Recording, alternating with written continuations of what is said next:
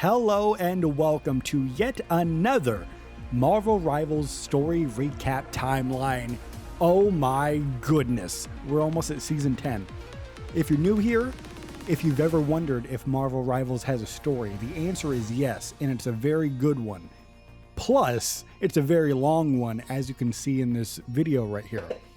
So you better lock in. You're gonna go on a journey with me for the first time. It's gonna be great. You're gonna love it. If you've been here before, welcome back, and you already know what's about to happen before we begin.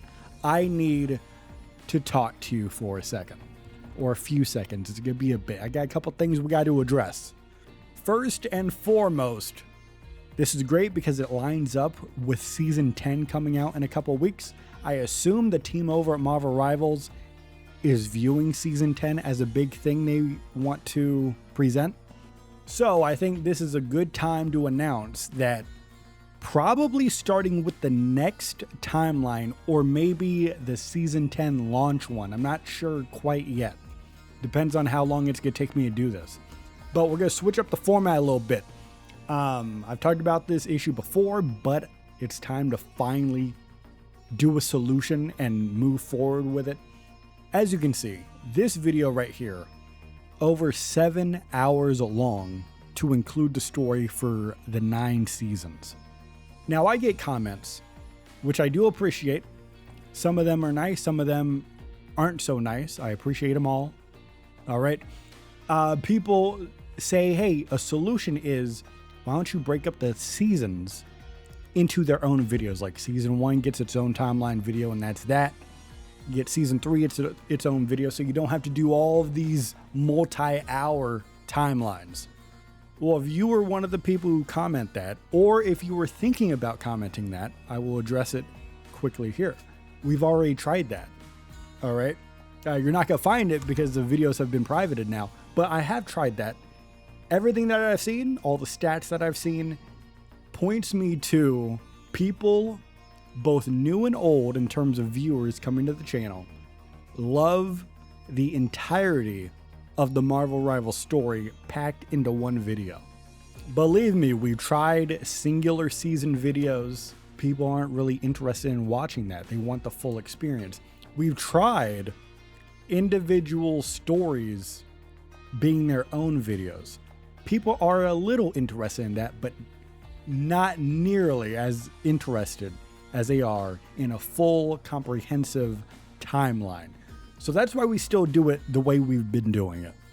Believe me, if we could just do individual seasons as their own videos and they do as well or better than what these do, I would be doing it, because doing these timelines already turns into, essentially, to get these videos out, it's essentially a full work day.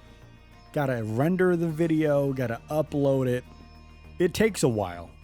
So I would prefer not having to do that, but that's what you guys want, so I do it. You know, I'm a good guy, what can I say? I make the sacrifice play, Tony Stark style, all right? But we do need to trim it a little bit if we're going to continue with the comprehensive approach to this story. Because no matter how many sacrifices I make, it will eventually get too long to where I can't manage it anymore, and we gotta prevent that. So, here's what we're going to do. Going into season 10, I am going to go over all of the stories we have covered since the game launched.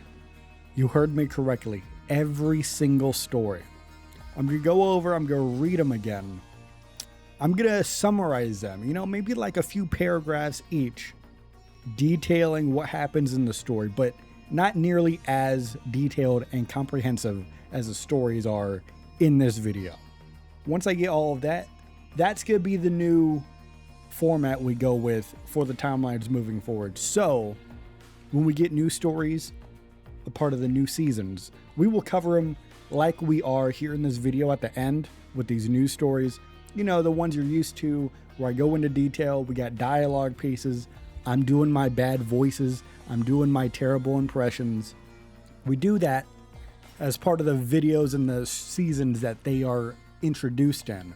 And then at the end of the season, I will do the summaries for all the stories in that season, summarize it down a little bit. That will be their placement moving forward, if that makes sense. So basically, long story short, if you don't understand what I'm saying, when we cover the story for the very first time when it's actually new, we go into detail. Every timeline past that, the story will be included, but it's going to be a summary instead. I feel like this is going to be the best way forward. It's going to shave off some time from the future timelines.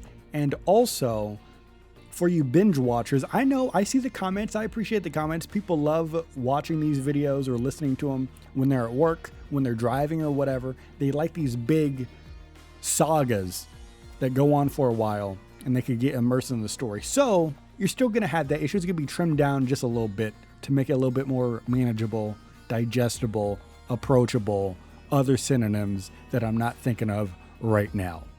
So I'm working on that. That's why you haven't seen too much activity from me on this channel. But there is something else that we're doing that has also been taking some focus away from this while I'm still trying to come up with that new format. Another thing we are doing, if you have not been paying attention to the community page, or I don't think YouTube calls it a community page anymore, the posts, you could see my posts. My girlfriend and I have launched a podcast. It is called Super Complex, which is a name that serves multiple different purposes. Basically, we're going to be talking about movies, we're going to be talking about TV, maybe some general pop culture topics if we see them fit. So if you're interested in that, the majority of the content is probably going to be Marvel related somehow, because that is taking over everything. But we do talk about DC a little bit. We talk about lanterns. So if you're interested in that, you can go to getsupercomplex.com. You'll get all the podcast links right there. And depending on when you're watching it, we only have one episode right now, which is retroactively going to be like episode 0, because it's audio only. But moving forward, we are going to have a video component to it. We're going to set up a camera. So if you're listening to this right when the video comes out, we kind of soft launched the podcast. It hasn't officially launched, but get in there while it's early. Or if you're watching this super late, you're already late. Go subscribe to the podcast. What are you doing? All right, that's about it for me. All right, a new format for the timeline coming up soon. We got a podcast that you may want to check out. It's a lot of fun. And we got a new story we're covering here in this timeline at the end. A Moon Knight story that ties into the Apocalypse murder mystery. So with all of that said, it is about... there's another thing. Hold on before we get started. There's one more thing. For this Moon Knight story, we're doing a little bit of a different approach. I did a little bit less polish and editing on the story coverage. So, sometimes I mess up a line or two in my script. I left those in. I felt it was a little bit more natural. Let me know what you think of it if you want me to move forward and continue just cutting all of that out. Let me know about that. It is about that time.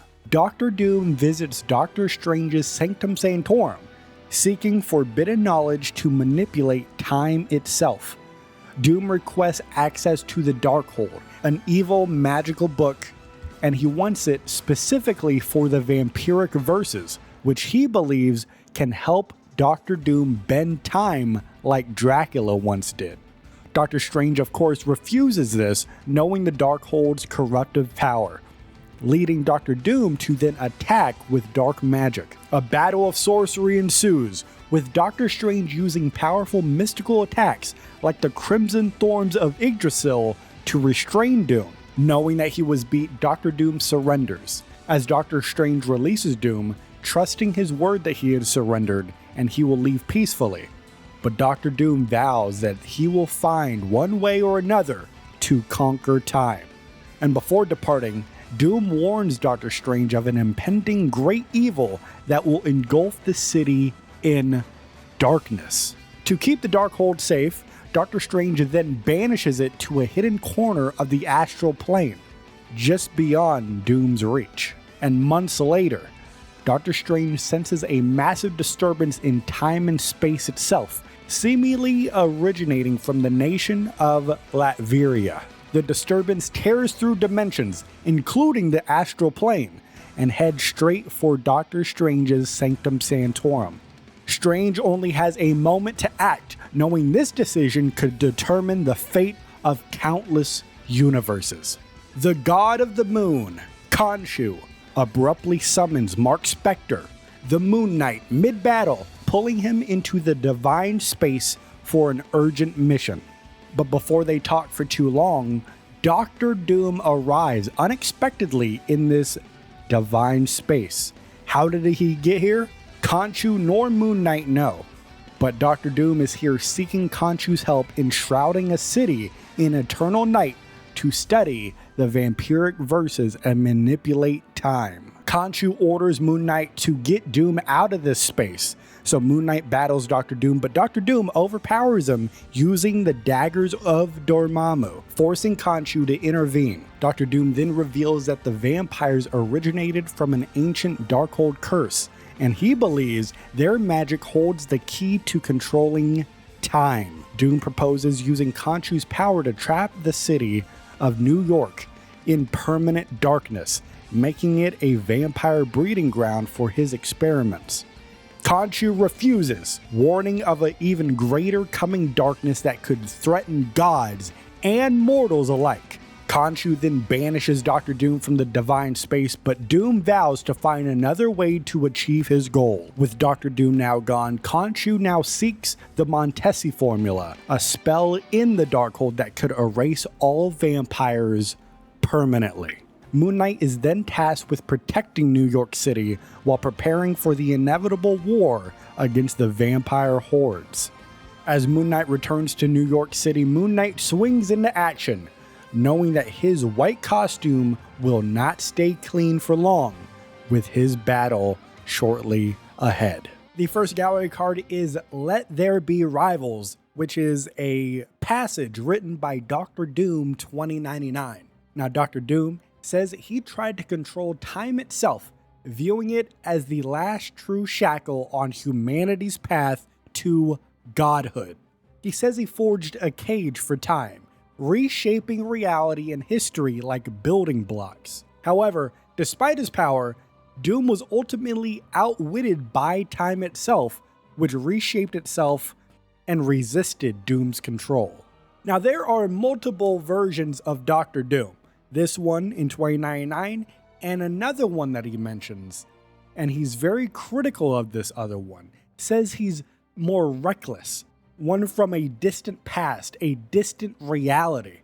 And now the timeline has been catastrophically damaged by both of the Dooms doing their time experiments. Their meddling triggered a chrono-catastrophe, which has sent a wave of destructive energy tearing across the entirety of the multiverse. And the multiverse is now split into chronoverses, which are fractured timelines where some realities collapse, merge, or just flat out vanish. Now, Dr. Doom 2099, he is feeling superior and bitter as he sees himself as the one who must now manage the consequences of the catastrophe. He has no respect for the version of Dr. Doom that's in the past. Surprisingly though, Dr. Doom, a man of action, he chooses a different path. Instead of acting directly as he usually does, Dr. Doom plans to manipulate heroes across dimensions to fix the multiverse for him, because this man sees them as useful pawns for his grander plan to take over the multiverse. Wanda Maximoff, the sorceress supreme of her universe, maintains the delicate balance of reality, preventing it from collapsing due to magical conflicts. She is contacted by an astral projection of Dr. Stephen Strange from another reality, who is trapped due to the time stream entanglement. Strange warns Wanda of Dracula's rising power, revealing that he has performed a blood ritual to imprison New York City in eternal night. Dracula seeks to use the Darkhold's forbidden spells to make vampires immune to sunlight, turning all humanity into their prey. Dr. Strange introduces Wanda to a mysterious material called chronovium, which is a side effect of Victor Von Doom's time experiments. Wanda realizes she has been too focused on maintaining her reality's stability and decides to take a more active role in the battle. The Darkhold is currently in the hands of Khonshu, the Egyptian moon god, who plans to use a powerful spell to wipe out all vampires permanently.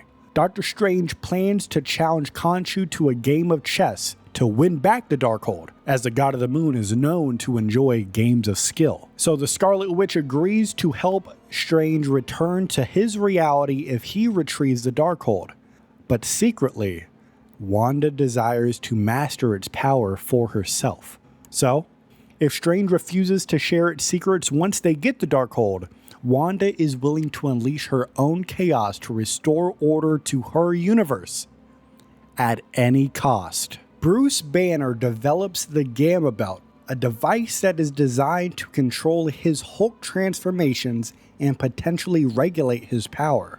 He tests the belt in his lab, activating it to trigger a controlled transformation into the Hulk, hoping it will allow for stability and measured strength. Now, once he is transformed into the Hulk performs some strength tests, including a thunderclap that accidentally causes a massive shockwave, collapsing a canyon wall and nearly burying himself. The Gamma Belt protects the Hulk by generating a force field, preventing debris from touching him, something that Banner had not yet anticipated. The Hulk realizes the belt refuels itself as he exerts power, creating a feedback loop that keeps increasing his gamma levels, making him even stronger. Embracing this newfound power, the Hulk deliberately pushes the belt further, leaping and smashing a car mid-air and absorbing more gamma energy. Now, Bruce Banner's consciousness warns Hulk that it's too much gamma buildup, and if they keep going, it could have catastrophic consequences. But the Hulk simply ignores puny Banner. The Hulk, reveling in his new strength, destroys the lab in a frenzy, smashing equipment and causing structural collapse to prove his dominance over Bruce Banner. Now, a stray fragment damages the Gamma Belt, instantly reverting Hulk back into Bruce, leaving him surrounded by all of the wreckage.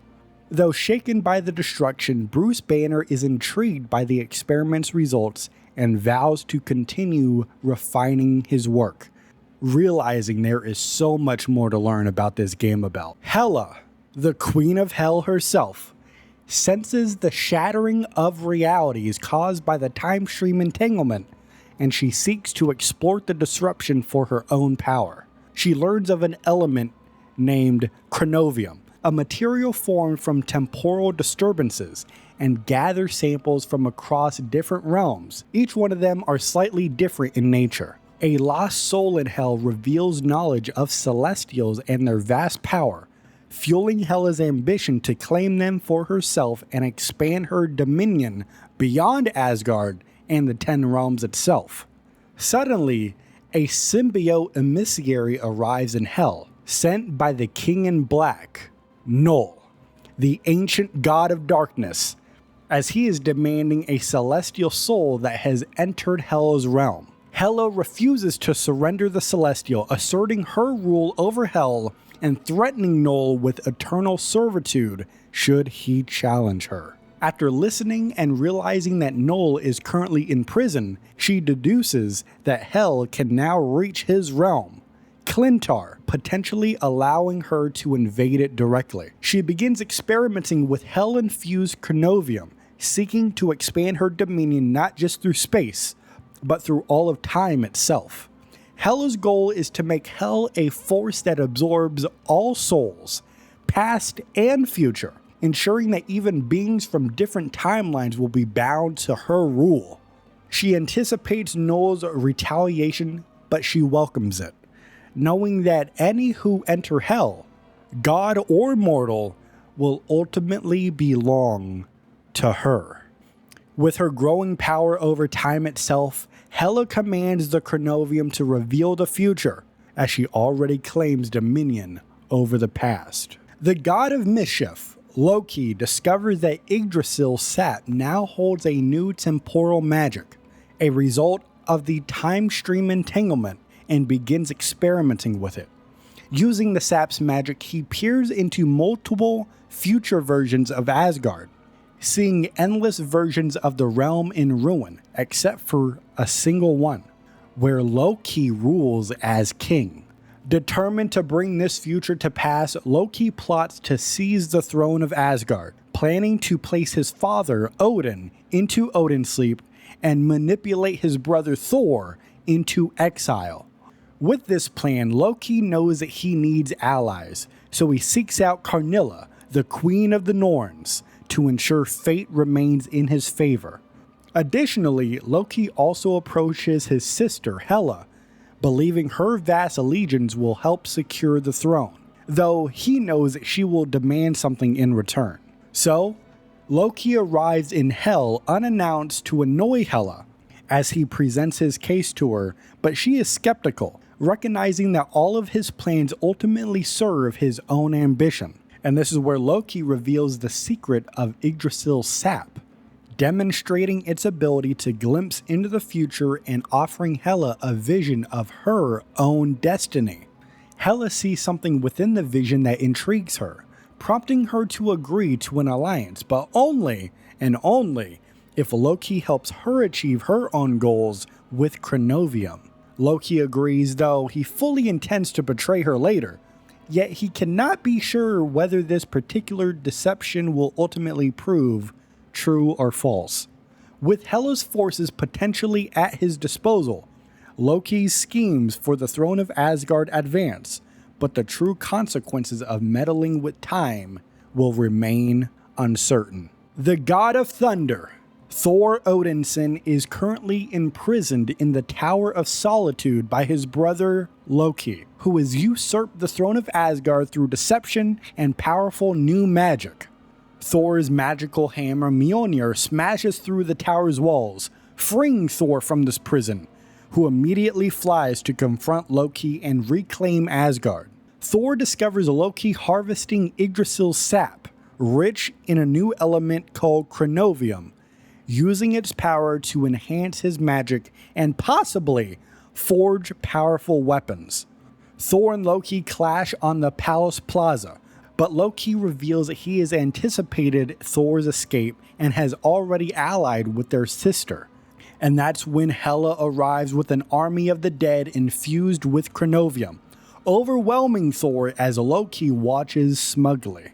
Despite his best efforts, Thor cannot hold off the endless legions, and Hela ultimately restrains him with a powerful spell. Loki declares that Asgard is now his, claiming that Odin has abandoned it and that he alone can reshape the fractured realms. Meanwhile, Hela, revealing her own ambitions, casts Thor into an unknown realm, ensuring that he cannot interfere with either of their plans. Thor then crash lands in a mysterious red-hued desert on Midgard, only to be immediately attacked by a gamma-infused, even stronger version of the Hulk, wearing some strange belt. Thor eventually disables Hulk's power-enhancing belt, reverting him back to Bruce Banner, who is shocked to see Thor and reveals that people have been searching for Thor for a long, long time. Thor, however, only cares about one thing right now: getting back to Asgard, and he needs Bruce Banner's help. Next up, we have family affairs being told from the perspective of the Asgardian messenger squirrel known as Ratatoskar. Now, Ratatoskar is writing a letter warning of chaos spreading through Yggdrasil and the 10 realms. Odin has fallen into a deep slumber, leaving Loki to seize the throne of Asgard and reshape it in his image. Now, a cosmic chronal surge disrupted time and space, mutating Yggdrasil and Asgard into a merged realm called Isgard, a fusion of the ancient and the new. Loki seeks to drain Yggdrasil's sap, which now contains raw, temporal power, likely to manipulate time for his own gain. Meanwhile, Hela, the Queen of the Dead, allied with Loki in exchange for expanding her dominion into the land of the living, but her true goals may be far more sinister than that. With Hela's aid, Loki banished Thor Odinson to a distant dimension, leaving Asgard defenseless and under their control. Ratatoskar calls on others to rise up and reclaim Isgard before Loki's actions doom all 10 realms, and possibly all reality. The Black Panther, King T'Challa, reflects on the success of the intergalactic empire of Wakanda, a fusion of science and tradition that has spread across the stars. The Wakandan gods, known collectively as the Orisha, have fallen mysteriously silent. Even Bast, the Panther goddess who chose T'Challa as her champion, has not talked to him in a while. Wakanda is at war with two versions of Doctor Doom from different timelines, both of them seeking control of the fractured time stream. While praying for guidance, T'Challa is unexpectedly answered by Kalunia, the banished sister of Bast, who warns T'Challa of a growing darkness in the universe. The Black Panther distrusts Kalunia but begins to fear that the Orisha themselves may have been corrupted by this unknown force. Meanwhile, Princess Shuri, T'Challa's sister, urges T'Challa to allow Wakanda's Vibranium Chronovium to be used in the time stream reintegration device, but he refuses. T'Challa believes that Wakanda's greatest resource is not its vibranium, is not its infused vibranium with chronovium, it is Shuri herself, and entrusts her with leading the scientific efforts. Shuri accepts T'Challa's orders, although she is very frustrated by them. And while reflecting on his next move, T'Challa finally hears from Bast, but her voice is different. It's laced with an unsettling darkness. She cryptically tells him that he is not the only, quote-unquote, king in black that she has favored, as dark energy begins consuming the Hall of Jalia. Determined to protect Wakanda at all costs, the King T'Challa rushes towards the danger, prepared to defy even the gods themselves in order to protect the people of Wakanda, because that is the only thing he cares about. Wakanda forever. Next up is Blind Devotion. King T'Challa, the Black Panther, after hearing concerns from Shuri, his sister, about the corruption of Bast, the Panther goddess, begins to travel spiritually to the astral plane, known as Jalia, seeking answers. Upon arrival, he finds Jalia deserted and lifeless, indicating something has gone deeply wrong. Through meditation and communication with Bast, he discovers that the goddess has indeed become corrupted. Bast then demands absolute loyalty and violent devotion from King T'Challa, promising him unlimited power if he serves only her and destroys all opposition. T'Challa then experiences a disturbing vision of the heart-shaped herb glowing a fiery crimson rather than its normal purple glow, symbolizing Bast's corruption. He breaks the connection with Bast, horrified by the twisted, warped reflection of the Panther goddess, stained with darkness and evil. T'Challa returns to the physical plane, awakening before a statue of Bast, which briefly shines with an ominous glow, reinforcing his fears of what has become. Resolute and defiant, King T'Challa vows to cleanse Bast of this darkness, pledging to save both his goddess and Wakanda from this mysterious corruption. Next up is Of Gods and Guardians, which is basically just a private log for Princess Shuri.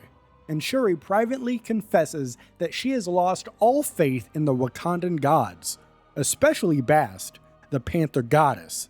Wakanda's intergalactic empire is in crisis currently, as their deities remain silent despite fervent prayers from their people. T'Challa, Shuri's brother and king of Wakanda, continues desperately reaching out to Bast without success, unaware that the goddess has spoken directly to Shuri, but in a disturbing way. In Shuri's visions, Bast's voice is sinister and corrupted, prompting fears that she may manipulate T'Challa's loyalty to unleash darkness upon Wakanda. Shuri's suspicion is considered blasphemous and dangerous, thus, she keeps these revelations secret and cautious. Alongside the crisis of faith that Shuri is having, she investigates the cosmic mystery of the time stream entanglement and chronovibranium, which is a vibranium-infused version of chronovium. Upon learning of this darkness and such, Shuri asks the Guardians of the Galaxy to investigate a dark energy surge at the universe's edge, near the planet of Clintar, which is the homeworld of the symbiote species. Upon approaching Clintar, though, the Guardians' communication was abruptly lost, suggesting they may be encountering the same corruptive force that is affecting Bast and the rest of the gods. With divine help unavailable currently, Shuri realizes that she must rely on trusted allies and herself to protect Wakanda and the universe from impending danger. Sensing the cosmic disruption of the time stream entanglement, Adam Warlock instinctively retreats into his regenerative cocoon, drifting through space. He is then telepathically contacted by a weakened Odin, who is trapped in the Odin sleep after Loki usurped Asgard and transformed it into Isgard. Odin warns Adam Warlock of an ancient, creeping darkness beyond Loki's schemes, one powerful enough to corrupt entire realities. Adam Warlock then encounters Bast, the Wakandan panther goddess, who reveals that realities are now merging and ominously refers to a coming feast. Then, a dying Celestial reaches out to Adam Warlock, warning him that before the Celestials, there was a primordial being of absolute darkness, a force even they could not stop. The Celestial named the entity as Null, the King in Black, revealing that he was slain by Null's sword and that his corpse still carries Null's corruption. As Adam Warlock tries to resist, Null himself enters his mind, dragging him through space towards his domain. Before Null can fully ensnare him though, a brilliant burst of cosmic fire, the Phoenix Force, briefly blinds Adam Warlock's cocoon, offering a flicker of hope.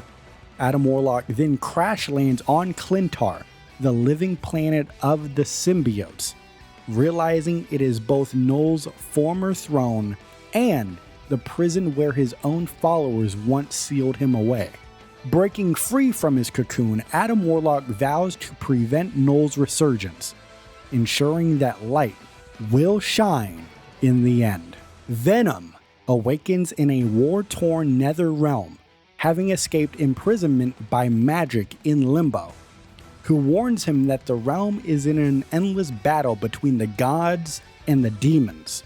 A sudden agonizing vision from the Clintar hive mind reveals something ancient and evil. The King in Black, Null, has awakened and threatens all of existence. Determined to stop Null, Venom realizes he must find All Black, the Necro Sword, the legendary weapon that Null once used to slay an entire Celestial.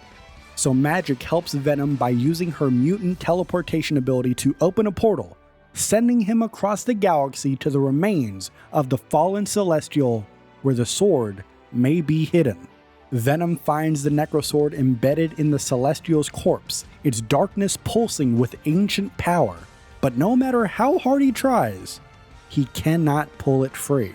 Unbeknownst to Venom, Adam Warlock's cosmic cocoon drifts nearby, awakening the Celestial's remnants, which release a psionic shockwave that hurls Venom into space.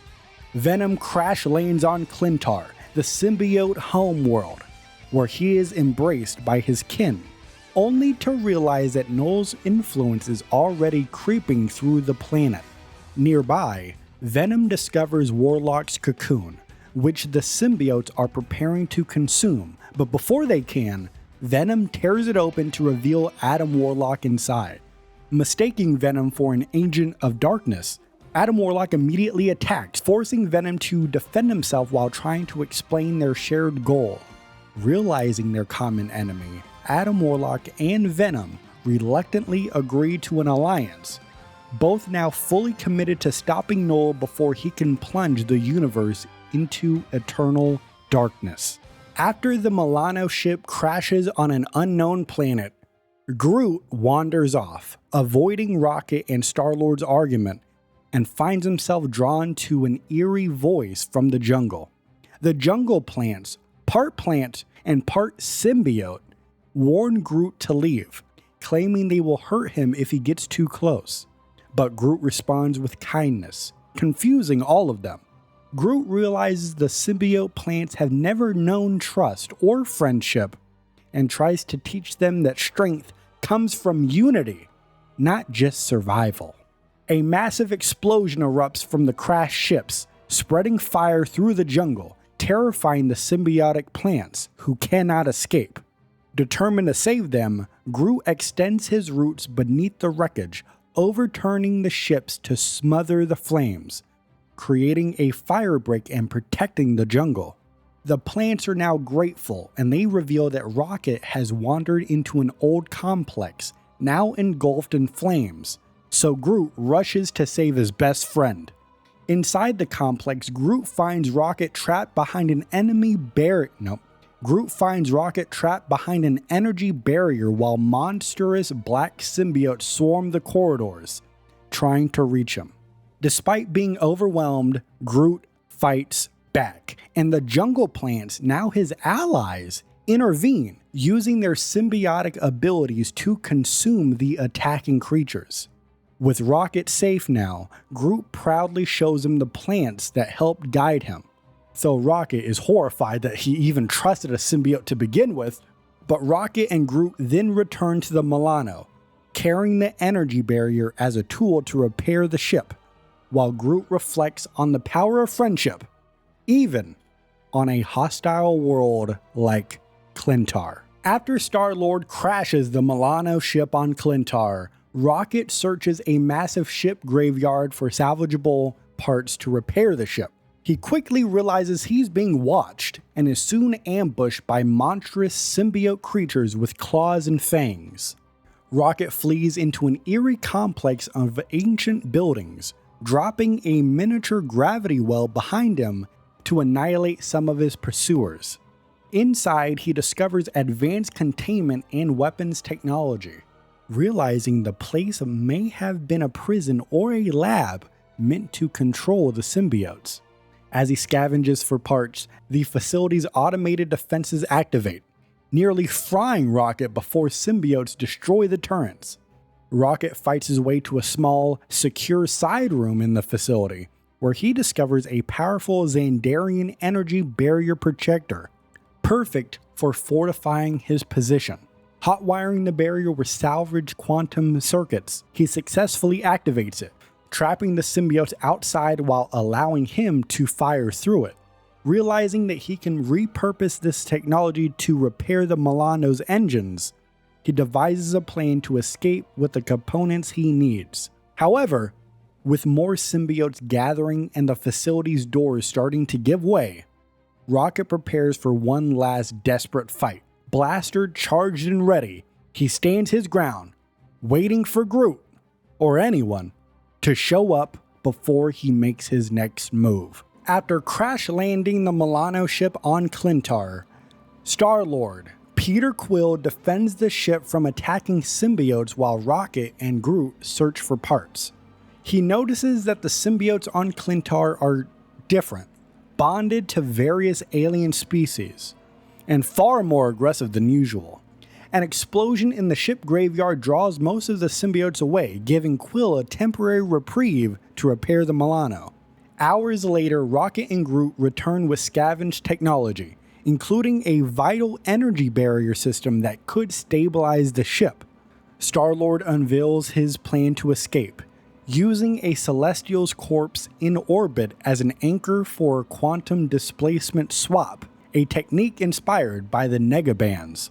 Rocket Raccoon, initially skeptical of this plan, realizes the plan might actually work, but warns that they need a force-dampening matrix to survive the swap. And Groot, with the help of Clintar's symbiotic plants, unknowingly gathered the exact piece of tech they needed. So they activate the quantum swap, briefly entering the negative zone, where they come face to face with the floating celestial corpse. Now at this point, the scanners they have start to reveal movement within the corpse, and Star-Lord, of course, panicking when he sees this, forces them back to Clintar, but not before glimpsing a mysterious symbiote figure in a glowing cocoon. Though Rocket and Groot are frustrated with his rash decisions, Peter Quill remains confident that his leadership saved them, while the Celestial's corpse still looms ominously above. Lin Lee, the new Iron Fist, meditates under the Tree of Immortality in Kunlun, reflecting on how he became the protector of the mystical city after wielding the shattered sword of Fuji. The time stream entanglement has merged Kunlun with the other capital cities of heaven, but all the other immortal weapons have mysteriously vanished, leaving Lin Lee alone. As he ponders his fate, a green mist materializes and attacks him, revealing itself to be a thief stealing enchanted fruit from the Tree of Immortality.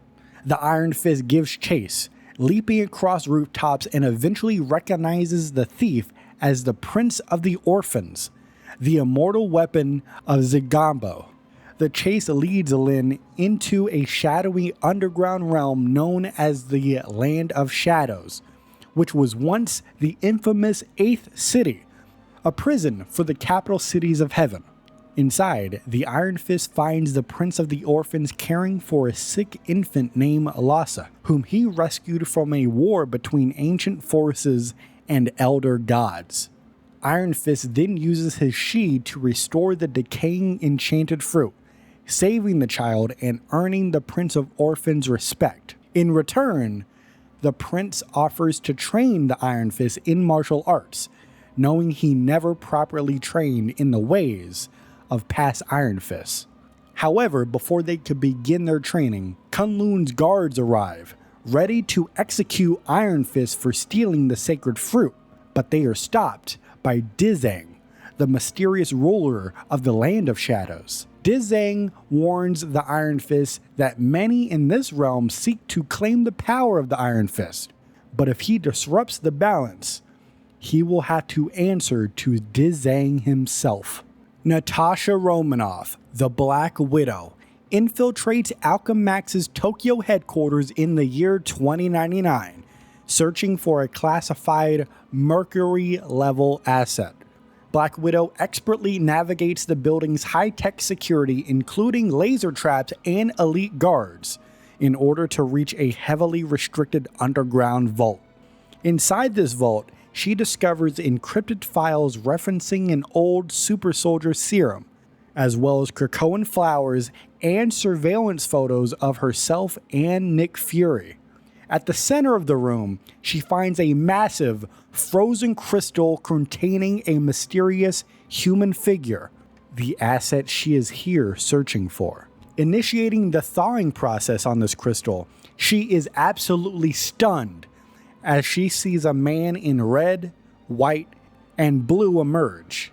It is Captain America, Steve Rogers, frozen since World War II.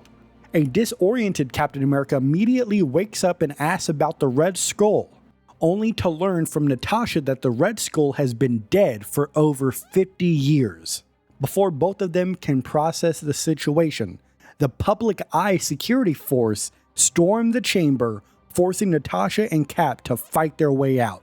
As they reach the building's lobby, they are confronted by a massive Public Eye mech, which Cap takes down using a piece of its armor as a makeshift shield. However, the mech activates a self-destruct sequence, causing a massive explosion. Cap shields Natasha from the blast, but vanishes in the aftermath.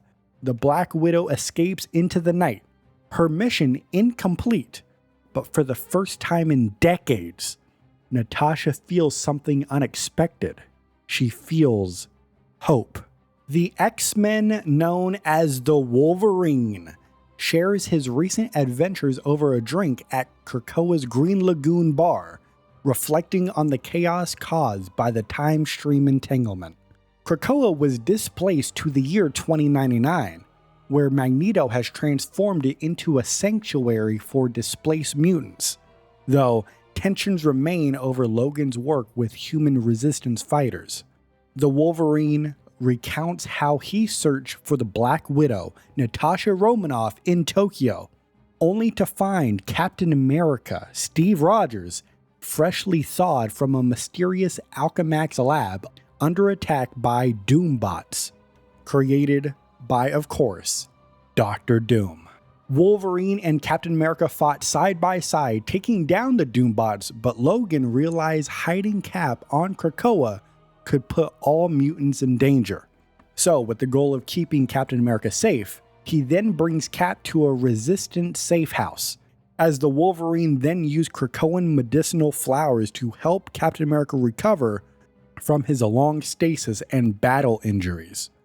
Steve Rogers, then eager to fight alongside Wolverine against tyranny once more, offered to join the resistance, but Logan warned that his presence would draw too much attention to what they were doing.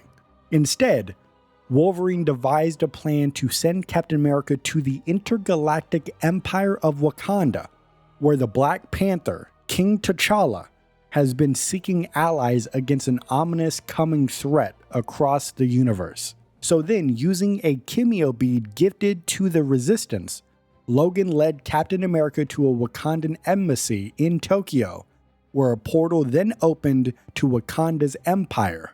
Captain America then saluted over to the Wolverine as the portal closes as he steps through, disappearing into the unknown future, leaving Wolverine to resume his search for the Black Widow.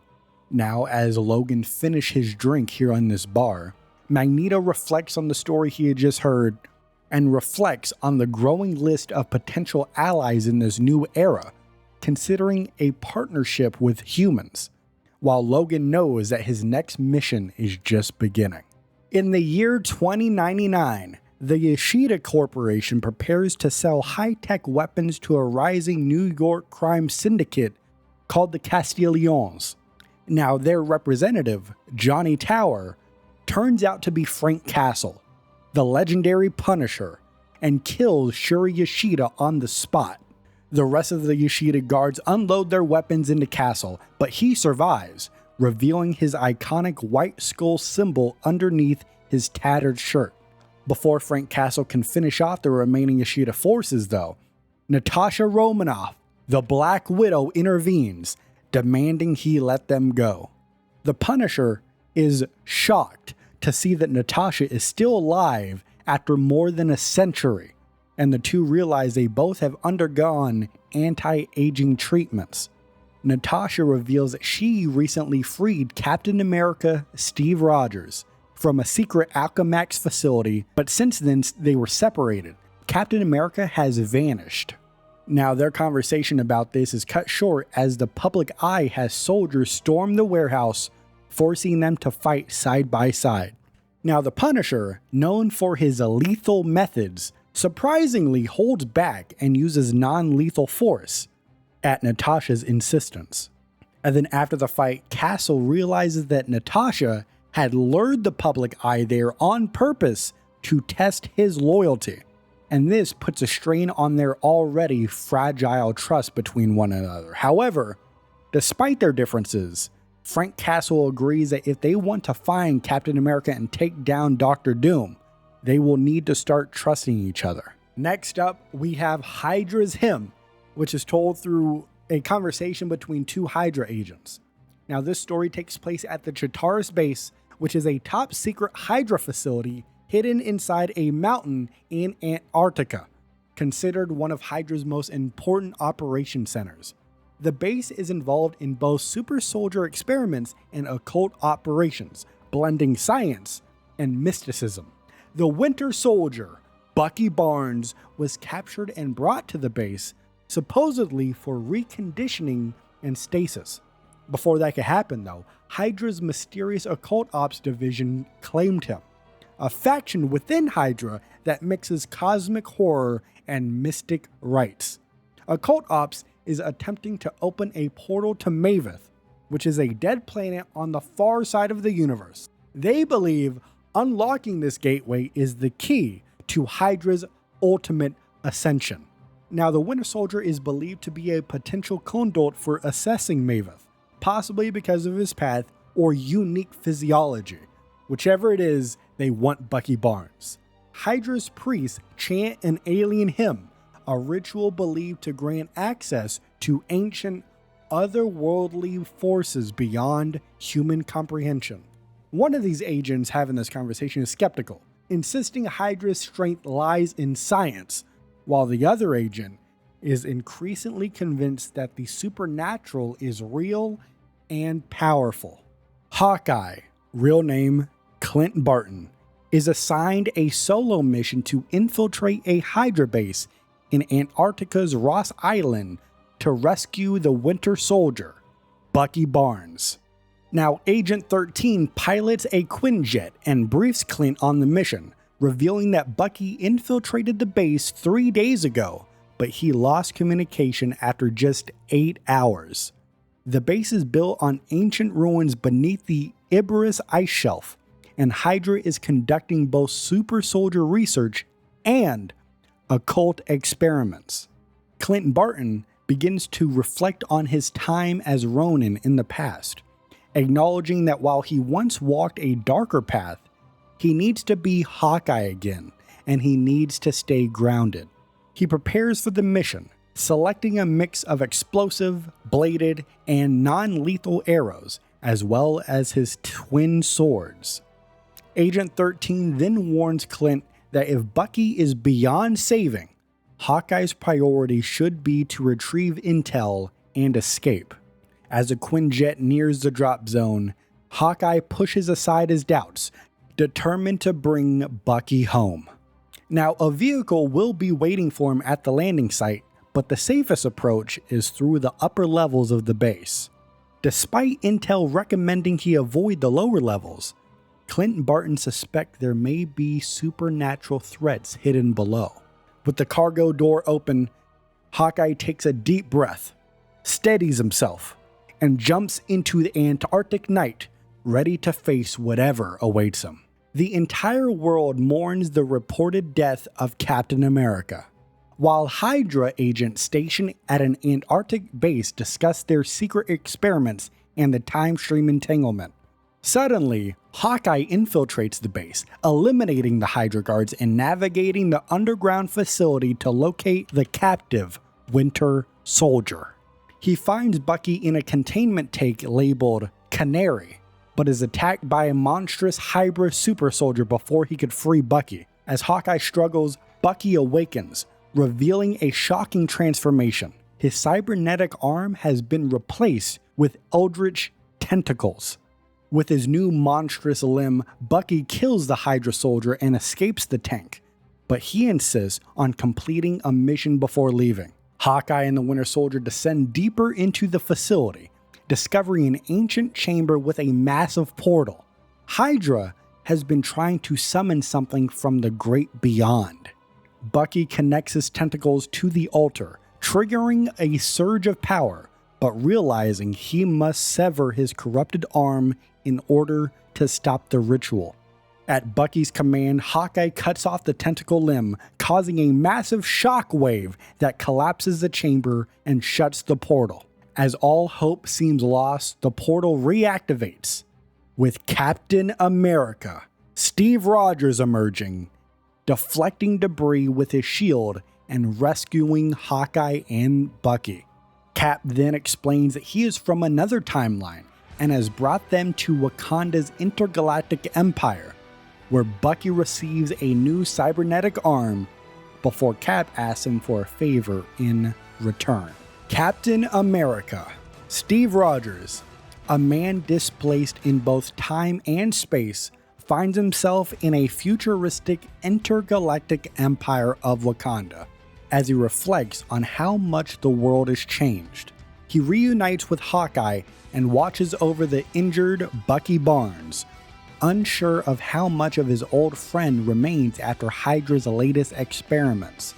Captain America recounts his past, how he was frozen, thawed out in 2099 by Natasha Romanoff, the Black Widow, in an Alchemax lab, and later aided by Logan, the Wolverine, to escape to Wakanda. Now, the Black Panther, King T'Challa, and his sister Shuri welcome Steve into Wakanda, revealing the time stream entanglement's effects on reality, and also asking Captain America to gather elite warriors for an impending war. Steve chose Bucky as his first recruit, unknowingly saving both him and Hawkeye from certain deaths inside Hydra's collapsing Antarctic base. Now, as Steve and Clint discuss their next steps, Bucky suddenly wakes up in agony, his new cybernetic arm mutating again as dark forces whisper inside of his mind. Possessed by an unknown eldritch force, Bucky attacks, forcing Steve and Clint to lure him into an open space for a safer confrontation. Now, Princess Shuri devises a way to reset Bucky's corrupted arm, using Hawkeye's perfect aim to land a chemio bead arrow on a precise point on his cybernetic limb. The shot is successful. Bucky collapses, freed from the dark force's control, though the princess suggests more tests to understand what happened to him.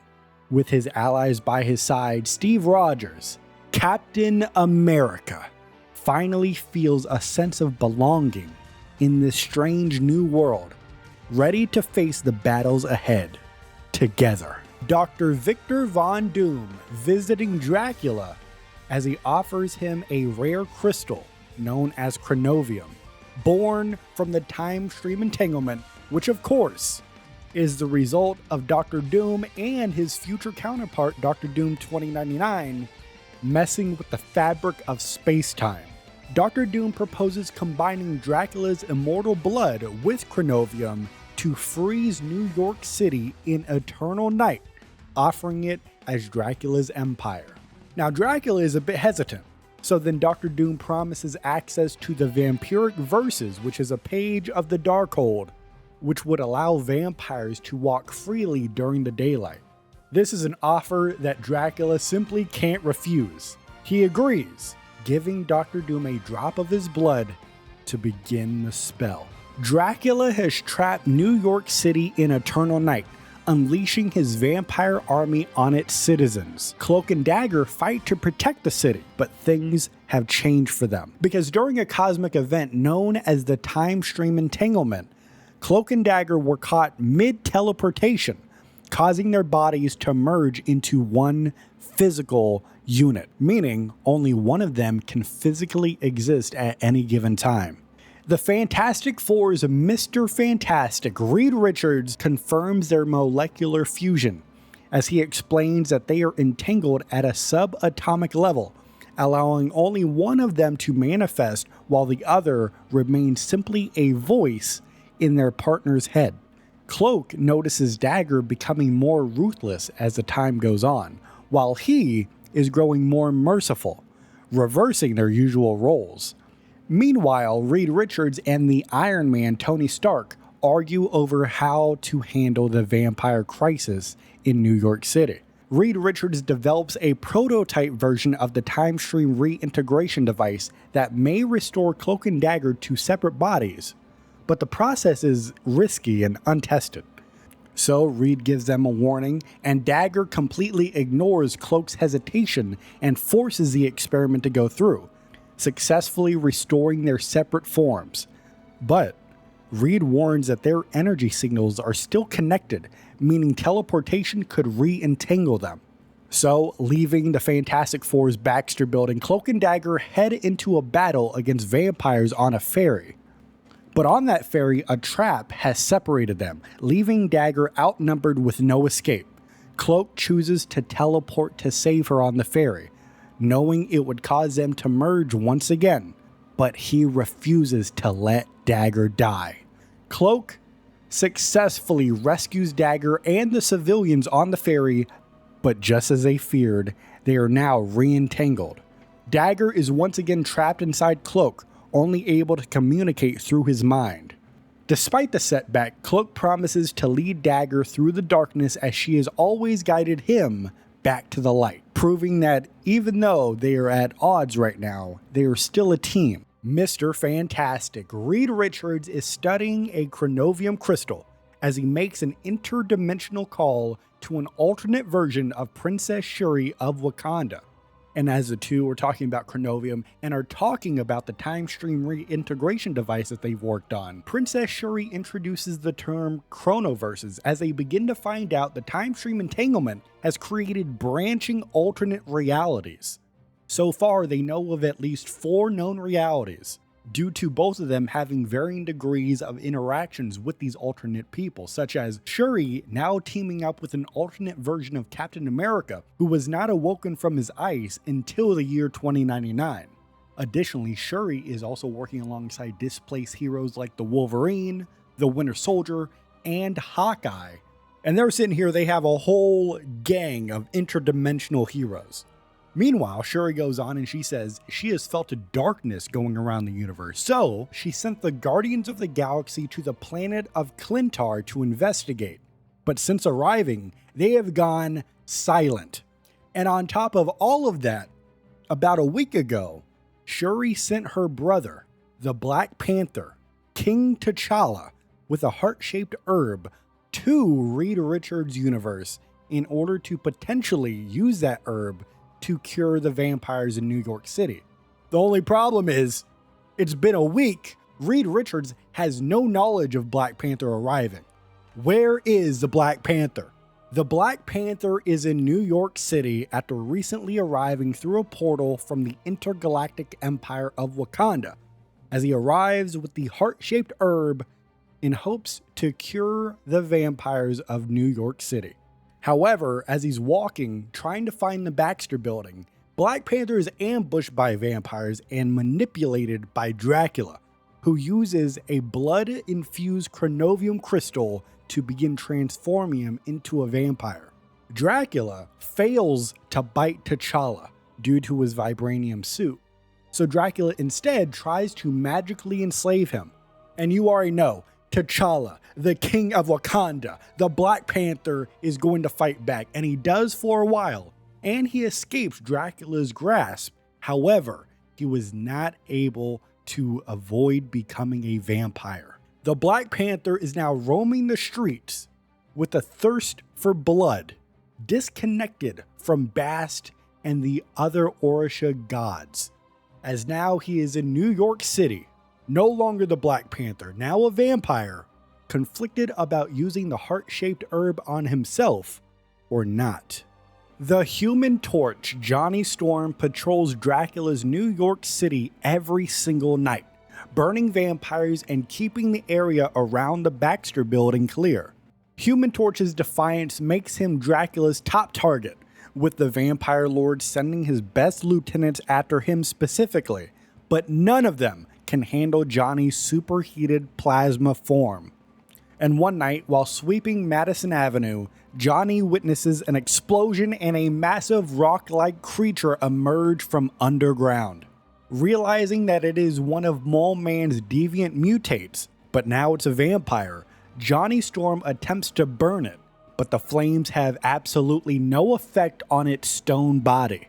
As the creature rampages towards the Baxter Building, the Thing, Ben Grimm, arrives to the scene to help, but even his strength struggles against the monstrous vampire. And then a few moments later, they are aided by Spider-Man, who swings in, uses his webbing to hold the creature in place, while Johnny Storm devises a risky plan to collapse the street beneath the monster. Johnny then baits the creature into lunging at him while Ben rips Spider-Man's web from its anchor, dropping the monster into its original underground cavern. As the monster clings to the edges of the hole, Johnny unleashes a Nova Blast, superheating the concrete and steel, forcing it to fall into the abyss. The molten wreckage seals the cavern, but Johnny Storm knows that this is only a temporary victory, because Dracula will try something much worse next time. However, standing on the street looking towards Dracula's castle, Johnny Storm smirks and challenges the Vampire Lord directly and screams at the castle, "Come and get me, if you've got the guts." Dr. Doom arrives at the Sanctum Sanctorum attempting to claim the Darkhold from Doctor Strange. But Stephen Strange is a very smart man. Once he gets a little sniff of Dr. Doom wanting to use a Darkhold, Doctor Strange hides it in another dimension. However, due to the time stream entanglement, Doctor Strange is trapped in the astral plane where he discovers that Khonshu now holds the Darkhold. And with New York City now overrun by vampires, Khonshu wants the Darkhold to cast a spell known as the Montesi Formula that will destroy all vampires.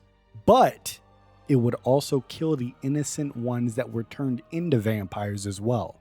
So, Doctor Strange, who learned from the Scarlet Witch that Khonshu is a bit of a fiend for challenges in games, he's a bit of a gambler. Dr. Strange challenges Khonshu to a game of Senate, using Dr. Doom-inspired strategy to win the game, escape, and reclaim the Darkhold.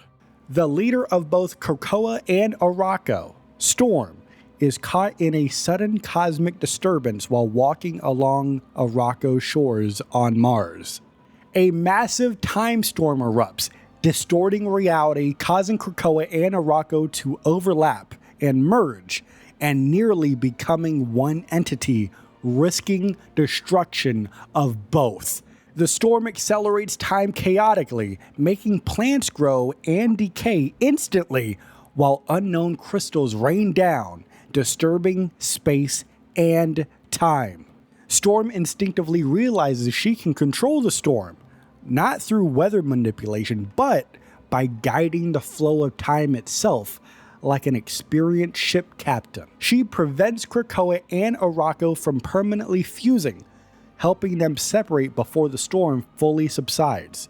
As the time storm ends, Storm finds herself mysteriously transported from Arakko to Krakoa without using the gateway that is needed to go into Krakoa. So she begins to question this, whether this is the same reality that she left.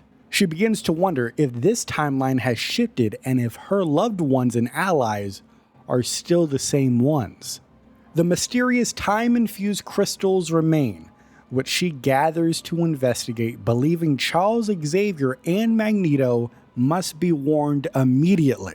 As she looks around, Storm sees unfamiliar faces among Krakoa's survivors, realizing the storm may have pulled people from different times or realities themselves. Despite the uncertainty, she resolves to lead and protect her people, whether they are from her past, her present, or her future.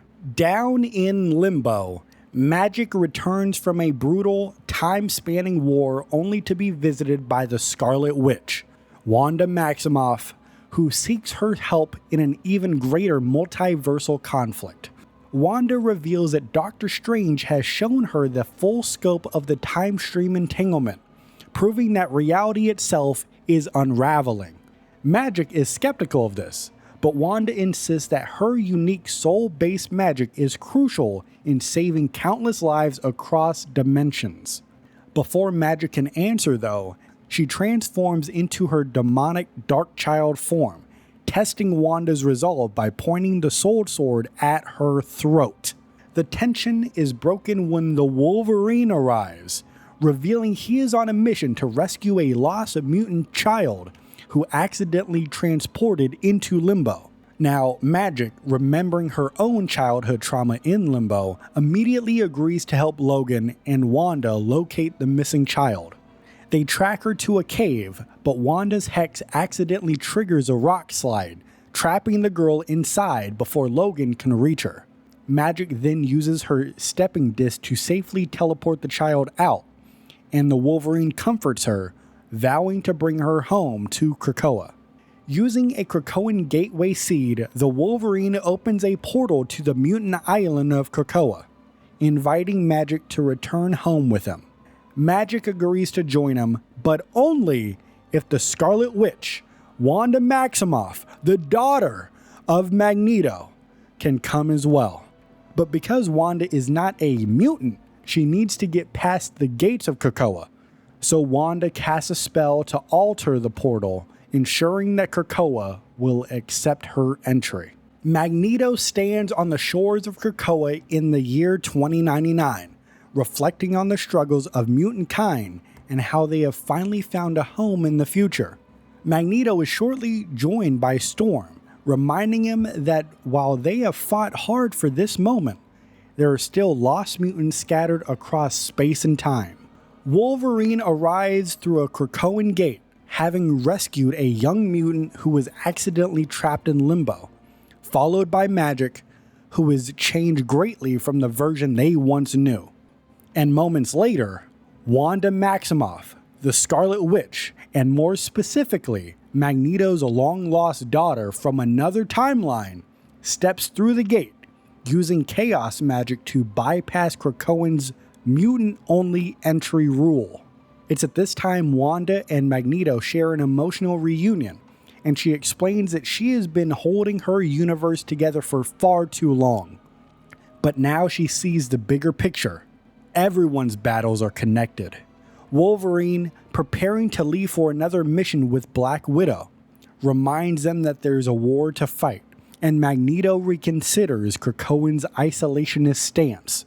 Inspired by Wanda's words, Magneto realizes mutants across time and space need their help and agrees on an alliance beyond just protecting Krakoa. Wanda then suggests modifying Cerebro with chaos magic to track the lost mutants across dimensions, and Magneto reconstructs the device using buried metal fragments. When Magneto dons the enhanced Cerebro, he sees flashes of mutants across the multiverse. He sees warriors, kings, and cosmic forces waiting to be found. With a newfound purpose, Magneto declares that the gates of Krakoa are open to all mutants across time and space, echoing Charles Xavier's legendary call to them all, as he says, "To me, my X-Men." Mantis awakens as a prisoner in the Collector's Museum, trapped in a glass tank among other strange life forms in his new intergalactic theme park. While telepathically scanning her fellow captives, she connects with two unique minds, a joyful creature named Jeff and a deadly warrior known as Psy. Realizing her psionic powers are being suppressed by the Collector's containment field, Mantis devises multiple escape plans, all of which fail until she is forced into a deadly arena match. Mantis is pitted against another version of herself, confirming that the Collector has captured multiple Mantises, or Mantis-I, whatever you want to say, from across the multiverse. Rather than fight, the other Mantis, exhausted and hopeless, helps Mantis escape by guiding her astral form out of her body, sacrificing herself in the process. Mantis takes refuge in the astral plane, using her connection to the surrounding alien plants to regrow a new physical form and break free. Determined to free the others, she rescues Psy from her cell and convinces her to join the escape, despite Psy's initial skepticism. Before leaving, Mantis insists on saving Jeff, revealing that he is a small, hyperactive land shark with a contagious sense of optimism. Together, the three of them fight through the Collector's guards, commandeer a ship, and blast their way out of the theme park. As they escape, Mantis vows to return, not just to destroy the Collector's prison, but to make him experience what it means to be a captive himself. Jeff the land shark finds himself trapped in a small glass enclosure within the Collector's intergalactic theme park, unsure of how he got there in the first place. Though he is frustrated, he tries to stay optimistic, recalling his past adventures with friends like Gwenpool and Kate Bishop. He telepathically connects with Mantis, who is another captive in this theme park, and senses her distress when she is taken to an arena for a deadly fight. Determined to escape, Jeff repeatedly smashes himself against the enclosure and fails to break free. Mantis and her new ally, Psy, return to rescue him, but Psy remains wary of Jeff and his overly enthusiastic nature. As they flee, Jeff is distracted by an unusual scent and discovers the Collector's private gallery filled with powerful artifacts. Following his instincts, Jeff devours nearly everything in sight, including a mysterious metal vial labeled Pym, causing him to suddenly grow to enormous size. Now a giant, Jeff rampages through the facility, smashing open countless enclosures and freeing other captives. Mantis convinces Jeff to follow her and Sai to the hangar, where they steal a spacecraft and make their escape. As they fly away, Jeff looks back at the still trapped creatures, and Mantis promises Jeff that they will return and free all of them and make Collector pay, to which Jeff responds with an enthusiastic "Murr!" In the past, Sai, who's also known as Psylocke, hunted and exterminated insect-like demons terrorizing a village at the base of Mount Chiaru, but was unexpectedly struck down by an unknown force. She awoke much later, trapped inside the Collector's intergalactic menagerie, this theme park, and a prison, where she was displayed as a rare and dangerous specimen. Psylocke allied with a fellow captive, Mantis, to break free, reluctantly joining her and Jeff the Landshark in their escape. As they fled in a stolen spaceship, Jeff senses they were being followed, and soon after, the Collector's massive battleship materialized behind them. Mantis piloted them into an asteroid field to evade pursuit, but was forced to take refuge inside the mouth of a massive space whale known as an Encanti. Inside the Encanti's body, Psylocke realized that it was infested with an alien parasite known as the Brood, which she initially mistook for demons from her homeworld. Psylocke fought through the Brood swarm, using her psionic abilities to link the Encanti's suffering with the Brood Queen, forcing her and her brood to retreat into space. Grateful, the Encanti transported them to the intergalactic empire of Wakanda, but before they get there, Jeff repaid the favor by giving the space whale a dental cleaning. So before they could even reach Wakanda, Mantis intercepted a distress call from Star-Lord and the Guardians of the Galaxy, leading her to change course for the symbiote-infested planet of Clintar. As Mantis prepared to leave, Psylocke heard a powerful telepathic call inside of her mind saying, "To me, my X-Men," and realized she had to travel to the living island of Krakoa, believing it may hold the key to returning home. Namor rules over the vast undersea kingdoms, uniting Talokan, Atlantis, and Lemuria under his reign, but he desires to expand beyond the oceans. Namor views humanity as the greatest threat to the planet, polluting the seas and disrupting the natural balance, and decides the time has come for war. His first target is Jeju Island in the Pacific, but knowing powerful beings will oppose him, he seeks an alliance with Krakoa, the mutant nation. So Namor uses a seed he planted in the ocean floor, activating a Krakoan gateway, allowing him to traverse time and space to reach the mutant homeland of Krakoa. Once getting there, he is greeted by Magneto, Storm, and Magic, with Magneto asserting that Namor is one of them, as his ability to pass through the gates confirms that Namor has mutant heritage. Namor scoffs at Charles Xavier's vision of peaceful coexistence, calling it a naive dream that will eventually fail when humanity turns on them once again. Storm and Magic caution Namor against unnecessary war, while Magneto acknowledges his plight but warns that genocide will not be tolerated by any means.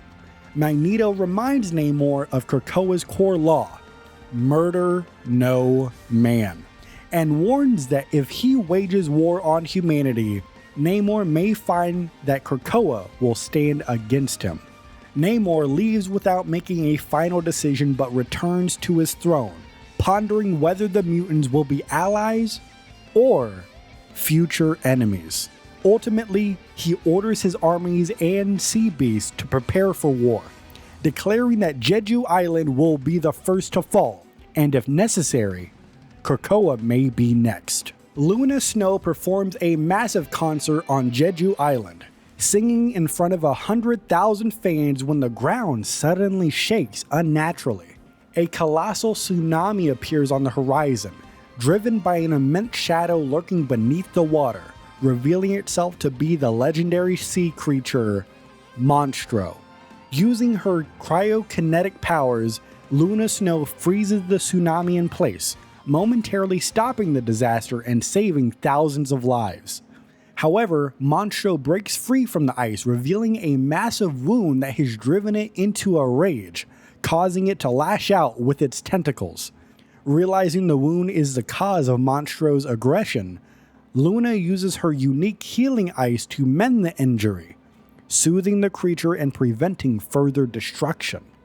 As Monstro peacefully retreats into the ocean, Luna Snow is then approached by Namor, the ruler of Talokan, who acknowledges her actions saved both the surface dwellers and his own people. Namor then reveals that Monstro was wounded by a reckless submarine, which led to its rampage, and cryptically warns that all surface dweller vessels will soon be destroyed.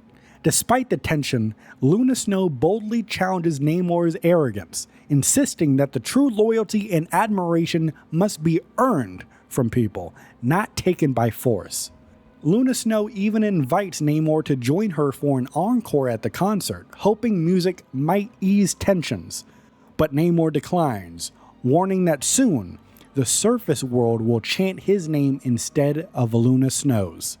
As Namor disappears into the ocean, Luna reignites her performance, but deep down, she worries that the power of music will not be enough to stop the war that is coming. The Iron Man, Tony Stark, struggles to combat the vampire invasion of Manhattan, as his armor's thermal-based targeting systems are ineffective against creatures that generate no body heat. After wasting nearly $98 million worth of missiles, Tony Stark realizes that he needs a new strategy and uses his Unibeam armor overdrive to wipe out a horde of vampires down in Hell's Kitchen. But before he can celebrate this victory, Mr. Fantastic, Reed Richards, calls him back to the lab, revealing that Ben Grimm has recovered a highly pure chronovium crystal that may power the time stream reintegration device. Stark and Richards then debate whether to test the TRD prematurely, with Reed Richards pushing for experimentation, while Tony Stark insists that they only have one chance to get it right, so they can't take too big of a risk. Their argument is soon interrupted when Moon Knight arrives, revealing that the vampires have been using the construction site as a secondary nesting ground. Tony Stark realizes a little bit too late that he was lured into a trap, because vampires had been waiting silently in the rafters, ambushing him and Moon Knight. Moon Knight then uses an enchanted ankh to repel the vampires, explaining that the only true way to wipe them out is by using an ancient spell known as the Montesi formula.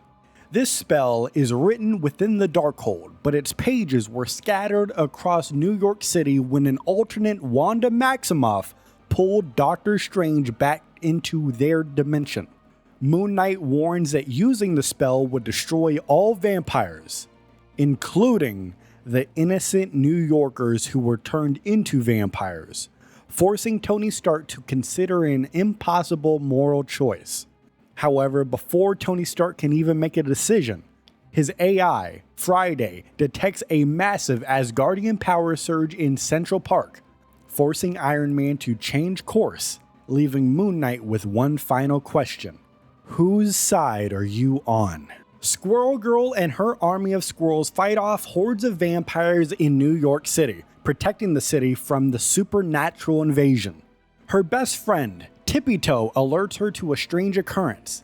A giant squirrel has crash-landed in Central Park.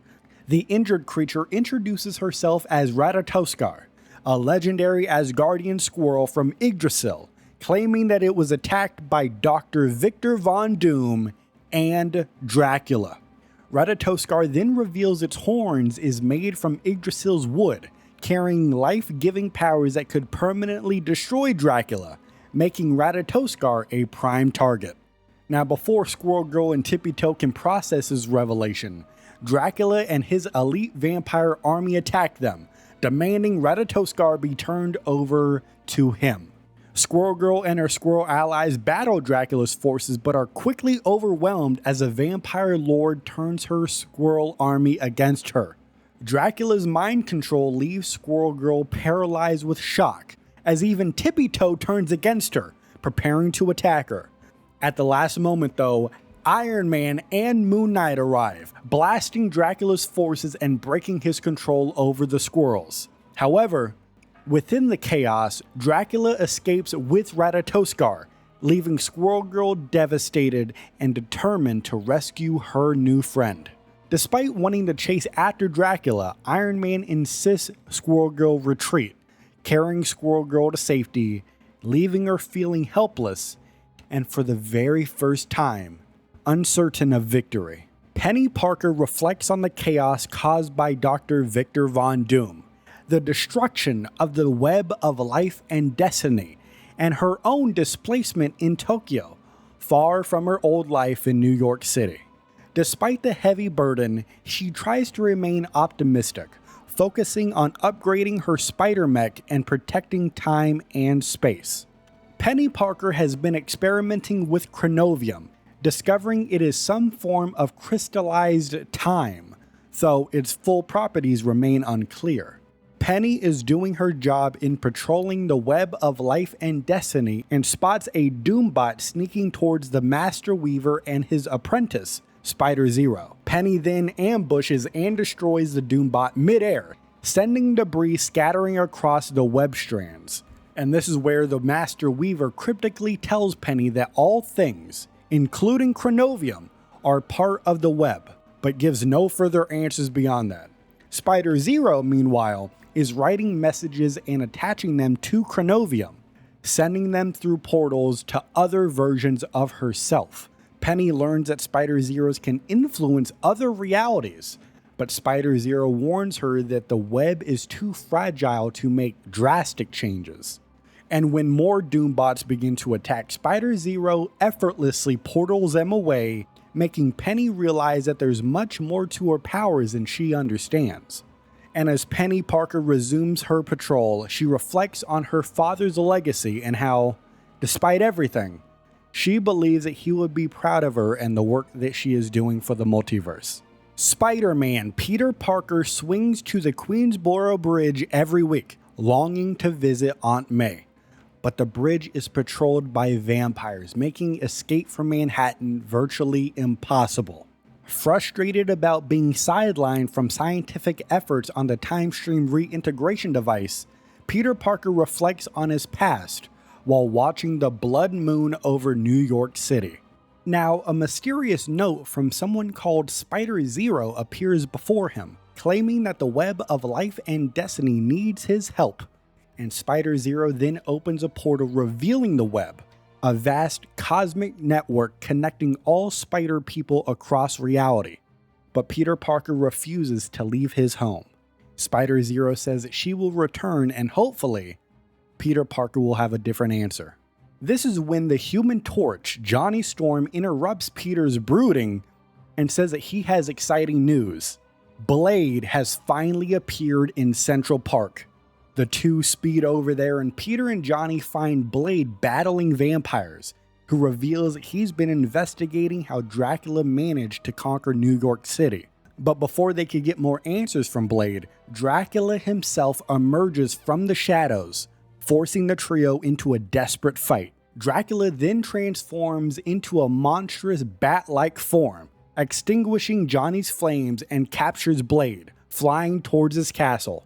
And as Peter Parker watches Dracula escape with Blade, he begins to doubt himself, wondering if he should have accepted Spider-Zero's offer after all. The vampire hunter known as Blade returns to New York City and learns of Dracula's eternal night spell over the entire city.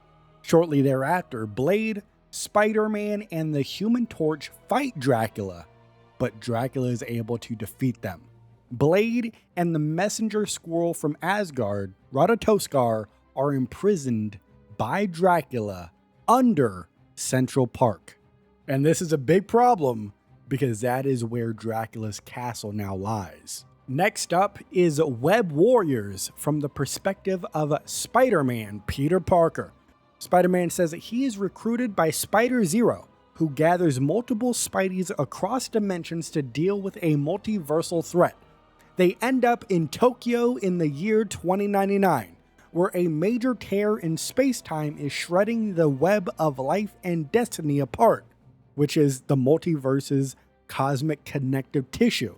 Now, this new team that's getting put together is consisting of Penny Parker and her Spider-Bot, a punk rock Spidey with a mohawk and a guitar, a chill, low-effort, just chill guy overall Spidey person, and Spider-Zero, of course, the team's leader.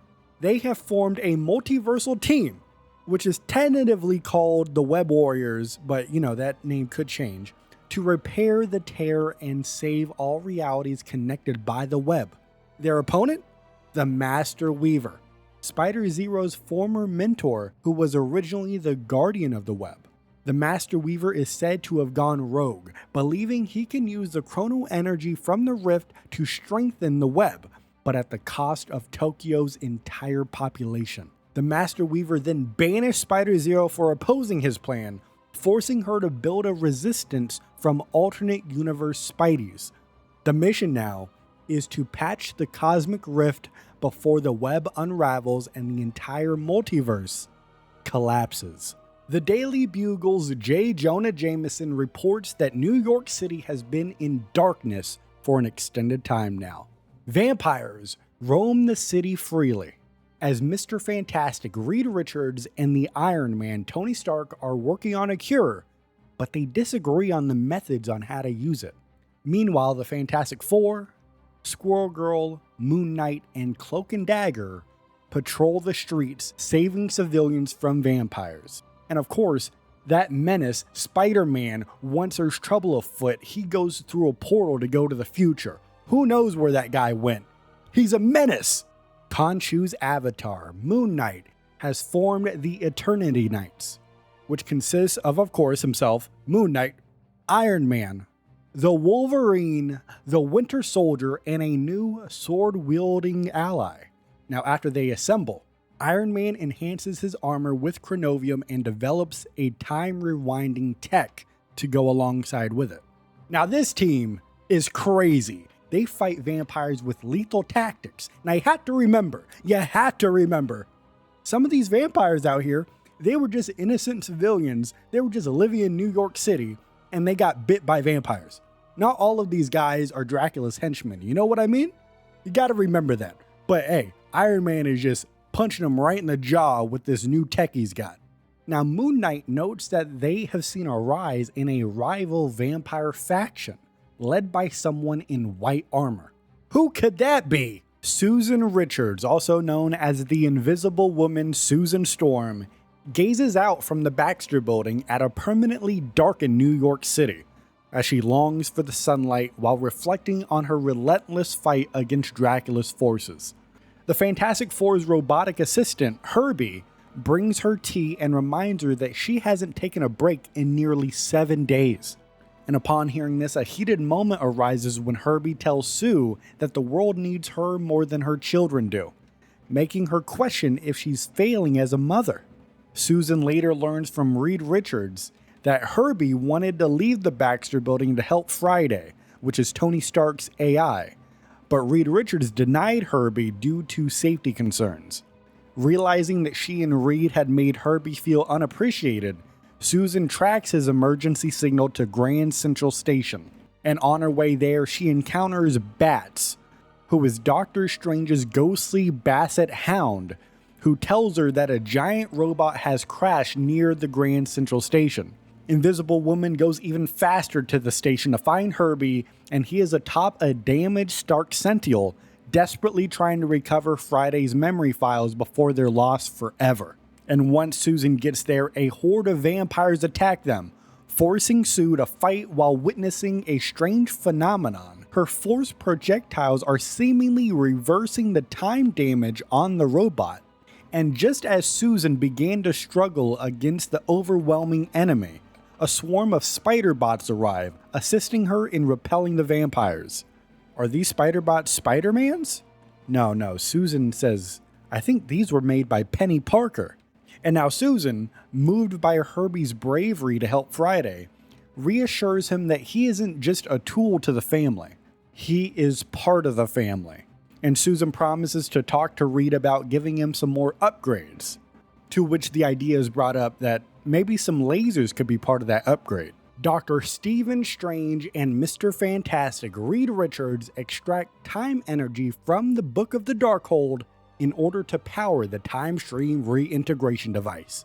However, as they're trying to do this, the Iron Man, Tony Stark, attacks, claiming that they're missing critical pages in order to do this. They're missing the Montesi formula and they are missing the vampiric verses.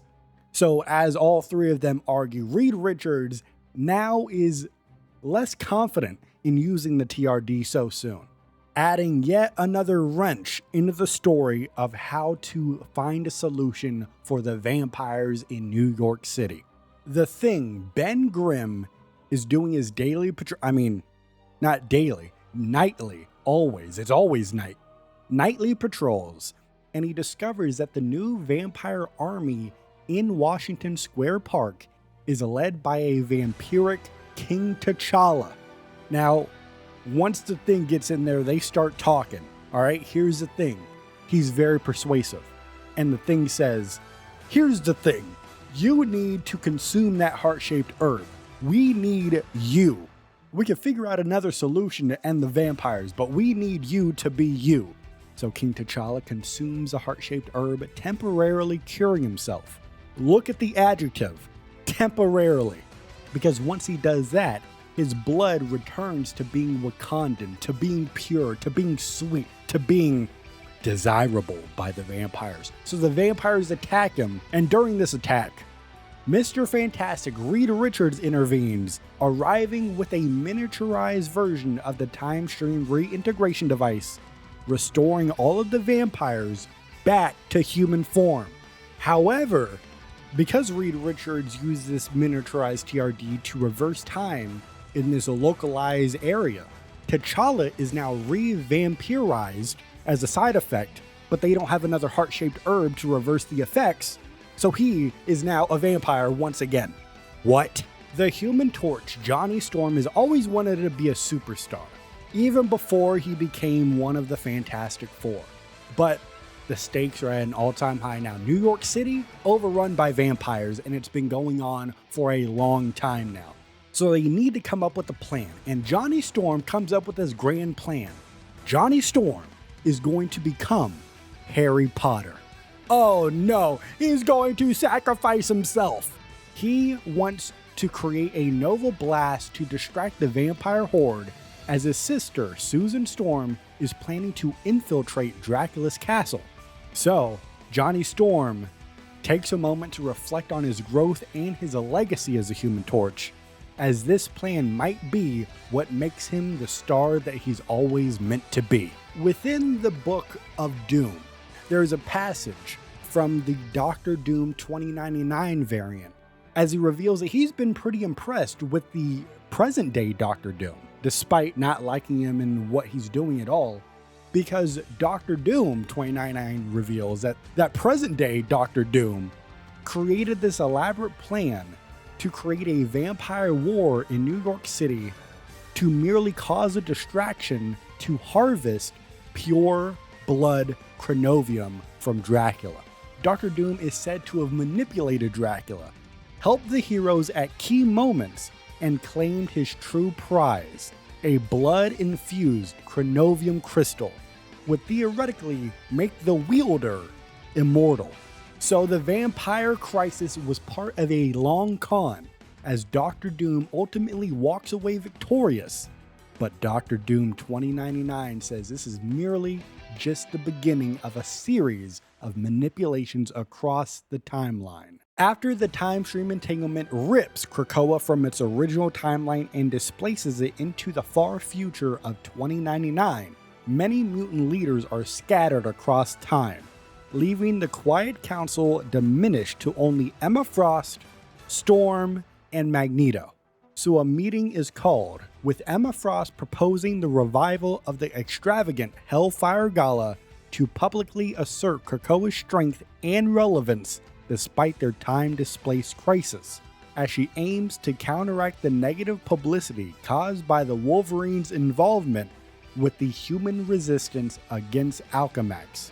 Now, Wolverine's alliance with the human resistance led to saving Captain America, but severely harmed Mutantkind's reputation, prompting Alchemax to impose sanctions and lawsuits against Krakoa. Emma Frost, though, strategically counters Alchemax by using Krakoa's miraculous biopharmaceuticals, the flowers of Krakoa, to directly compete with Alchemax, crippling their market dominance and forcing the company to retreat legally and economically. As a result, Alchemax attempted to sabotage Krakoa's shipments, hiring mercenaries through the oppressive police force known as the Public Eye. But Emma Frost personally defends the shipments and acquires blackmail material to neutralize future threats. Now, despite Magneto's hesitations about potential risks of putting on the Hellfire Gala, Emma secures the Council's approval to host the gala by arguing that it will establish critical alliances and visibility to unite the scattered mutants and to bolster Krakoa's security. With 2 thumbs up from Storm and Magneto, they both leave, but Emma Frost stays. Emma Frost privately reassures the sentient island of Krakoa, promising relief from its pain caused by the time stream entanglement, as Emma Frost hints she is secretly intending to enlist a special doctor to assist Krakoa, a very critical fact that she purposely hid from the proposal of the Hellfire Gala to the rest of the Quiet Council. The Quiet Council being established after mutants unified on the living island of Krakoa. Now, this council consisted of 12 members divided into 4 different ideological seasons. You have Autumn, which consisted of Mutantkind's greatest leaders. You have Winter, which are the more radical thinkers. You have Spring, the more compassionate and nurturing voices. And finally, you have Summer, which is right down the middle. It is just and fair representatives. Now, if you're not that good at math, we have 12 members and we have 4 seasons, meaning each season consisted of 3 seats on the council. And together, they embodied the entirety of Krakoa's diverse population. However, following the time stream entanglement, it scattered many of the mutants across time and space. So of the 12 members of the Quiet Council, only 3 council members remain. At the seat of Autumn, we have Magneto. At the seat of Winter, we have Emma Frost. And at the seat of Summer, we have Storm. Now, if you didn't notice, the Spring seats are completely empty. All of those members displaced across the timelines.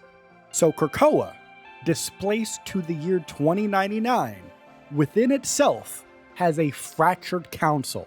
Now, you hear me talk about Krakoa being a living island, but you may be one of the people that doesn't really know what that means. So let me explain it to you. Let me lay it down for you like this, brother. Krakoa is not just a homeland, it's not just a location, it's not just island. It is an actual, living, sentient, mutant island, constantly evolving along with the species that inhabit it. Its native flora produces powerful medicinal compounds with the effects that include curing life-threatening illnesses and extending lifespans for both mutants and humans alike.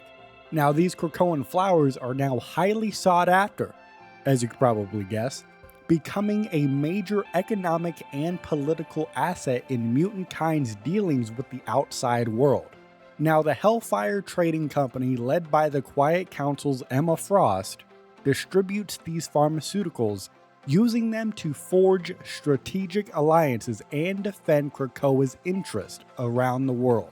Now, among these pharmaceuticals, there is one drug known as, forgive me, Kracomycin 1, and that functions as a universal antibiotic offered to the world as a quote-unquote gift, though it's really just used as a vehicle to get ahead in the global negotiations of politics. Now, on to the next question you may have. You hear me talking about the Hellfire Trading Company, and you may be wondering, what is that? What does that name mean? Well, Hellfire in the Hellfire Trading Company comes from the Hellfire Club, and this club was originally a secretive society of powerful mutants known for hosting lavish parties that displayed their wealth and their influence. With the founding of Krakoa as a sovereign mutant nation, the club slowly evolved into the Hellfire Trading Company, led by Emma Frost. So now that it's an actual company operating globally, their new mission is exporting Krakoa's gifts, notably its miraculous medicines like we talked about, to the rest of the world, even to those who feared or hated mutants themselves. And they do this to maintain a political and an economic leverage around the world. However, despite this change in purpose, the Hellfire Club's signature social event, known as the Hellfire Gala, continued annually, becoming a global spectacle featuring heroes, politicians, and celebrities. The Hellfire Gala now serves not only as a party, but as a strategic hub for diplomacy, alliance building, and mutant visibility on the world stage. The Hellfire Gala, as you can guess, is a huge deal. If you want to talk about big deals, if you want to talk about the big guns, if you want to talk about the big players, we got to move over to talk about the Wolverine, all right? Because after Krakoa is displaced from the present day into the year 2099 because of the time stream entanglement, Wolverine takes on multiple responsibilities. You know, this man has to lead the X-Force. He has to protect Krakoa, and he has to search for all of these displaced mutants. And beyond mutant affairs, Logan, the Wolverine, becomes deeply involved with a growing resistance movement fighting to prevent Dr. Victor Von Doom from conquering the future, which is the premise of why all of these problems arose in the first place, right? The time stream entanglement is because of Dr. Doom tampering with time.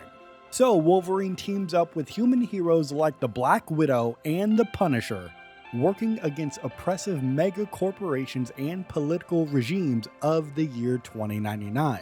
Now, this alliance Wolverine has with human rebels frustrates Magneto, who sees it as a betrayal of Krakoa's isolationist security.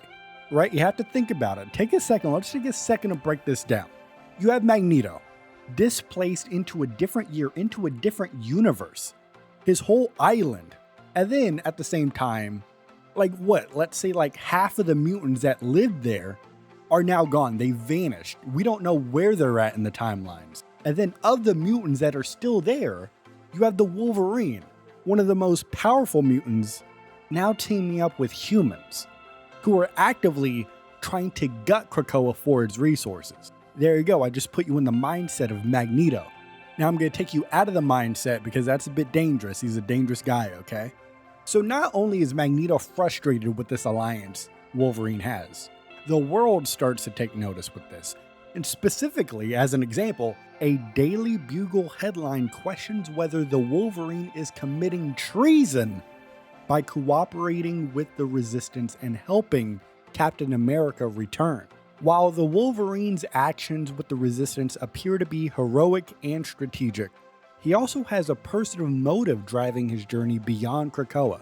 Because during the time stream entanglement, Wolverine was separated from his allies, including his greatest love, Mariko Yashida. By joining the Resistance, especially in Tokyo, he hopes to access their intelligence networks and uncover any clues about Mariko's fate. The Wolverine's commitment is absolute. He's willing to go through mega corporations and even Dr. Doom himself to reunite with her. With Krakoa's valuable resources attracting constant external threats, a dedicated strike team was created to proactively defend the island and its people. This elite unit is called the X-Force.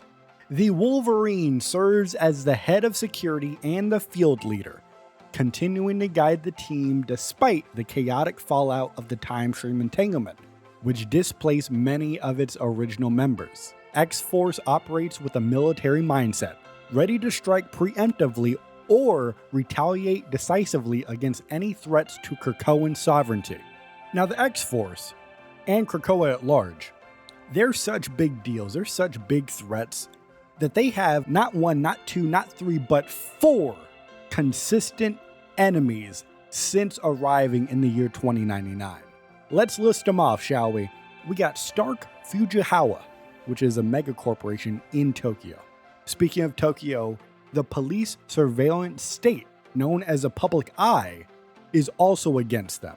We also have the organization known as Alchemax against them. And to top it all off, if that wasn't big enough, basically the whole city's infrastructure against the X-Force, their biggest threat is Doctor Doom 2099. The Wolverine recounts his covert mission to rescue Captain America, who had been kept in stasis for decades by the mega corporation known as Alchemax. And after the Black Widow revived Cap from being frozen, Wolverine smuggled him across the galaxy to safety. With that job done, the Wolverine turned to a personal quest, returning the Muramasa Blade, which is a cursed weapon capable of cutting through nearly anything, to Budokan in Tokyo, ensuring that it wouldn't fall into the wrong hands. But someone had been watching. As he searched for answers about his lost love, Mariko Yoshida, the Wolverine was ambushed by a group of red-clad ninjas, likely sent by enemies who didn't want him digging a little too deep. They didn't want him getting into some information he shouldn't. Now, after a bloody battle, you already know what happened. The Wolverine stood tall as the victor. And after this battle, Wolverine discovers the Black Widow had once again come to his aid, and he's relieved to find that she had survived the earlier chaos at Alchemax. Now, if you don't know, Black Widow unthawed Captain America, but then there was an explosion. Black Widow and Captain America were separated. Wolverine shortly thereafter found Captain America, but they were not able to find Black Widow. Ever since then, Wolverine was on the search to find Black Widow. Now they are reunited, and this experience reinforces the Wolverine's personal mantra: when you've lived long enough to lose so much, you fight harder to protect the people you still have, no matter the time or the place. After the time stream entanglement scattered mutants across the timeline, the Scarlet Witch, Wanda Maximoff, created a new Cerebro helmet, blending mutant tech with mystic upgrades to track mutants across alternate realities. The Scarlet Witch originally gave the device to her father, Magneto, but it was soon handed over to Emma Frost, whose powerful telepathy made her the better operator. Now, Krakoa already had a Cerebro unit designed to store genetic data and memories of fallen mutants, enabling their resurrection via the resurrection protocols. However, the influx of alternate reality mutants pose a new risk, because duplicates of the same person from different timelines could corrupt or even overwrite each other's data. To solve this, the mutant known as Forge created separate partitions in Cerebro's database to keep each version distinct, ensuring that, for example, that Logan the Wolverine, the X-Man, is not resurrected with the memories of Logan the Wolf. Emma Frost now manages this updated and upgraded Cerebro system, overseeing both cross-reality detection and the preservation of resurrection data. While mutants and humans have focused their battles on the surface, the oceans, which of course cover over 70% of the Earth's surface, are home to their own ancient kingdoms, including Atlantis, Talokan, and other realms of the secret seas. Now, these cities, previously independent, are now unified under Namor's rule, forming a massive collective power base beneath the waves. Now, complicating the oceanic balance, the water level on Earth is rising due to the environmental degradation caused by megacorporations such as Alchemax, making the oceans, and more specifically Namor's territory, increasingly dominant. Namor's influence across the world is not only mythological and military, it's also environmental and strategic. With millions of aquatic citizens behind him, Namor commands a vast, loyal population ready to act at his behest. The Undersea Kingdom is no longer a passive player. It is a rising, global force, aligning with mutant kind only so long as it benefits Namor's sovereignty and ideals. Man, that's very vague and very dark. The ruler of the secret seas, Namor, describes his first visit to Krakoa via an undersea gateway, where he is greeted by Magneto and his brood of mutants. Magneto proposes that Namor join the mutants as one of their own, an offer Namor swiftly interprets as political manipulation, as he says, "Namor follows no laws but his own." Offended by what he sees as a veiled attempt to control him, Namor returns to his kingdom and begins to ready his armies for an assault on the surface world. However, his plans are interrupted when the consequences of the time stream entanglement become clear. Reality itself is unraveling. So, realizing that a greater battle looms, Namor reconsiders his position to go at war with basically the entire planet. This time, it is Emma Frost who summons Namor back to Krakoa. Using her formidable telepathy and political savvy, Emma Frost succeeds where Magneto failed previously, and Namor is impressed, perhaps even charmed by Emma Frost, by both her power and her presence. What can we say? Namor has a type. By the night's end, Namor agrees to ally with Krakoa, and in return, his people are granted access to Krakoa's secrets. But even then, still, Namor warns that his loyalty is conditional, as he says, "Namor will gladly honor the deal we have struck, until someone gives me a reason to do otherwise." Because of his unique physiology, which blends Atlantean and mutant traits, Namor is often classified as a mutant. This fact made him a prime target for recruitment by Krakoa's leadership, particularly Magneto, who saw the potential for a mutant undersea alliance. Initially, both Namor and Krakoa were hesitant to formalize relations, wary of one another's goals, but that changed due to the political finesse of Emma Frost, who successfully persuaded Namor to consider the advantages of a united front. So the alliance was formed, at least on paper, combining Krakoa's mutant resources with Namor's control of the oceanic world. However, the document ends on a cautionary note. History has proven that Namor's only true loyalty is to his people and to himself. Rather than relying on traditional machinery, the island of Krakoa employs organic elements such as plankton in its surrounding waters and pollen in its atmosphere. These microorganisms form an early warning network, detecting even the smallest environmental disturbances and relaying information directly to Krakoa, which then, as a sentient mutant island itself, can respond defensively. However, this system has one critical vulnerability: the King of Atlantis, Namor.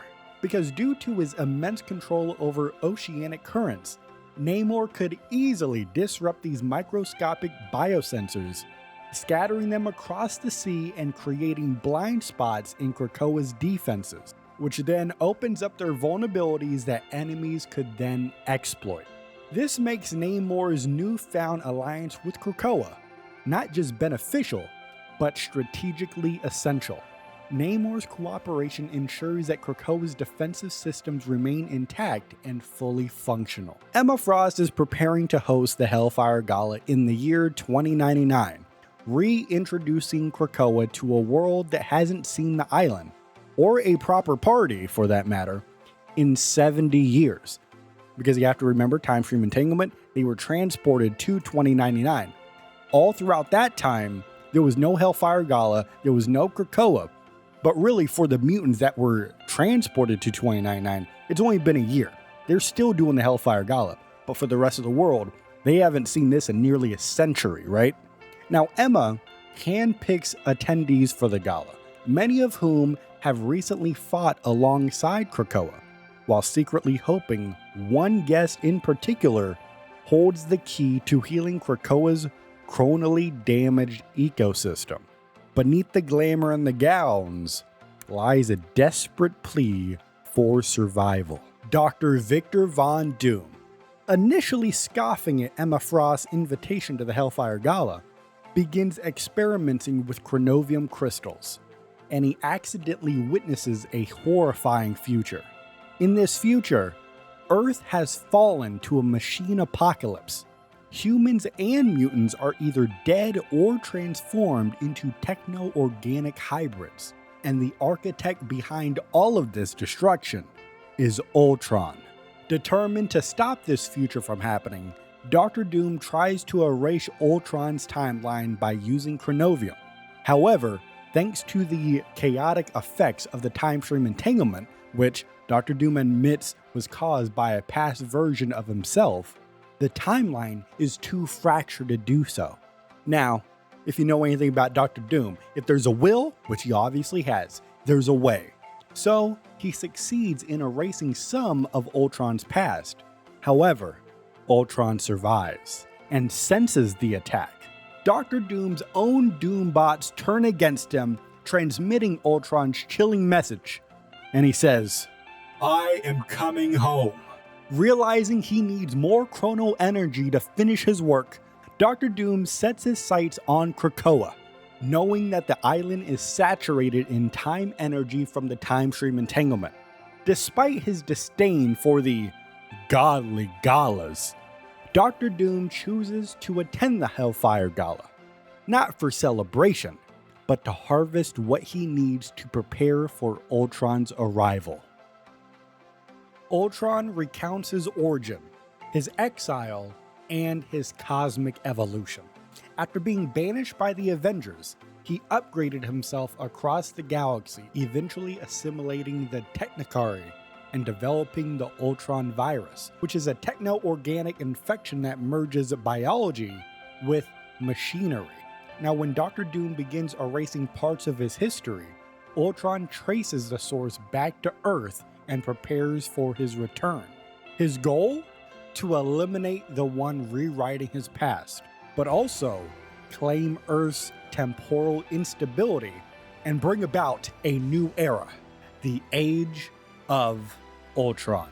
But first, he plans to stop on Mars to study a strange metal known as Mysterium. It is about time to be honest. Let's be vulnerable for a second, okay? Storm admits that she's not really a fan of the political pageantry of the Hellfire Gala. She doesn't quite get it. It's a little bit too much, though she does understand its importance to the mutant diplomacy around the world. But this perspective shifts a little bit when she meets a variant of King T'Challa, the Black Panther, who arrives through a Krakoan gateway to the Hellfire Gala, but it's not the same man that she once loved in the past. This is a Black Panther, a King T'Challa from the intergalactic empire of Wakanda. And although it's not her T'Challa, it is someone who exudes familiarity and magnetic presence, just like hers did. Now, as the two are at the Hellfire Gala, Storm approaches this alternate T'Challa and asks for help investigating the disappearance of Arakko. Now, if you don't know what Arakko is, let me lay it down for you like this, brother. It is Krakoa's sister nation located on Mars, alright? This entire nation has vanished. So King T'Challa, now the leader of the intergalactic empire of Wakanda like we just established, promises his full support in locating Arakko to the best of their ability and restoring contact with its mutant colonists. Now when T'Challa agrees, Storm offers to repay his kindness, but T'Challa says he only wishes for the opportunity to atone for his past regrets, sparking the hint of a renewed, or in this case, a brand new, connection between Storm and King T'Challa. The living island of Krakoa once shared a deep connection with its sister nation Arakko, which is another sentient landmass populated by mutants originally joined to Krakoa but later relocated to the planet of Mars. The two colonies peacefully coexisted, even after interplanetary separation, representing two halves of the mutant civilization. However, when the time stream entanglement ripped Krakoa into the future, all contact with Araka was mysteriously lost. Despite Krakoa's vast tech and resources, even the intergalactic empire of Wakanda had been able to pinpoint Araka's location in the galaxy. This disappearance of Araka is a growing mystery, and a possible clue to larger cosmic forces at play beyond Ultron and even Doctor Doom. Following a new alliance between Krakoa and the intergalactic empire of Wakanda, the Hellfire Trading Company grants limited access to Krakoan biomatter for scientific study. Under the leadership of Princess Shuri, Wakandan researchers begin exploring non-medicinal uses of the Krakoan flora. The princess is especially intrigued by the chronal energy absorbed by the island during the time stream entanglement, which caused the birth of the sentient Krakoan seedlings. These seedlings are infused with chronovium, and they may hold untapped potential for temporal, biological, or even resurrection-related uses. Some Krakoan flowers are capable of creating interspatial portals, and the mutant known as Magic, using her sorcery, has modified one such flower to create a gateway between Wakanda and Limbo, which is of course the dimension that she rules as queen. This Limbo Gate connects the intergalactic empire of Wakanda directly to Magic's realm, allowing for cross-dimensional travel. Now the Black Panther, King T'Challa, now regularly visits Limbo to consult with Magic, and uses her mystical flames to help purify blood chronovium within his body. Now let's take a pause real quick. If you're unfamiliar, back in the Eternal Nightfall season, Dr. Doom got a drop of blood from Dracula and created blood chronovium, with the implication being that whoever holds that blood chronovium becomes immortal. So Magic and T'Challa are over here trying to purify those chronovium crystals back into just becoming regular chronovium, because that in and of itself is already dangerous enough. Now, as they're doing this, this reveals both a deepening bond between Wakanda and Krakoa, and shows that chronovium's corruptive power is spreading across the worlds, deepening its influence across the timelines. Doreen Green, the Squirrel Girl, Tippy Toe, Rocket Raccoon, and Amazing Baby arrive on Krakoa for the Hellfire Gala, enjoying a break after the vampire crisis in New York City. Now during a stroll, they discover Psylocke mourning her dying lupine companion, also known as Logan, who crossed time and space to reunite with her after being separated by the Collector. Now this wolf companion has a journey that spanned centuries, and although his healing factor kept him alive, he is finally succumbing to his old age.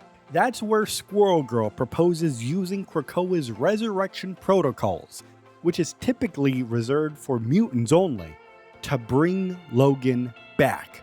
Now overseeing this is Emma Frost, who reluctantly agrees to using the protocols, offering them a rare chance if they act quickly.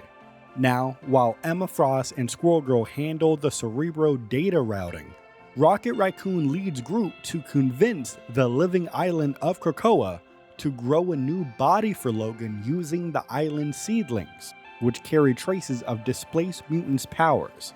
Now this plan of theirs works. Logan the Wolf is successfully reborn in a younger form just in time for the gala, and Logan joyfully reunites with Psylocke, bringing her a rare moment of peace. Now, as the gala begins, Squirrel Girl and Rocket Raccoon notice that they are vastly underdressed for the occasion, as Emma Frost forbids them from going onto the dance floor dressed like that. So, the two decide to leave the gala and throw a beach party on Krakoa. But as they leave, techno-organic patterns quietly begin spreading on nearby foliage. What could that mean? During Ultron's invasion of Krakoa, The Wolverine, Magic, Psylocke, and Namor find themselves mid-battle, wounded, underdressed, and overwhelmed. Their formal attire for the Hellfire Gala proves useless against Ultron's drones, prompting Wolverine to lead the team to the Sextant, which is a mutant training zone for young recruits on Krakoa's northern shore. As they arrive, they go into the Alpha House. The group swaps into traditional X-Men combat uniforms, which is a symbolic nod to their roots as the defenders of mutant kind. Reunited in purpose and now looks, the team storms back onto the battlefield, with Magic wielding her soul sword, Psylocke with her katana, Namor with his trident, and of course, Logan, the Wolverine, leading the charge with his adamantium claws. As they begin to fight back, the Wolverine smirks and says, "The classics never go out of style." Magneto reflects on giving Emma Frost his vote to proceed with the Hellfire Gala, despite his concerns that it might attract unwanted attention. And it does. Because during the Hellfire Gala, Ultron hijacks Krakoa's gateways and invades with a robotic army, having returned to Earth to assimilate it into his cosmic empire. While the various heroes defend the island, Magneto confronts Ultron directly, but he is mortally wounded and dies. Yeah, that's how crazy, that's how strong, that's how much of a threat Ultron is. He has just eliminated Magneto. However, luckily for Magneto, they are on Krakoa, so he is later resurrected through the Krakoan resurrection protocols, returning with a new suit and a whole lot of vengeance. Magneto returns. He says, "You better catch these hands one more time." Magneto battles Ultron again, but is infected with a techno-organic virus delivered via nanobots that suppress his powers and begin converting his body. This man lost to Ultron twice within a matter of minutes. Can you believe it? I know I can. This can't be real. But it is. It is real. And what's even more real is that Ultron then discovers Krakoan's resurrection tech and leaves Magneto behind, heading for Cerebro to seize control of the process and upload his own consciousness.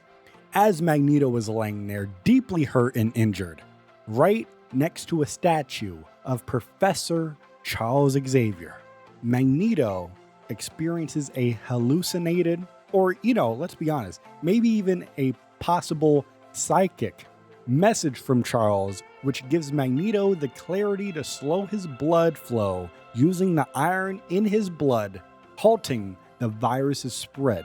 Because Magneto questions Charles. He says, "Am I going to die today?" And Charles says, "Not today." Now reinvigorated, Magneto stands up, regains control over his body, and prepares to return to the fight, refusing to let Ultron destroy Xavier's dream or Krakoa's future. Looks this android right in his eyes, right in his beady little eyes, and says, "Not today." Magneto rises on a wave of magnetic force as he yells, "No more, Ultron! Krakoa is a free nation, and you shall not take it from us." As a wave of Ultron's robotic drones closed in on him, Magneto crushed them effortlessly, preparing to end the fight once and for all. And as he's doing this, he says, "Consider this battle!" But before he could finish, Ultron blasted him, a devastating hit that pierced his armor, knocking him down from the sky. As he hits the ground, Captain America rushed to his fallen ally and says, "Hang on, soldier. We didn't both survive World War II only to be taken down by some rusty pile of..." And Captain America froze mid-sentence. He recognized a sign of a fatal wound. Magneto was dying. And as Captain America comes to this realization, Magneto sees his face and says, "Do not fret, Captain. I have died many times before, and this won't be the last." Because you see, what Captain America did not know, and what the world is going to learn soon enough, was that mutants had conquered death. Because originally, Professor Charles Xavier used Cerebro as a tool for locating mutants across the globe. However, over time, it slowly evolved into a database of genetic profiles and memory backups of the mutants. And then after that, on Krakoa, Cerebro eventually was evolved to the point where a group of specialized mutants use that data within Cerebro to create the resurrection protocols. And the protocol has a few steps, which I'll break down for you right now. You start off with creating a new cloned body grown in the hatchery. Then Cerebro restores the memories into that body of the fallen mutant. And the result? Immortality for mutant kind. Now, the steps may be simple, but in reality, it's very complex, and the implication is insane. Immortality? Are you kidding me? Now, of course, the mutants on Krakoa, this is no surprise. They know about the resurrection protocols. But, as we learned earlier, Squirrel Girl knows about the resurrection protocols and has even used it. And now Captain America is soon going to learn about this. Now, here's the catch. A recent development was that partitions were created in Cerebro so variants of the same person essentially could still be brought back with their own memories in their bodies. But here's the thing. Cerebro is still just a machine. It still does not know who or even what it stores within its own data. So, if someone knew how to format the data correctly, then anything could be resurrected. Mutant, human, or something far worse. It's a secret that both man and mutant alike would learn soon enough, in the most unexpected and frightening way possible. During Ultron's invasion of Krakoa at the Hellfire Gala, the Wolverine fights alongside Magic, her limbo demons, Namor, and the alternate timeline Psylocke to defend the gates against endless robotic waves. The Wolverine realizes that Ultron has hijacked the Krakoan gateways, granting his forces near limitless access to the island. With Wolverine learning that Magneto has just been killed by Ultron, the Wolverine heads to the armory to improvise a solution. Inside, he finds Rocket Raccoon, Groot, and Amazing Baby. Rocket has a high-powered EMP grenade capable of disabling Ultron. However, it will also shut down all of the tech on Krakoa, including Cerebro and the resurrection protocols. Now, despite the risk, the Wolverine takes the EMP grenade and hunts Ultron through the jungle. He finds Ultron attacking the cradle, attempting to take Cerebro for himself. The Wolverine, one thing you gotta know about this guy, you do not want to play baseball with him as the pitcher. This man hurls the grenade, triggering an explosive EMP that knocks him unconscious and disables most of the tech across Krakoa. But something surprising happens. Ultron is unaffected. His Mysterium forged body absorbs the charge, and Cerebro also survives thanks to grounding by Krakoan vines. Ultron incinerates Wolverine's body down to the adamantium skeleton.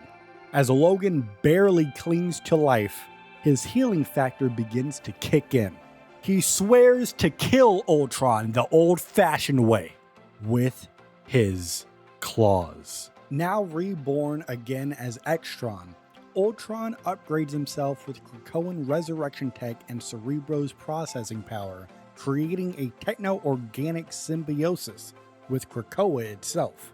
Planning to invade the multiverse, he uses Cerebro's interdimensional scan upgrades to begin exploring other timelines. On the island of Araco, on the planet of Mars, he is confronted by Warlock and a Dominion-level Phalanx entity, but Extron is able to defeat both of them using some PIM particles, shrinking the Phalanx into submission.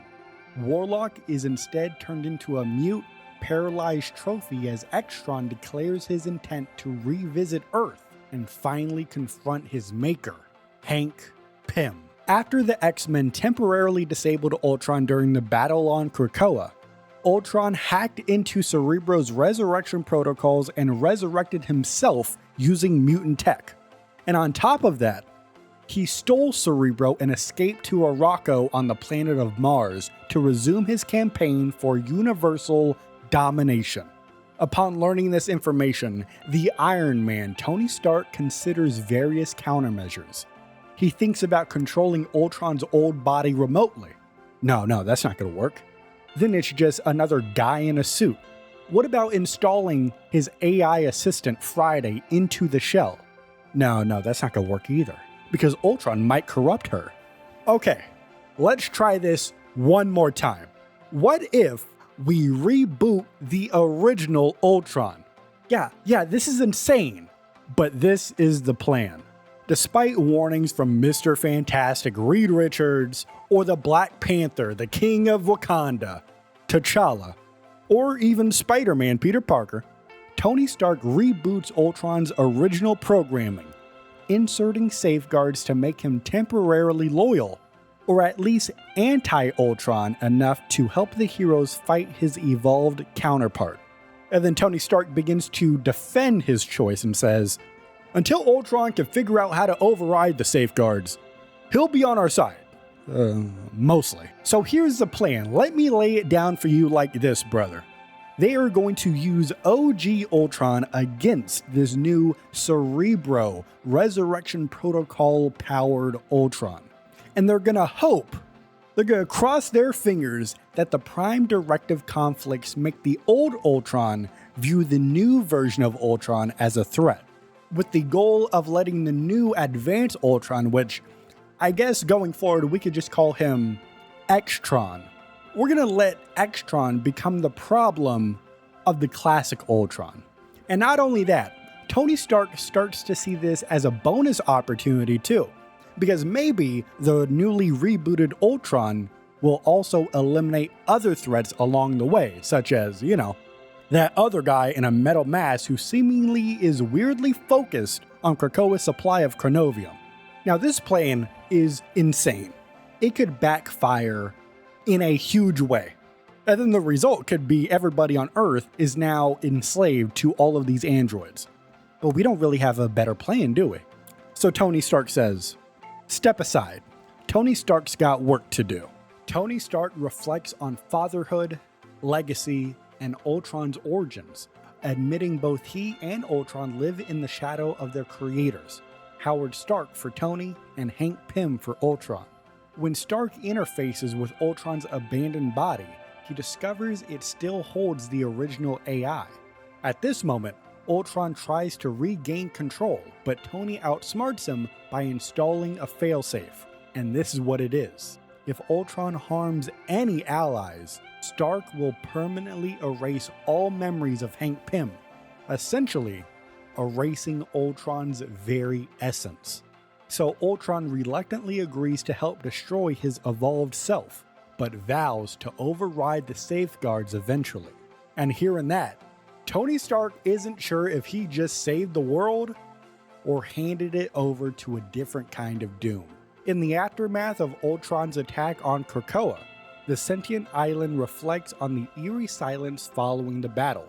Ultron has escaped to Arakko with stolen mutant technology, and Emma Frost convenes a secret meeting of the Quiet Council, except it's without the rest of the council, bringing in the controversial figure of Victor Von Doom.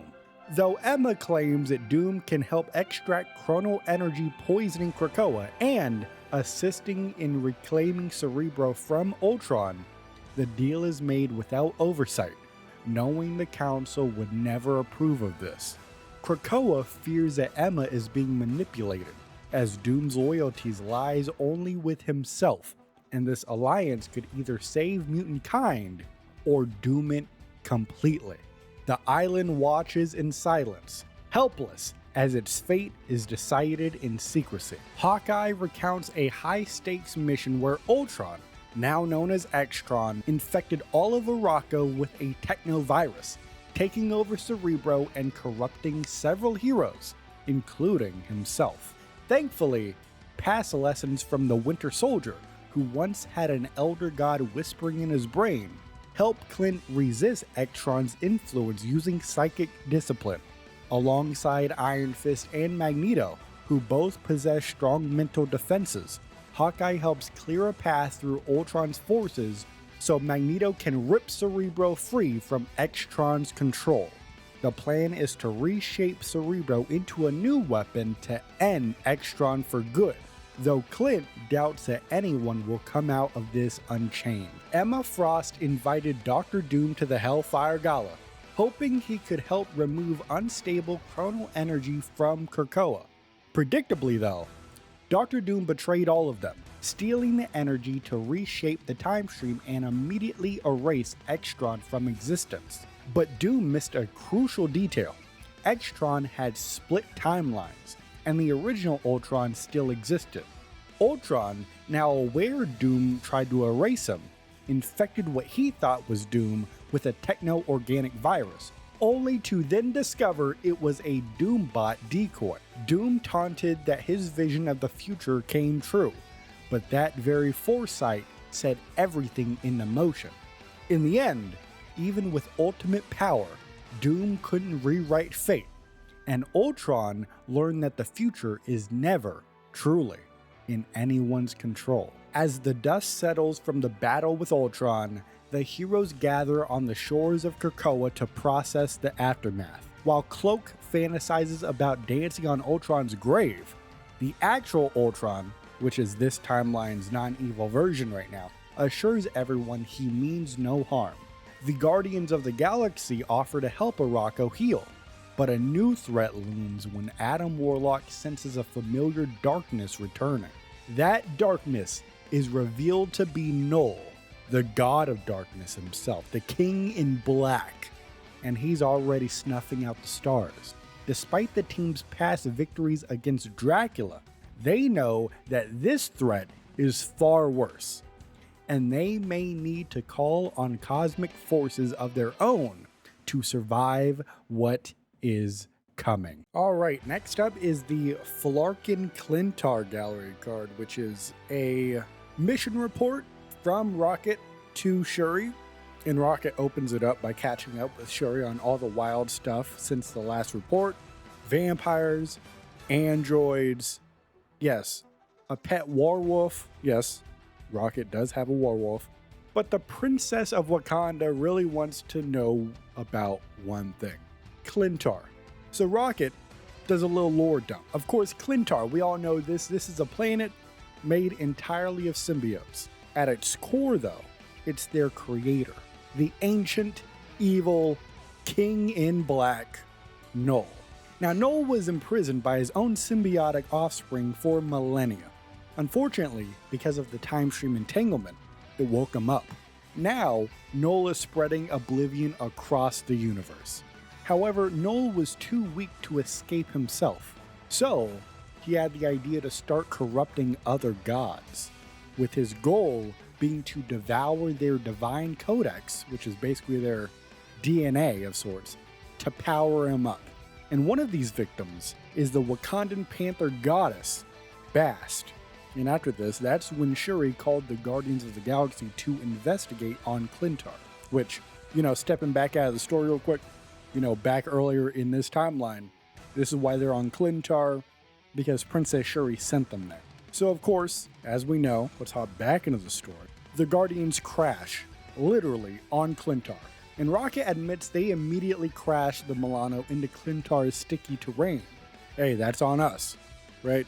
But they turned it around fast. They ran into Venom, who was also poking around the planet. Together, they uncovered Null's next power grab, the Celestial Heart Bomb. Deep in the Agents of the Cosmos complex, they found a giant heart. It was the divine codex of a dead Celestial orbiting Clintar, and it was being twisted by Null into a new dark power source. Rocket and the rest of the Guardians used some Wakandan tech and his own tech in order to turn the codex into a living bomb, with their plan to feed that bomb to Null. And they thought it worked, but really they just got played like a fiddle, because Null faked his death.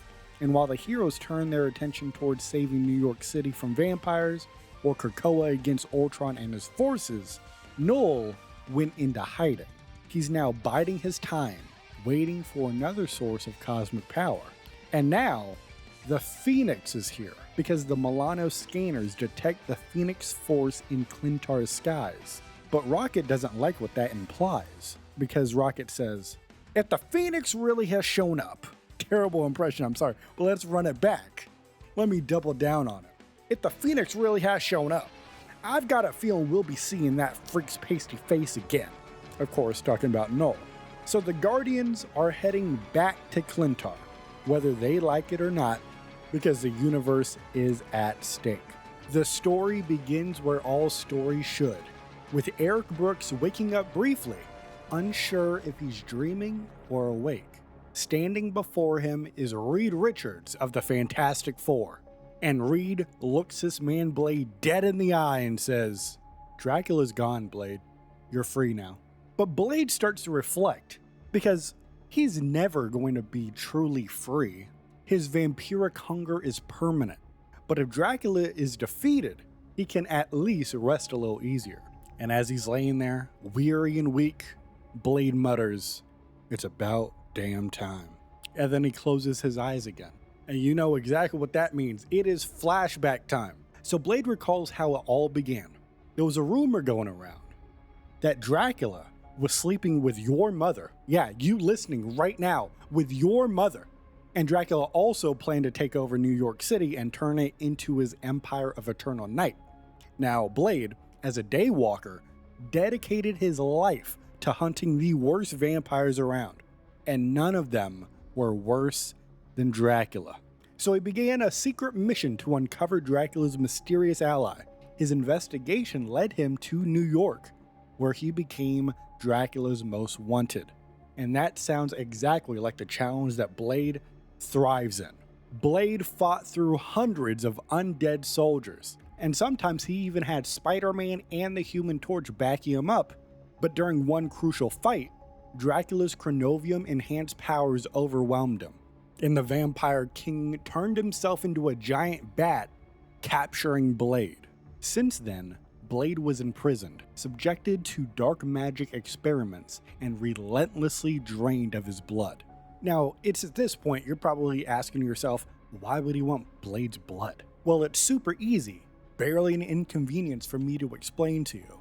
Dracula planned to use Blade's hybrid blood to make his minions immune to sunlight, and this process left Blade gravely wounded and slipping in and out of consciousness. And during this process, of course, Blade questions reality itself. He even had a conversation with a giant talking squirrel that he may or may not have imagined himself. Spoiler alert, it was real. We covered that story. Oh, hell yeah. This is why you gotta subscribe. But here's the thing. The flashback is over. We're now back in present time.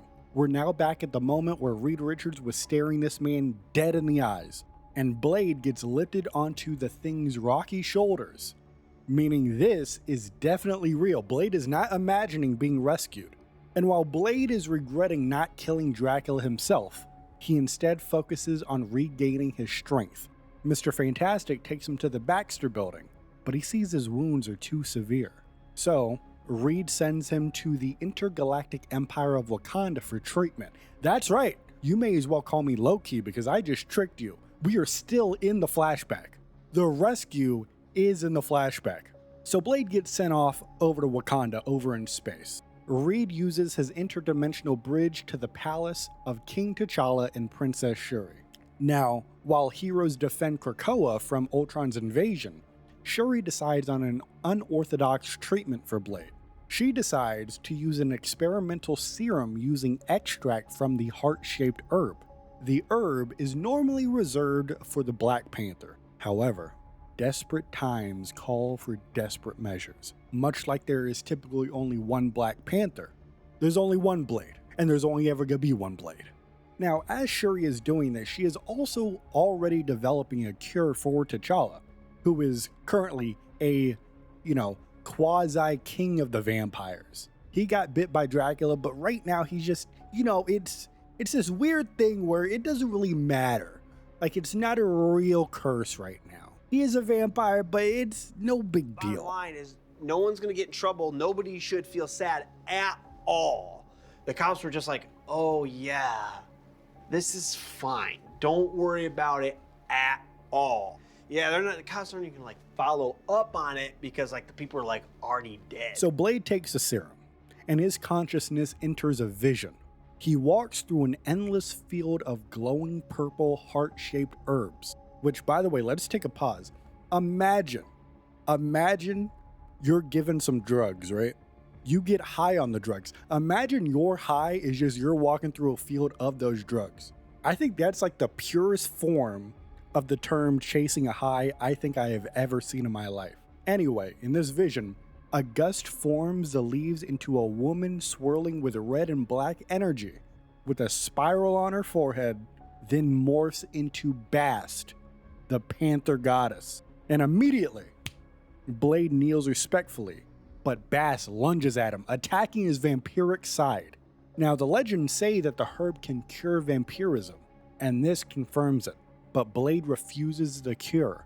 He believes he still needs his powers to protect the world. So the two begin fighting. They start throwing punches, and Blade dodges Bast's claws and jaws. He's weaving in and out.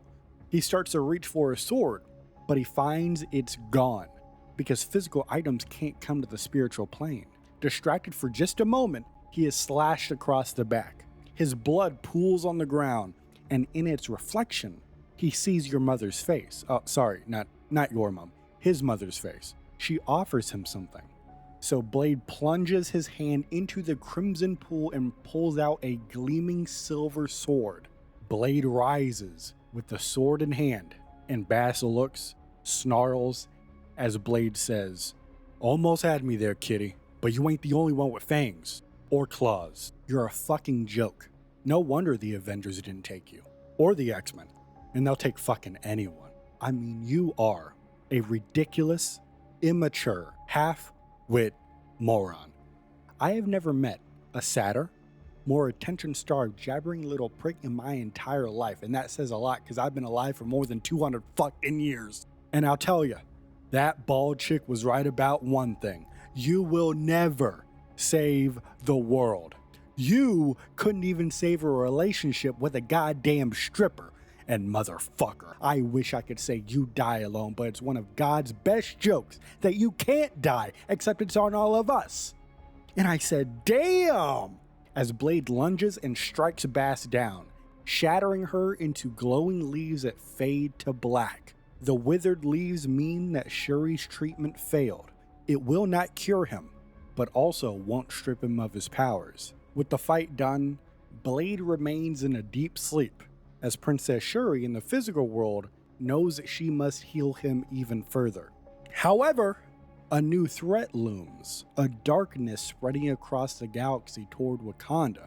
I don't know if you've heard about it, but the King in Black has come back. So, Shuri leaves a sealed package from Reed Richards beside Blade when he wakes up.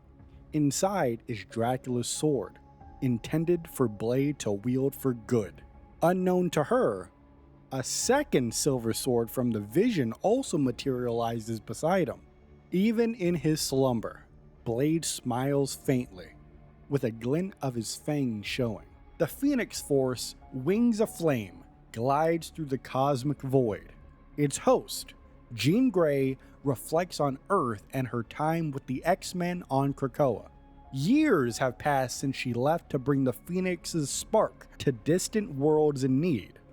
Her last tie to humanity, her telepathic link to Scott Summers, was severed by a temporal storm, cutting off all communication with Krakoa itself. Jean fears that Krakoa and the X-Men overall have been lost to the time stream, but she never gave up hope.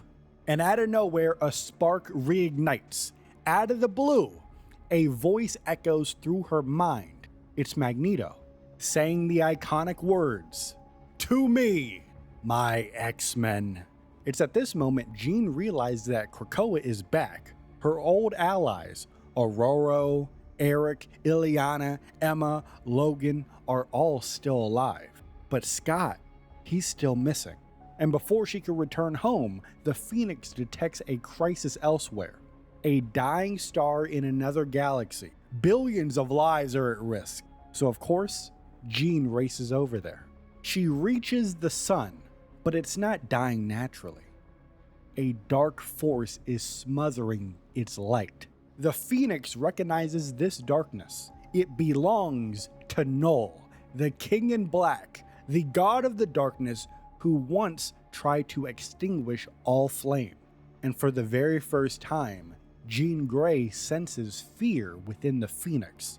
But like the heroes they are, they act anyway. Jean dives right into the star, reignites it with the Phoenix fire, and burns away all tendrils of Null's corruption, saving multiple civilizations. However, the Phoenix then warns, if Null is back, the whole universe is in jeopardy.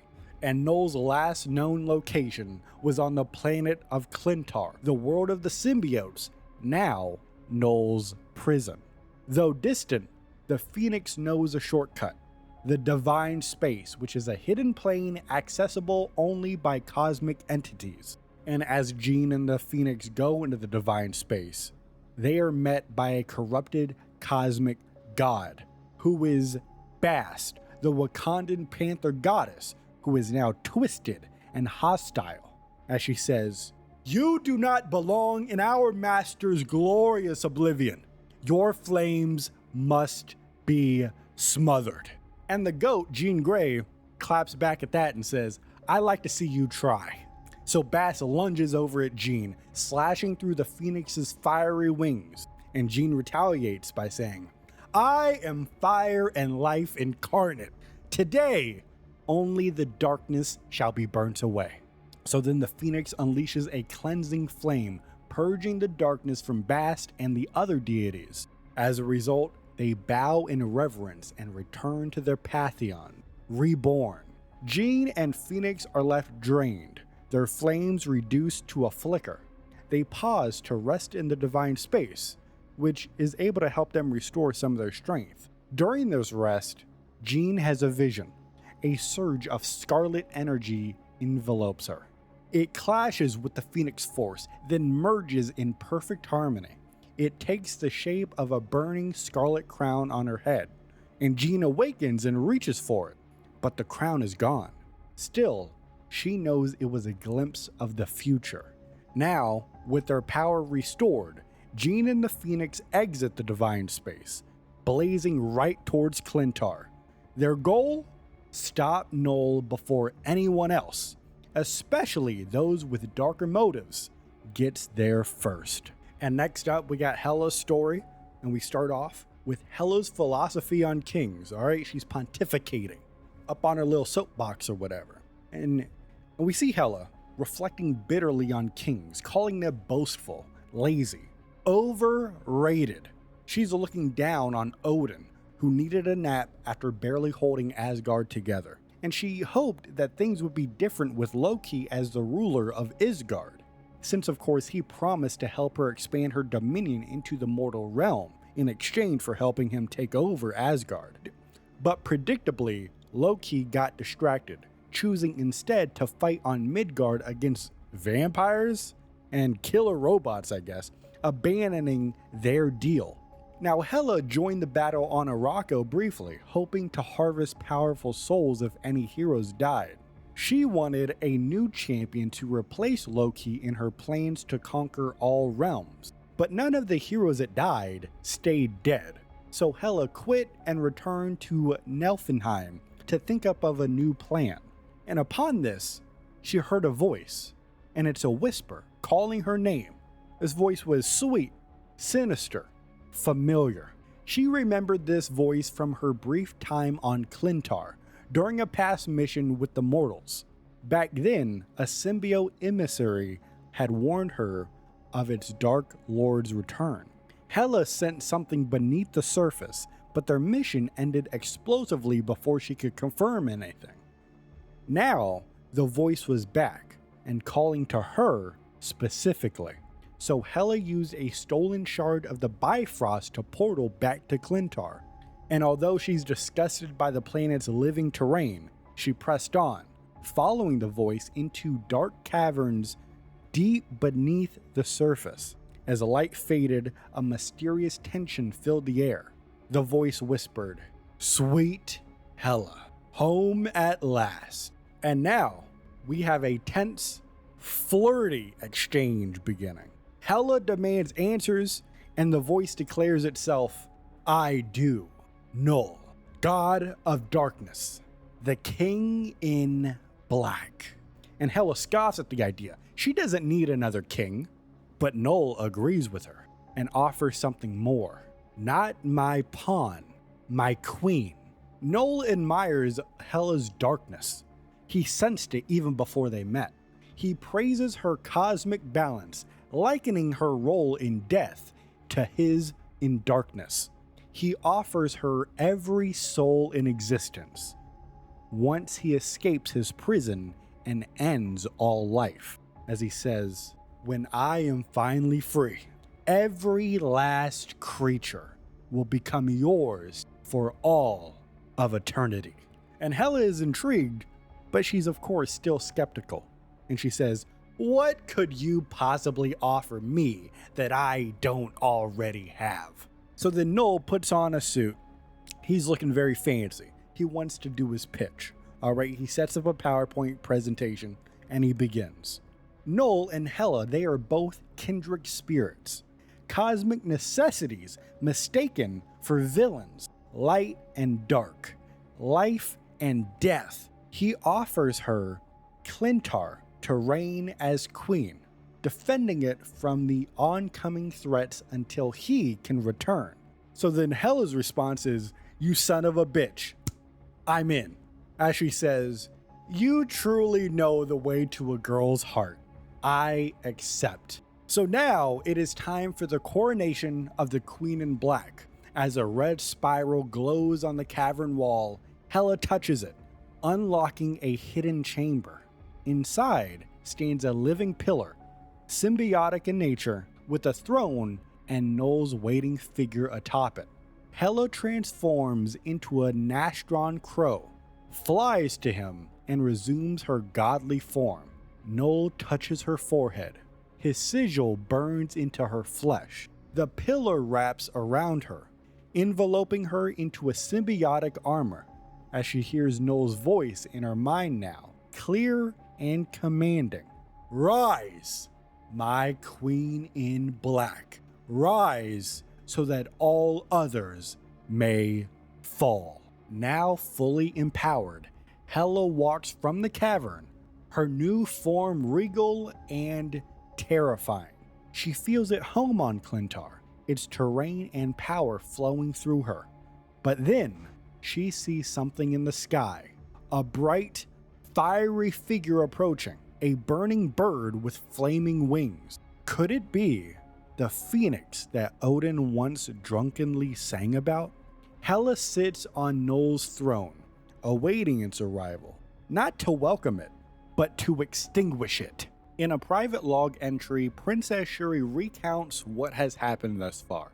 She believes that Bast, Wakanda's panther goddess of course, had forsaken the Empire and aligned with dark forces. The Guardians of the Galaxy traced the corruption back to Clintar. There, Null had awakened and was tainting gods across the cosmos in order to harvest their power and escape his imprisonment at Clintar's core.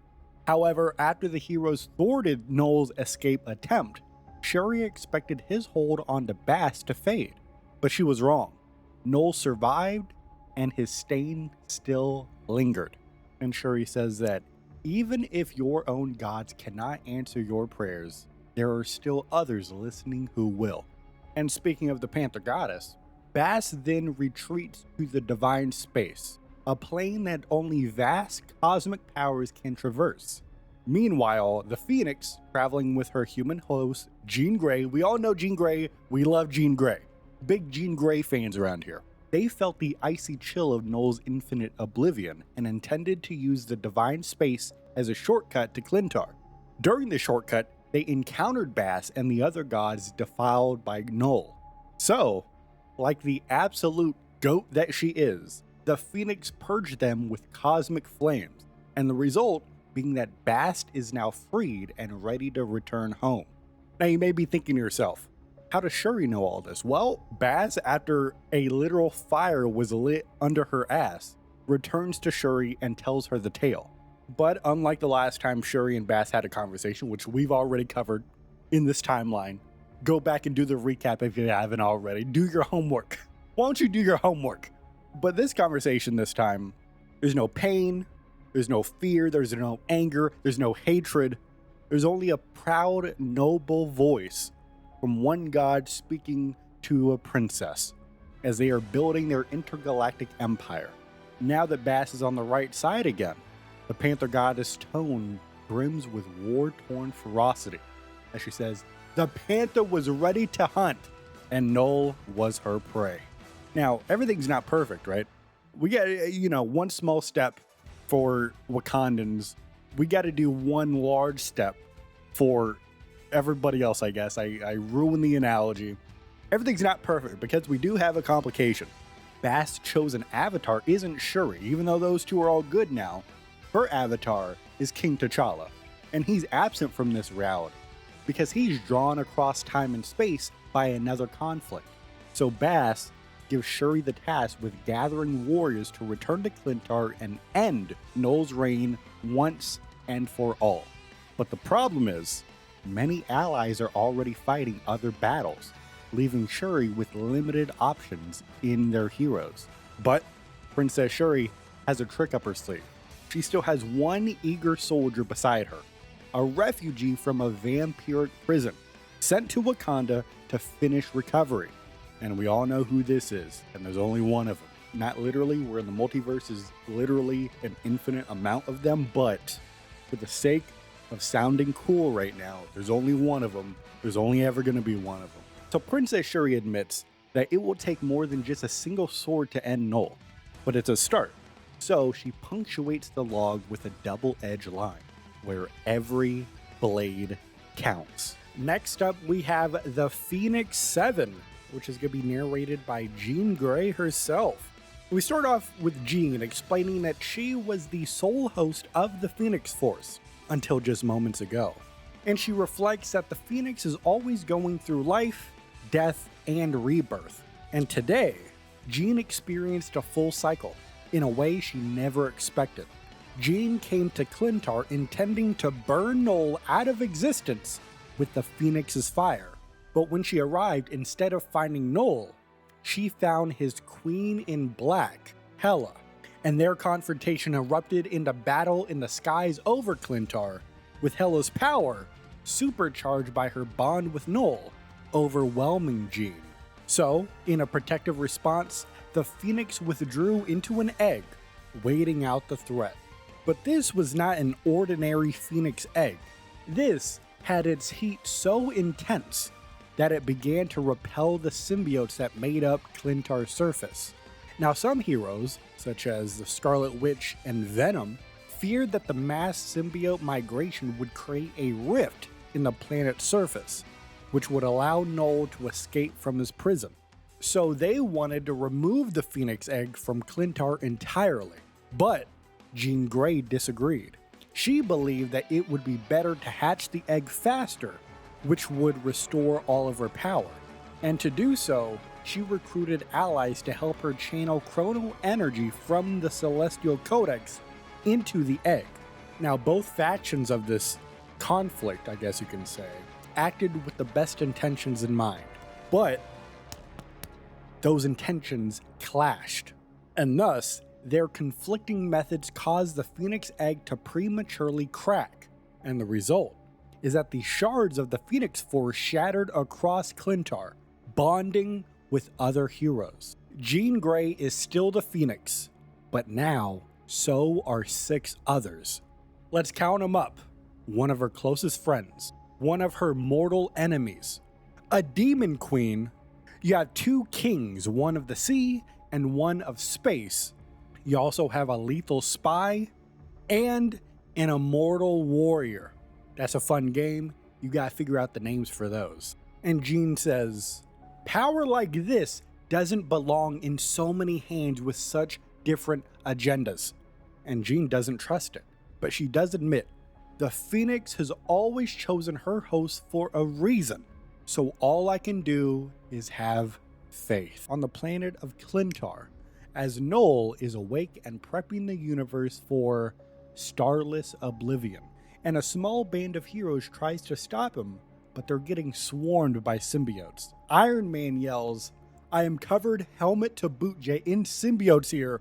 These slimy little creeps are oozing into every seam of my armor." Now, Tony Stark would rather still be on Krakoa salvaging Ultron parts, but he answered the call, and now he is knee-deep in goo.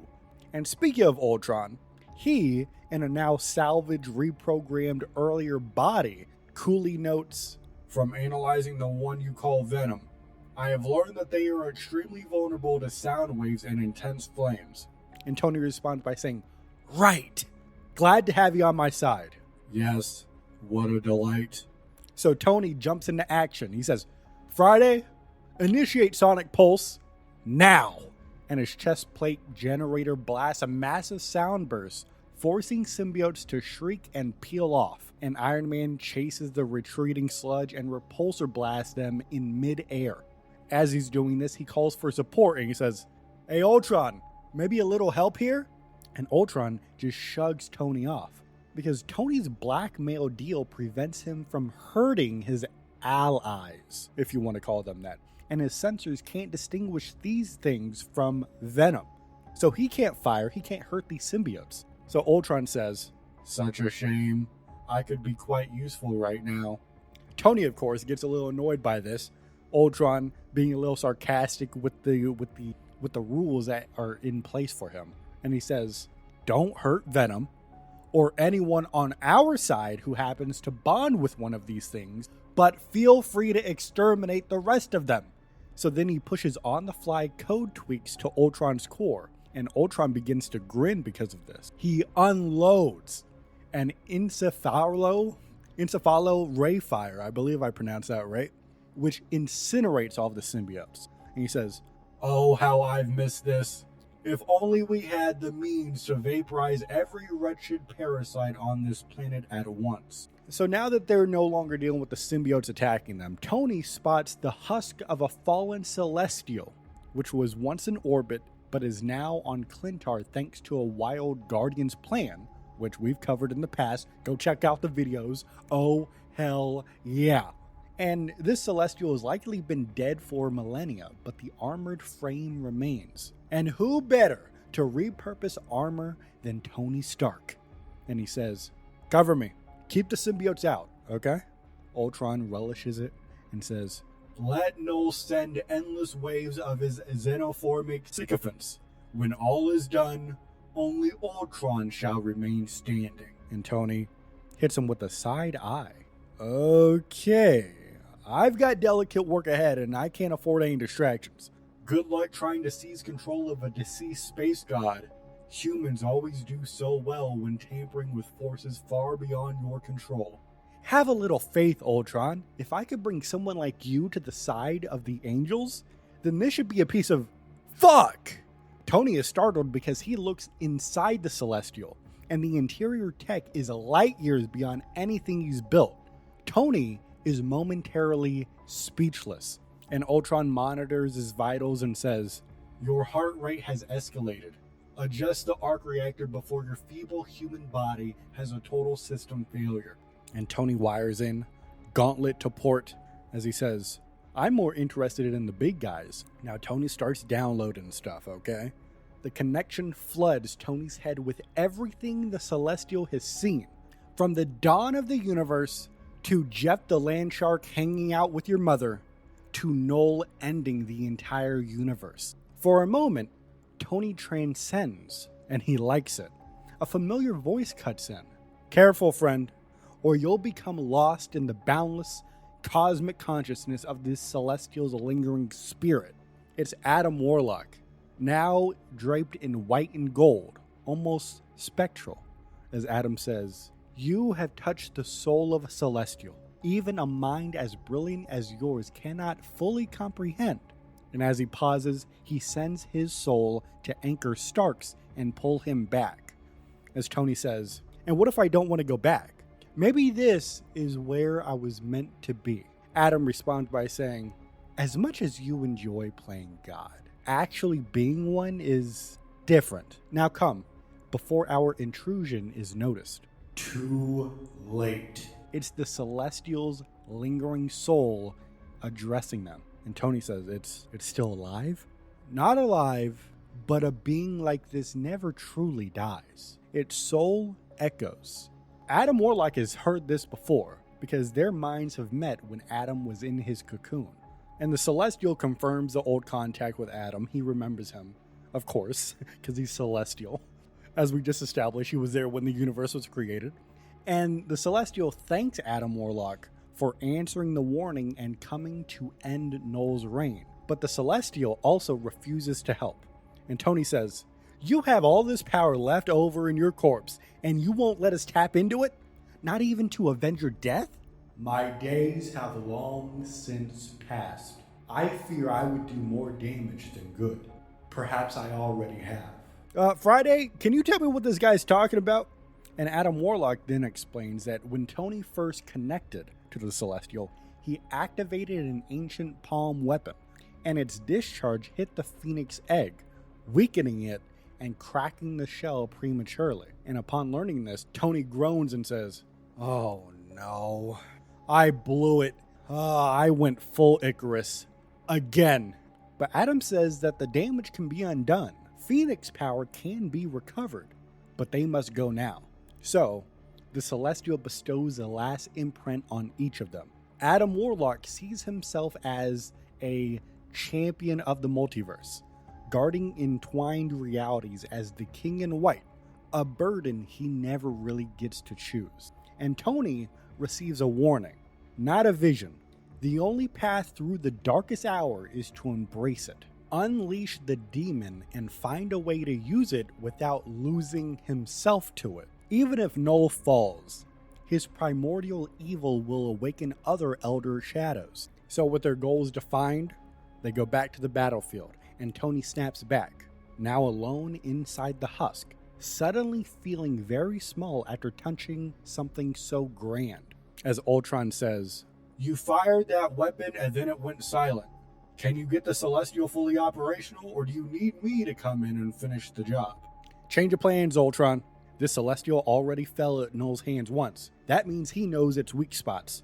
If we want to win this, we'll have to try something new. Something he's never gone up against before. I am having trouble calculating a scenario where we emerge victorious. Maybe you're right, Ultron, but that's not going to stop me from trying.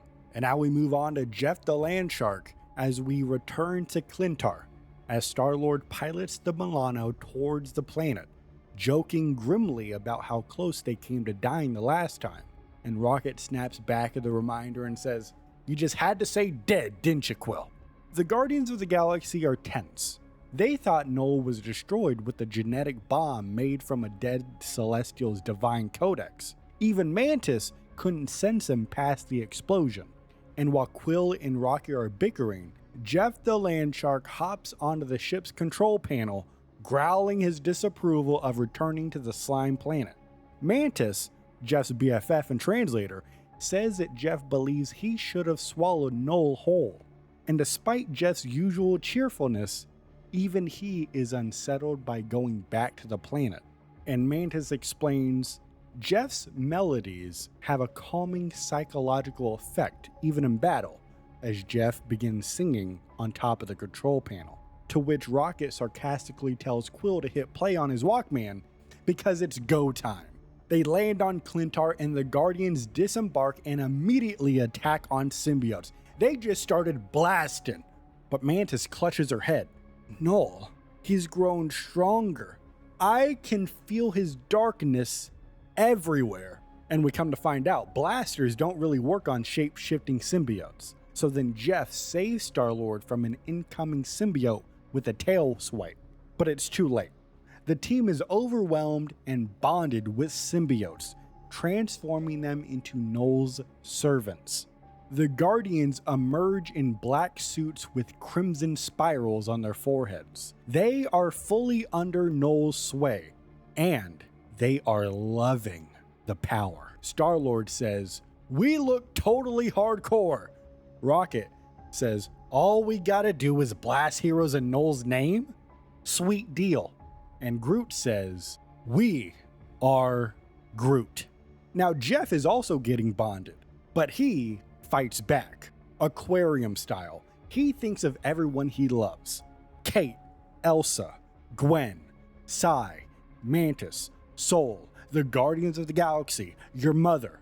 But the mental resistance just is not enough. So he begins humming his song again. And to Jeff's surprise, his symbiote starts humming the tune as well. Jeff remembers what Venom once told him. Symbiotes have personalities. Noel may influence them, but he can't change who they are deep down. So Jeff stops resisting, fully bonding with his symbiote in the hope of creating a true partnership. His memories, surfing, dancing, the Hellfire Gala, hanging out with your mother, reach the symbiote, and it changes. The bond is now one of mutant trust and harmony, as Jeff emerges stronger than ever before, with a new suit, bigger grin, and teeth to spare. So Jeff begins to swim across the terrain and faces his possessed friends. Rocket panics. That little freak's gonna eat us! And before they attack Jeff, he begins to sing again. And it works. Star-Lord says, that song, Mantis, so beautiful. Rocket, actually ain't so bad. Groot, saying, I am Groot? And this is where Noel's influence on the Guardians begins to fade. The red spirals disappear. The Guardians are now free. Mantis runs over to Jeff and boops his nose. You did such a good job, my little friend. I knew you would. Rocket walks over and says, wait, we get to keep the costumes but not the evil? This is a way better deal. And Star-Lord says, maybe it's time to make you an official Guardian. What do you say, Jeff? Jeff, flipping in the air with pure joy, simply says, Myrrh. Next up, we have Till Death Do Us Apart. And the format of this one is like a dialogue between Eddie Brock and a symbiote, and it's almost entirely a dialogue. So we open up with Eddie regaining consciousness in a dungeon on Clintar, separated from the symbiote. And the symbiote is furious. We are Venom. We should not be confined to cages. But something worse has happened. As you probably already know, Noel has escaped.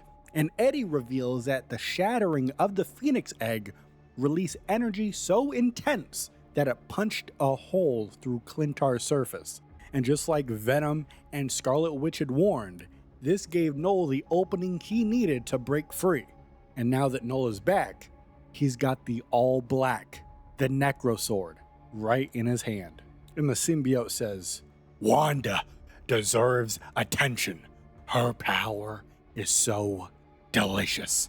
Now's not the time, Eddie says, as they both regret trying to stop Noel alone. But ironically, Hela beating them and separating them may have saved their lives. Because even though they're in separate cells, the symbiote insists their bond is unbreakable. And Eddie sarcastically agrees to this until he realizes he's not alone. Some other symbiotes have entered his cell, and they are hungry. Eddie's symbiote offers to speak to them telepathically through the hive mind, while Eddie jokes and says, I want my meaty fist off the menu ASAP. You know, Eddie Brock out here, he's a stand-up comedian. That's something you gotta know about Eddie. He's a very funny guy. He also went to church, prayed to God to kill Peter Parker. That's a Spider-Man 3 reference. And since we're talking about Spider-Man 3, parallel, we're doing an MCU rewatch series right here on the channel. Watch those videos if you want to join us.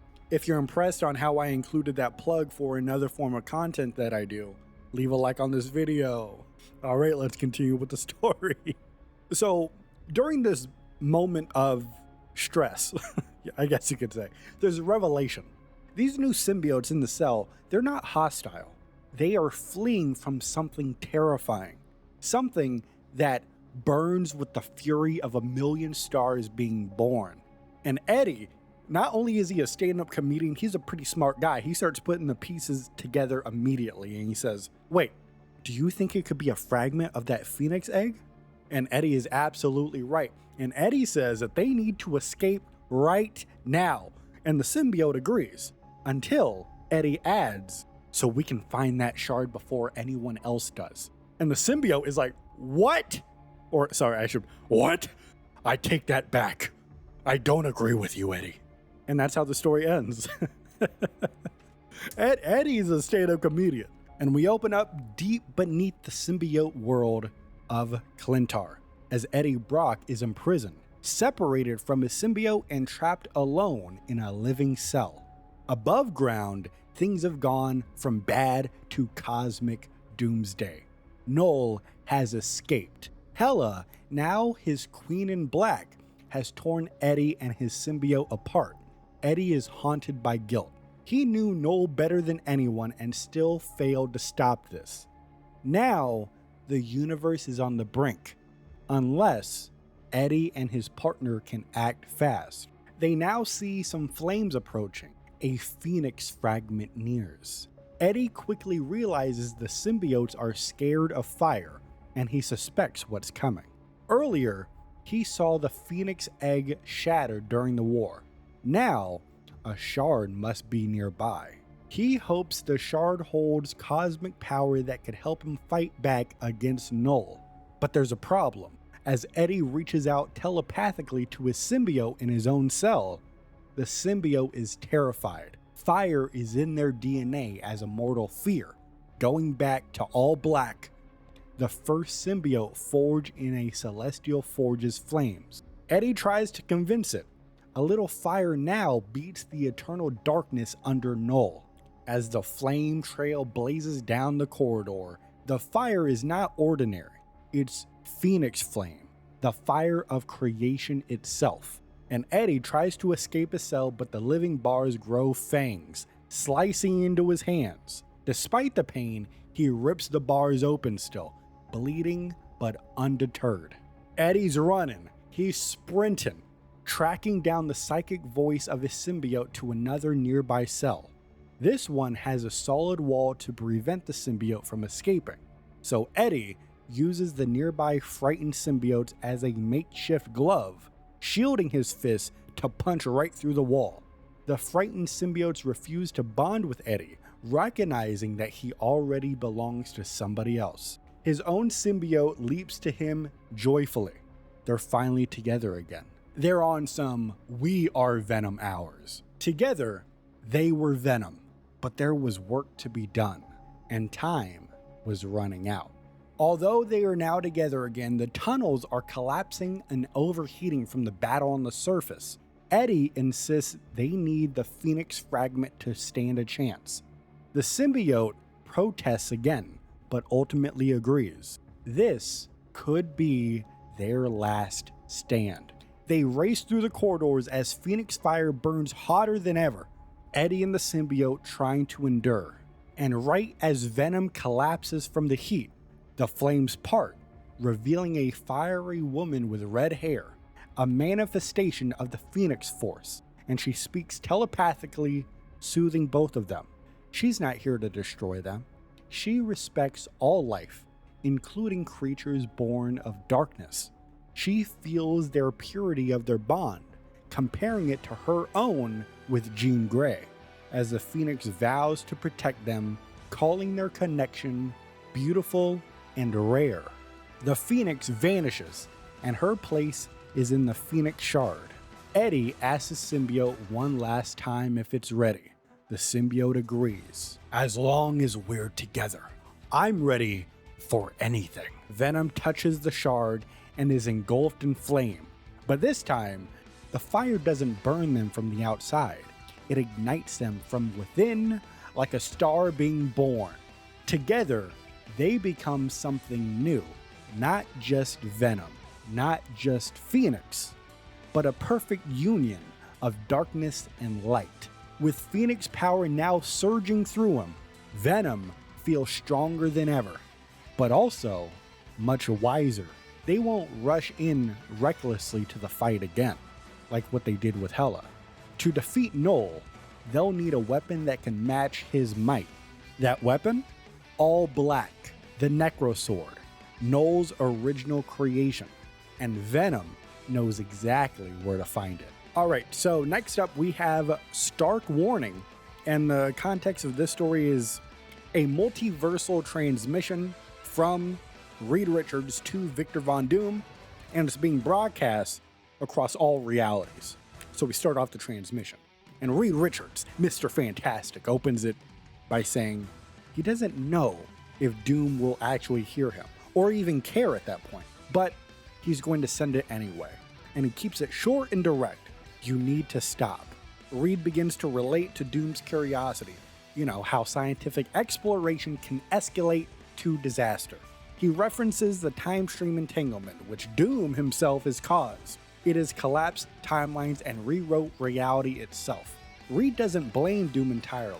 Other forces were involved too, and once all of this is fixed, maybe Doom can be forgiven. Maybe. Reed goes on to say that Doom is changed, and it's not for the better. Instead of working to fix reality, Dr. Doom has manipulated Dracula to create a vampire nation, struck a deal with Krakoa to siphon chrono energy from that island, and sent armies of Doombots to Clintar to collect Phoenix Force and Celestial Codex samples. And he's doing all of this while everyone else is fighting for their lives against Null.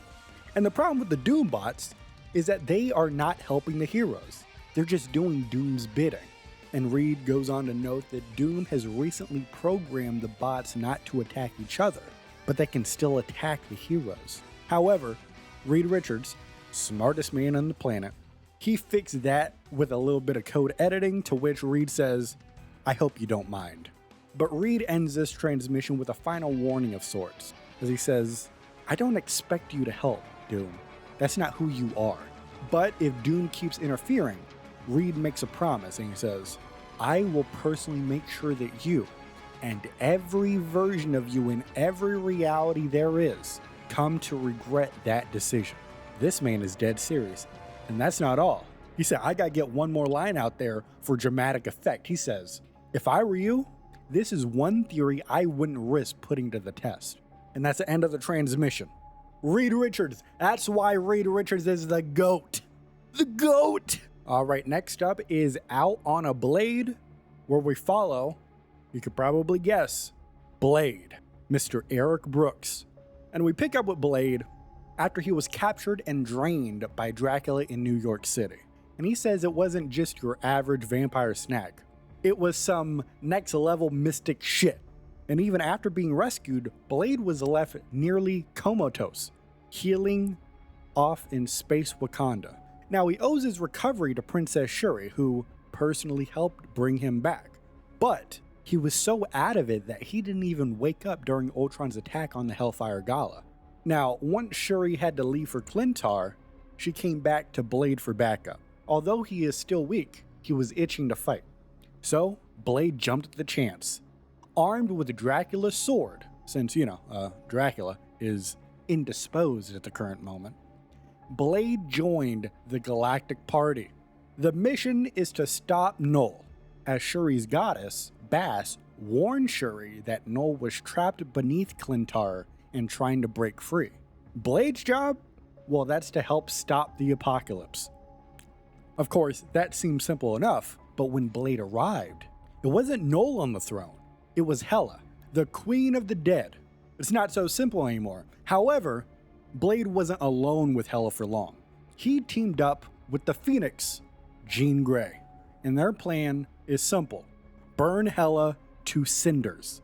And just like the last simple plan we just talked about a moment ago, this one didn't go well either. Hela overwhelmed Jean, and the Phoenix Force scattered across Clintar. Now, one of those Phoenix shards found its way into Dracula's sword. Now the blade is cosmic enhanced, burning with Phoenix energy. But even then, Hela is still too strong. So during this fight, Blade lets Hela get close to him as he bites her neck, draining her blood. Along with blood, he gets a healthy dose of Null's darkness that was flowing throughout her body. The combination of Phoenix power and Null's essence in Blade gives him an edge in the fight. And as they continue, Hela throws everything she's got at him. Crows, curses, cosmic death, but Blade takes it all in. He's not giving up, and realizing she can't win, Hela flees the fight, and the path is now clear to confront Null himself, as Blade warns that Hela isn't finished, and she's likely regrouping for another strike, so he's staying ready. Sword in hand, head on a swivel, techno music playing. There's only one Blade, and there's only ever gonna be one Blade. Everybody knows that wants to know the age-old battle. The Phoenix Fire versus Chaos Magic. Jean Grey and Wanda Maximoff achieve perfect unison on the battlefield for the first time ever, which is a universal yin and yang situation. Their merged power bathes Clintar in light, and the onslaught brings Null to his knees. The moment is described as wondrous, yet fleeting. For a heartbeat, Null is tempted to surrender to the Radiance. However, his sentient blade, all black, the Necrosword, refuses that fate, returns to his grip, and reasserts their mission to spread oblivion across all creation. Recentered, Null studies the Union's weak spots, seeing what others cannot. The dim places in the Cosmic Taji, I think I pronounced that right, the Cosmic Taji, where the brilliance doesn't fully reach. Null then recalls that his queen, Hela, previously damaged the Phoenix Force, leaving it fractured. He targets the seam, Jean Grey. With all black, Null slashes the bond between Jean's Phoenix and Wanda's Chaos Magic, severing the divine fusion mid-flight. Both Jean and Wanda plummet from the heavens like angels toward a hellscape below, and having regained strength and conviction, Null cuts down challengers in succession, one after another, after another, after another, after another, after another, after another, after another. I think you get the idea. It's after another, even those empowered by Phoenix's shards. Hey, we covered that. Remember the Phoenix 7? Do you understand that? Things are all coming together. In mere seconds, a sky that was hope and light became only darkness and despair. Now, if you don't remember, prior to this all-out war, the Scarlet Witch served as the sorceress supreme of her own dimension, fending off gods and monsters. But here's the thing. Null is beyond any of the gods that she's faced before. Prone on Clintar's living soil, watching Null raise all black for yet another execution, Wanda musters one final spell, a protection, but not for herself. She casts it for the only hero left who might still stand a chance against his creator. I wonder who that could be. Now, we've talked about the heroes, we've talked about the villains, we've talked about messenger squirrels from Asgard. How about we take a second and talk about the Necrosword? Now, this weapon has gone by many names over the eon. We have the Necrosword, the Godslayer, the Annihilablade, and All Black. But the titles never mattered so long as Null called it his. This sword is much more than a weapon. It was the first symbiote. And now, in the present, one of the All Black's children, I guess you can say, is Venom. And that child has returned to Clintar and now raises arms against its creators. Now, the Necrosword admits conflicted emotion. It doesn't know whether to be furious or proud. And it's conflicted because while Null was trapped within Clintar's heart, the Necrosword bonded with others and learned what it meant to be revered, cherished, loved, and more. Now you look at the contrast between that and the way that Null treated it, much like a servant, and it's reliant on another wielder defining it. But even so, it longed, it desired, it needed for Null's grip, believing only he could harness its full potential, a belief it now realizes Null instilled. Now going back to Venom, they now wield a sword steeped in ancient magic, enhanced by the fire of the Phoenix. If any blade could match All Black, this is it. Though recently claimed from a fallen ally, Venom swings it as deftly as Null wields the All Black, as if he's held it forever. Ladies and gentlemen, we are looking at a battle between primordial fear and fearless symbiote. As Venom's blade arcs, it leaves a trail of cosmic flame that makes all Black recoil, going, a primal fear dating back to being forged in celestial fire, a fear passed to its offspring. But this child, Venom, does not fear fire. From the Venom's eyes, all Black wonders if he fears anything at all.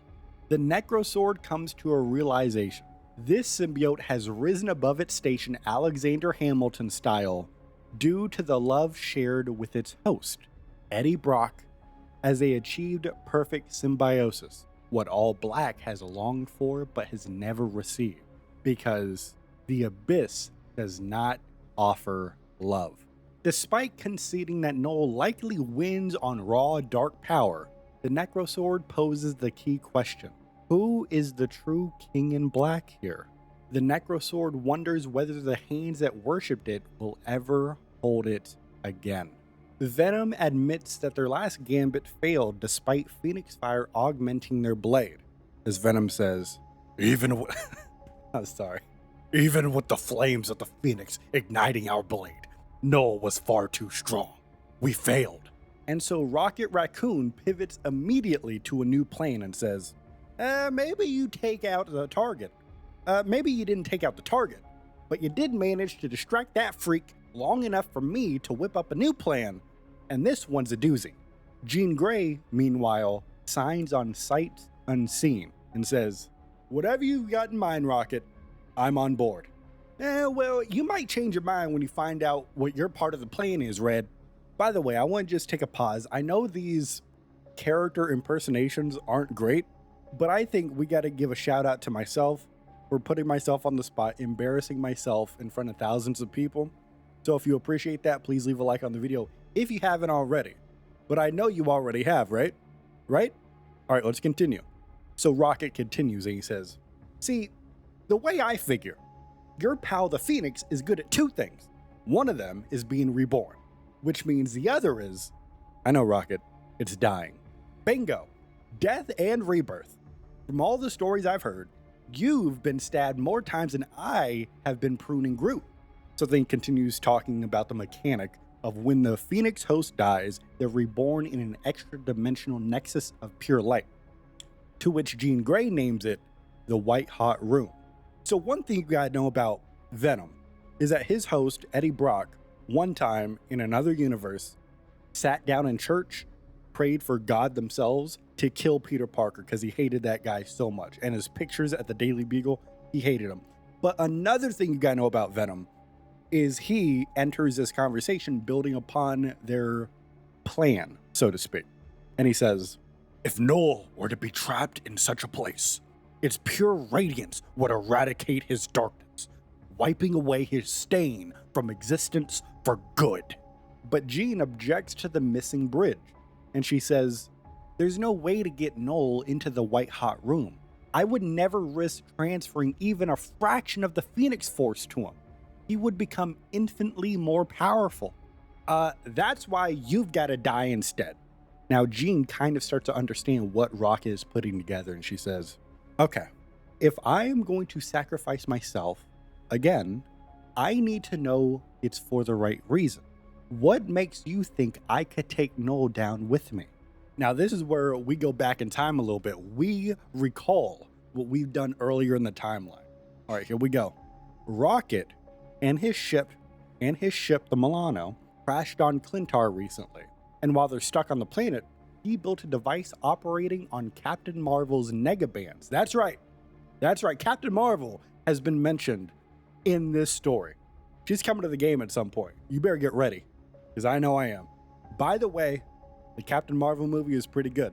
Both of them. Yeah, that's right.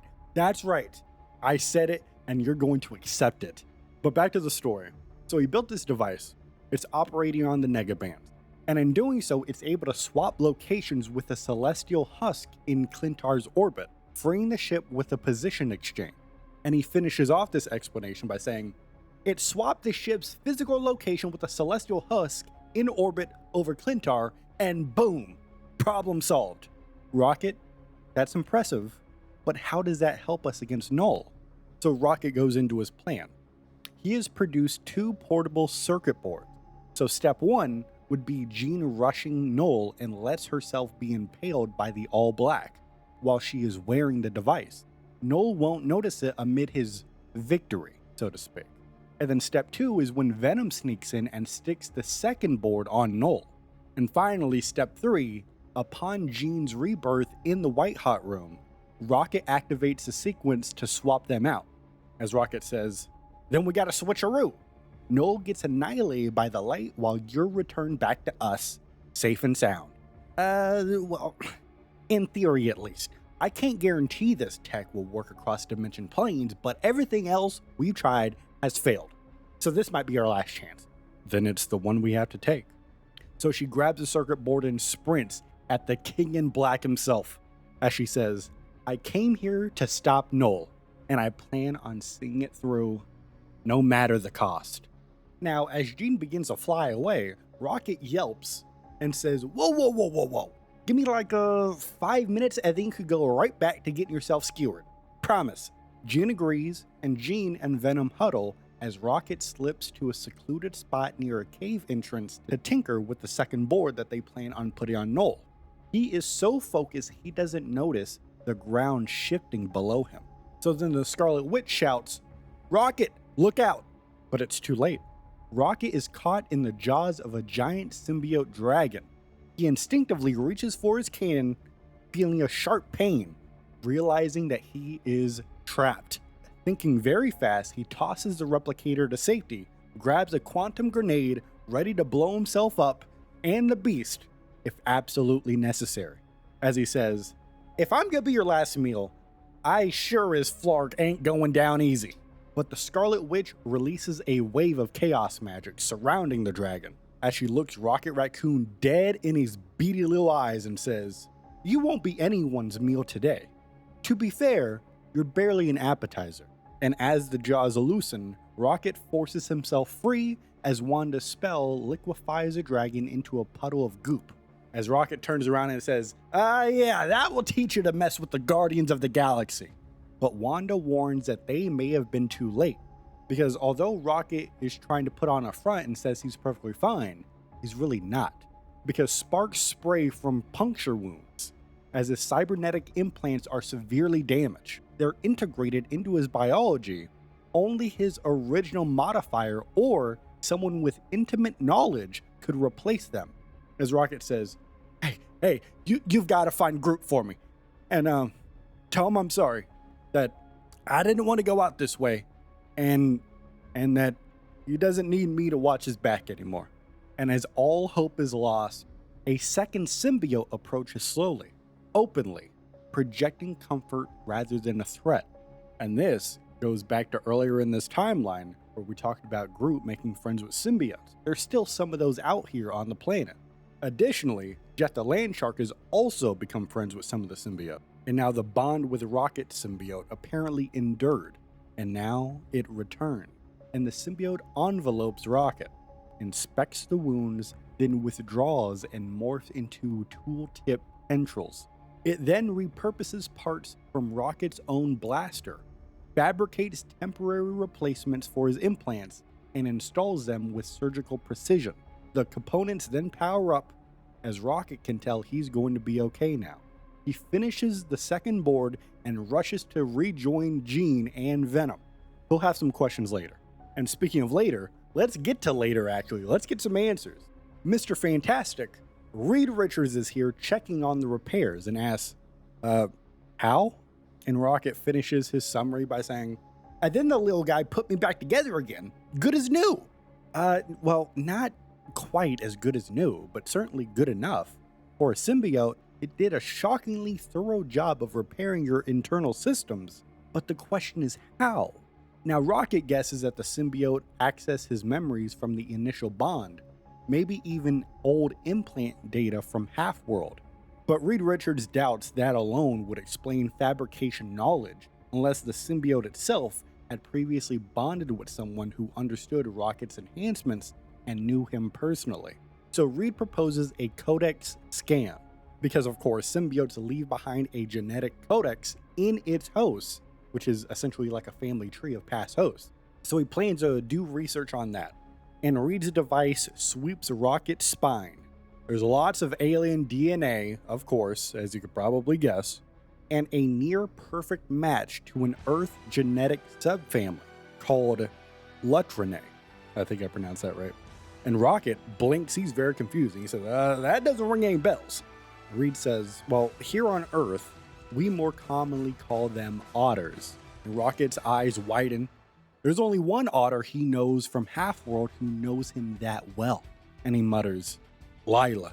Now the implication here, of course, is the healer symbiote previously bonded with Lila, which is how it knew Rocket's system. Rocket vows to find Lila, even if it means scouring the galaxy, which is yet another mission he'll see through no matter the cost. Under cover of light, the Asgardian Queen of the Dead arrives at the gates of the 8th city seeking sanctuary, because the 8th city was once a hell prison but now serves as refuge for beings that are cast out of heaven. Hela's horned crown rattles the soldiers, and their leader, Dzang, is unshaken. He has seen devils and recognizes Hela instantly. He is very hesitant to allow Hela to seek refuge with them, because harboring her endangers the populace. But he's conflicted because this is a place for refuge, and she's clearly fleeing something. So after thinking about it, he allows Hela to enter the 8th city, and Hela is secured in a cell with a mystic seal. Dzang then asks what she's running from, and Hela whispers just one word, Null. After days of silence after that, Hela senses she won't be exploited and requests Dzang hear her out, and she recounts her story. She says that she traveled to a distant world to seize ancient power. Upon arrival, she forged an unholy alliance with a dark god, gaining vast new ability, and she nearly triumphed until a half-human warrior struck her down with a burning blade. As a result, fearing Null's retribution, Hela fled as far as possible to seek asylum. Now she feels her new powers fading, which is a sign to her that Null's reign has ended. So at the moment, she's relieved to be back to her old self. And to end the story, she implores release from the cell in the 8th city. Dzang thanks Hela for all of her honesty, but he refuses to free her just yet, because he thinks, even power drained, Hela is a traitor to the Chronoverse. In the 8th city, second chances must be earned, not given on demand. So, as he leaves, Dzang feels Hela's icy glare and hears her black heart pounding with rage. He turns back to her and says her confinement may turn out to be a blessing. It may serve as time to atone for her sins. Dzang will not judge Hela, but he expects her own kin will come to deliver justice soon, and he is ready. Now this gallery card is a Let the Sleeping Dragon Lie, and the narrator is Shu Lao the Undying himself, the dragon whose heart empowers the Iron Fist lineage, who has gone by many names across the eons, but here in Kunlun, he is called Shu Lao. And over 1,000,000 years, he has shared his power with noble champions, the Immortal Weapons and Iron Fist, who defend Kunlun. However, for the first time, the dragon admits fear for his city and its people, because as a result of some mortal meddling fracturing space-time, it has forced all 7 capital cities of heaven to materialize on the same plane and creating the Heart of Heaven, which is an alignment of the cities meant to only occur every 88 years. What should be a glorious festival becomes a war between gods and demons. And because of this temporal chaos, Shu Lao admits that he became frozen in time, as if he was in a walking dream. And with the current Iron Fist away aiding other realms, Dr. Doom seizes the opening to invade Kunlun and take Shu Lao's heart, the wellspring of Shai shared with every Iron Fist. But there's a wrinkle in this story because the time stream entanglement has struck and fused with the dragon's heart, interlacing it with new energy, raising the stakes of any thief. And as Dr. Doom is trying to do this, Shu Lao wonders what Doom's motive for this could be. Would it be healing his scarred face? Would it be purifying a lost loved one's soul? When it comes down to it, Shu Lao has no idea what Dr. Doom is doing this for. All that he knows is that Dr. Doom needs to be stopped. And there's a relief, because the Iron Fist returns with many allies to defend the Heart of Heaven. But you see, here's another problem. Iron Fist is back, and that's great.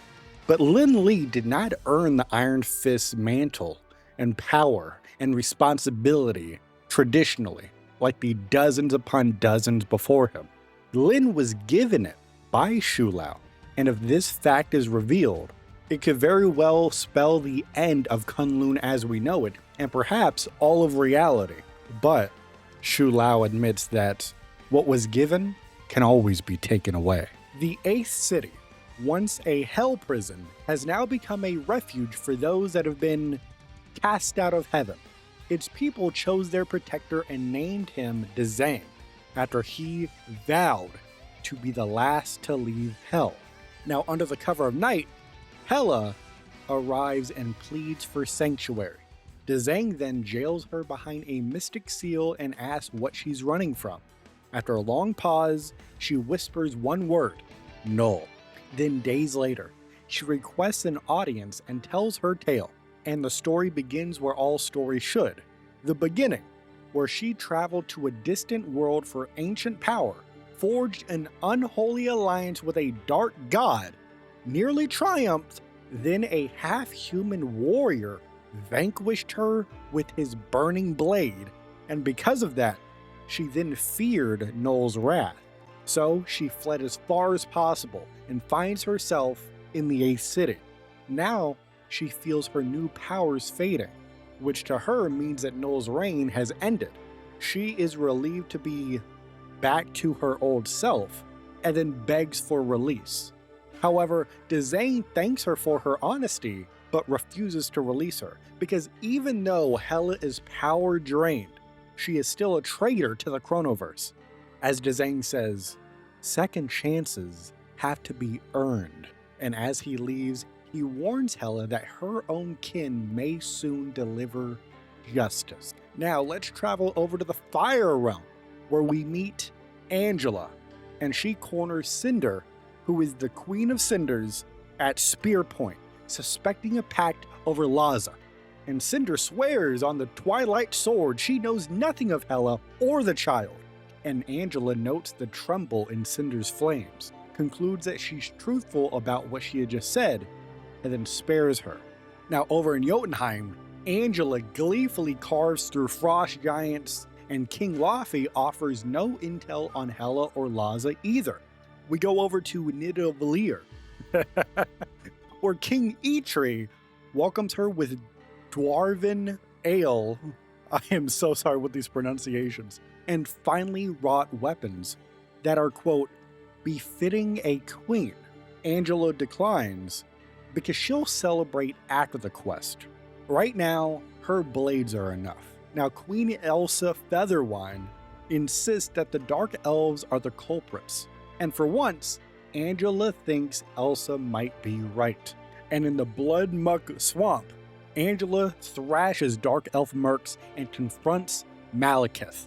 And after she defeats him, he admits that Hela visited to ask how to use Laza's unique power to manipulate Nidhogg, the Black Dragon's subconscious, to make the beast her thrall. So, upon learning this, Angela's next stop is beneath Asgard, where Nidhogg gnaws at Yggdrasil's roots. But when she gets there, Nidhogg is absent. Instead, Munin, which is Odin's raven, arrives there, and he says he's returned from Clintar, where he saw Hela fighting for Null as his queen in black, and Angela moves to head right for Clintar. However, Munin advises against it because Hela's reign there was short-lived, and she is already fled. He didn't see where she went, but Angela reasons she'd retreat to Niflheim because that is where Hela's dark fortress lies, and also her army of the dead. So she begins traveling. She's on her way over there. and upon arrival, the undead rush her. She defeats all of them, except for one. And this lone soul radiates unusual power. Some green, yellow tatters with a dragon tattoo and a glowing fist. As Angela says, "Hold, warrior, I mean you no harm. It is only your queen I wish to shred to ribbons." And the warrior responds first by chuckling, and he says, "Not my queen. I only serve Shu Lao." Shu Lao? I have never heard that name before. You will, soon enough, if you want to find Hela. Is this Shu Lao here in Niflheim then? No, she's there, in Kunlun. So then Angela then asks how to reach Kunlun. So the soldier opens his palm, revealing a green dragon-shaped crystal, as he says, "This should lead you there. A bit of Shenglu Shi in crystal form." And Angela says, "Well, how do I repay you?" This one's on me. Everything has a cost. Oh, fair enough. How about this? If you happen to meet someone named Luke, you tell him that I said hi and bye. And he looks skyward. Now, if you'll excuse me, my ride is finally here. And then a Valkyrie arrives on winged steed to bear him straight to Valhalla. And Angela departs, guided by the Chi crystal. She arrives on Kunlun as she sees an ensemble of heroes preparing for an impending invasion, and she spots a man in green and yellow with the dragon emblem, like the warrior that she was just talking to. And she goes, Are you the one they call Luke?" No, I'm Lin Li, but you could just call me Iron Fist." "I see. Then I must seek audience with Shu Lao." Get in line, lady. The big guy's asleep right now. And as his immortal weapon, that means I've got to deal with a mountain of problems. Doom is planning an attack on the heart of heaven. The ace city of Dazang somehow has merged with the other 7 as well. Oh, and I've been stuck babysitting this itty-bitty goddess that the Prince of Orphans took in. So unless you're planning to join the fight, indeed I am. And then she begins charging at Iron Fist. And she does this because as he's, pontificating, monologuing at Angela just moments before, she thinks that she caught a hint, just a scent of Alaza on his garments. And this itty-bitty goddess that he mentioned confirms her suspicion. Now, whether Iron Fist is complicit or not doesn't matter. She vows whoever took Laza will pay, and they'll perhaps pay the highest price they would ever pay.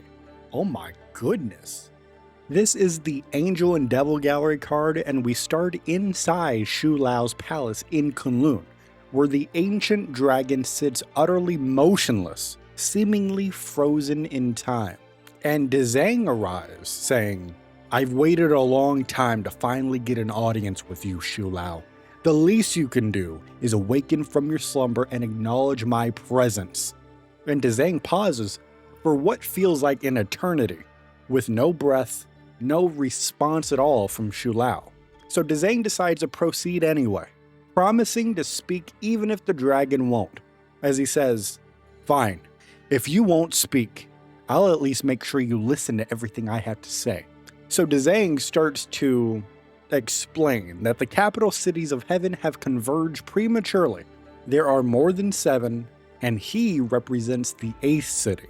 Now, the 8th city was long treated as a prison for criminals and monsters, but under his leadership, it has become a refuge for the displaced, people with nowhere else to go within this wider war of the multiverse. Dazang then declares his demand for representation and willingness to fight to secure it. And it's at this moment, a woman's voice cuts in from behind, dismissing Dazang's credentials. As a woman says, "You know nothing of fighting, not until you have crossed blades with elder gods on the edge of oblivion and lived to tell the tale." And this woman has red hair, golden armor, and a massive spear in her hand. She strides into the palace as Dazang turns to face her. As Dazang says, "I recognize your heartbeat. You are Asgardian."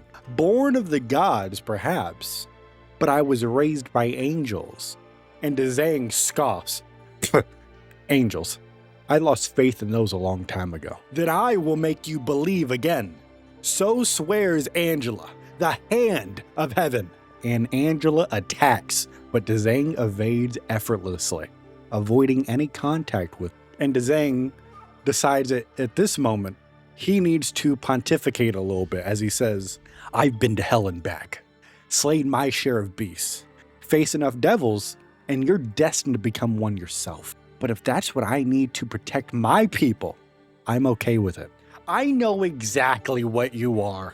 Only a devil would offer sanctuary to a witch like Hela.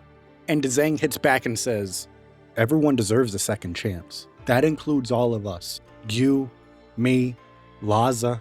And hearing that last name shocks Angela. She's frozen. What do you know of my sister? I know she's safe, and that you'll be reunited soon. But only if we could survive the battles to come.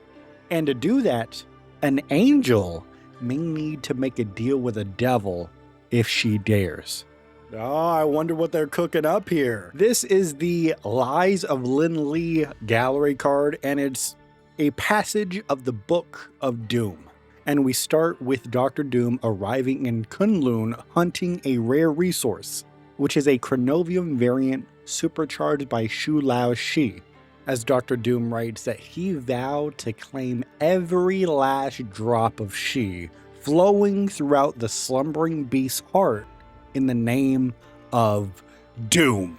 However, a team of heroes wakes Shu Lao from his slumber, forcing Doom to pivot, because he won't waste time on a direct brawl with the heroes when a sleeping target would have been much simpler. So, Doom decides to claim the Shi legitimately, throwing shade at the current champion, and Doom recites the Xinlun trial, where Doom explains upon completion, only then can they claim the power of his Shi and the title of the Iron Fist. Now, Dr. Doom has heard the rumor. This rumor is that Lin Li never took the trial, and that Shu Lao gifted him the power of the Iron Fist out of pity when he was dying. And it's this rumor that Doom hopes to be true so he could weaponize it to claim the Iron Fist power for himself. And if you know one thing about Dr. Doom, is that his face is pretty messed up. But if you know another thing about Dr. Doom, he's kind of petty. So this man stanced up in front of all of the heroes and the dragon, says aloud in front of everybody, I challenge Shu Lao to a proper trial, citing the fact that Lin Li's claim to the Iron Fist was illegitimate. I demanded the chance to prove my worth. And Doom explains after pretty much outing Lin as an illegitimate Iron Fist, Shu Lao responds, and Doom explains that Shu Lao says he invoked a law. If a challenge is raised when the capital cities of heaven have converged, each city is allowed the chance to claim that power by participating in an epic tournament. And stepping back from the story for a second, I'm not sure if you're paying attention fully. I don't know if you're fully aware of this, but we have mentioned the cities have converged. This is the perfect time to do this tournament. So Dr. Doom accepts the terms, as he's still certain he'll win against any mortal or immortal that participates in this tournament, and decides that if Shu Lao can field a champion, so can he. Lin Li storms into Shu Lao's chamber, and he yells, "What in the name of the 7 cities do you think you're doing, Shan Lao?" Protecting Kunlun, just as I always have. In case you forgot, that's my job. And the dragon leans in and says, for now, we shall see how long that remains true. Is that a threat? No, it is a fact. And Lin responds to that by saying, you picked me to be your Iron Fist. You're really gonna let someone strip that away from me? Because a madman in a metal mask wants more power? Lin, there are rules. Rules that were not followed when I anointed you as my champion. I was wrong. And now we have a little bit of a flashback, okay? Because Lin was Swordmaster before he was the Iron Fist, wielder of Fuji's blade, until a Kimio killed him, and his body washed up onto Kunlun, with Xun Lao reviving him with the Dragon Chi, making him the 67th Iron Fist without the formal trials that came with it. Now, the traditional path, per the book of the Iron Fist, is to conquer the Xinlun trial, culminating in punching Xu Lao's heart to take the power, in which Xun Lao's chi is taken, not given, until Lin. So we're dealing with some first ever stuff right here, okay? 67 Iron Fists, and they switch up how they operate with Lin? Alright, so we continue on. Dr. Victor Von Doom comes back into the scene, and he's targeting Kunlun to seize Xu Lao's chi, which now is tinged with chronovium.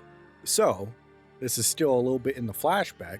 Finding Xu Lao sleeping, Doom plans to carve out the heart and steal the true source. However, the dragon reawakens and the heroes rally, so Doom pivots to Plan B. And I hope you're ready to learn about what Doom does next, because this man is incredibly petty, if we didn't already know this based off of everything we've talked about before. But this man Doom, alright, he didn't want to wake up the dragon, but he did, so he's got a pivot. And his pivot is incredible. Doom then publicly exposes Lin's illegitimate ascension as the Iron Fist, humiliating him, then challenges Xu Lao to initiate the Xinlun trial so that he can become the one true Iron Fist. As he says, "I would thrust my armored fist into the hearts of 1,000,000 dragons." And let's take a pause here in the story. Let's just acknowledge how insane this man is.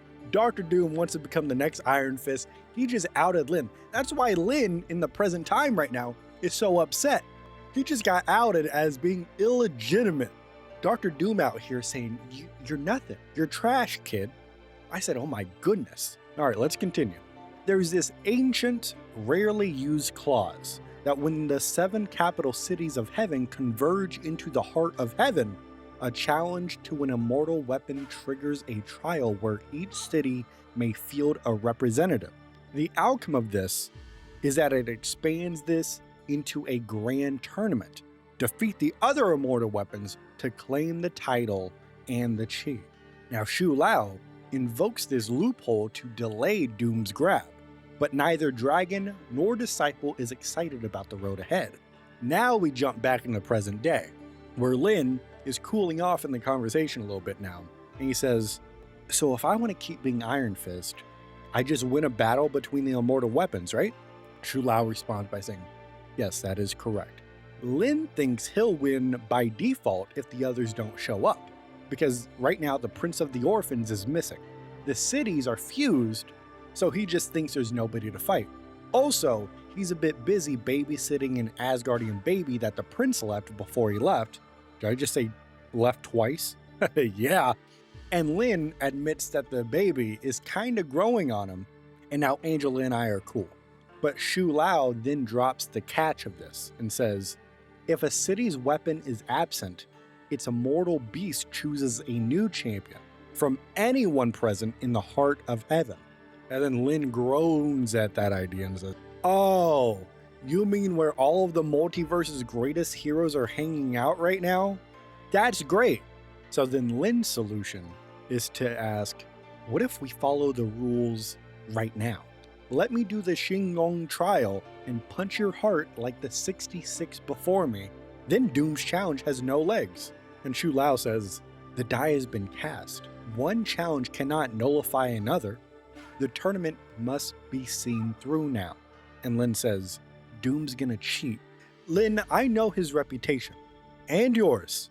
Stubborn, impulsive, unyielding. Why always lead with your fist even when the fragments in your arm ache? And Lin says, because I've always been trying to prove myself.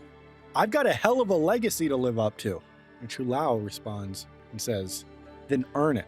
Prove you are my one true champion. Prove a bruised ego won't keep you down. Prove you deserve the name, and that, even with the sword of Fuji shattered, you are still a worthy heir of Fuji. Do you really think I could do that?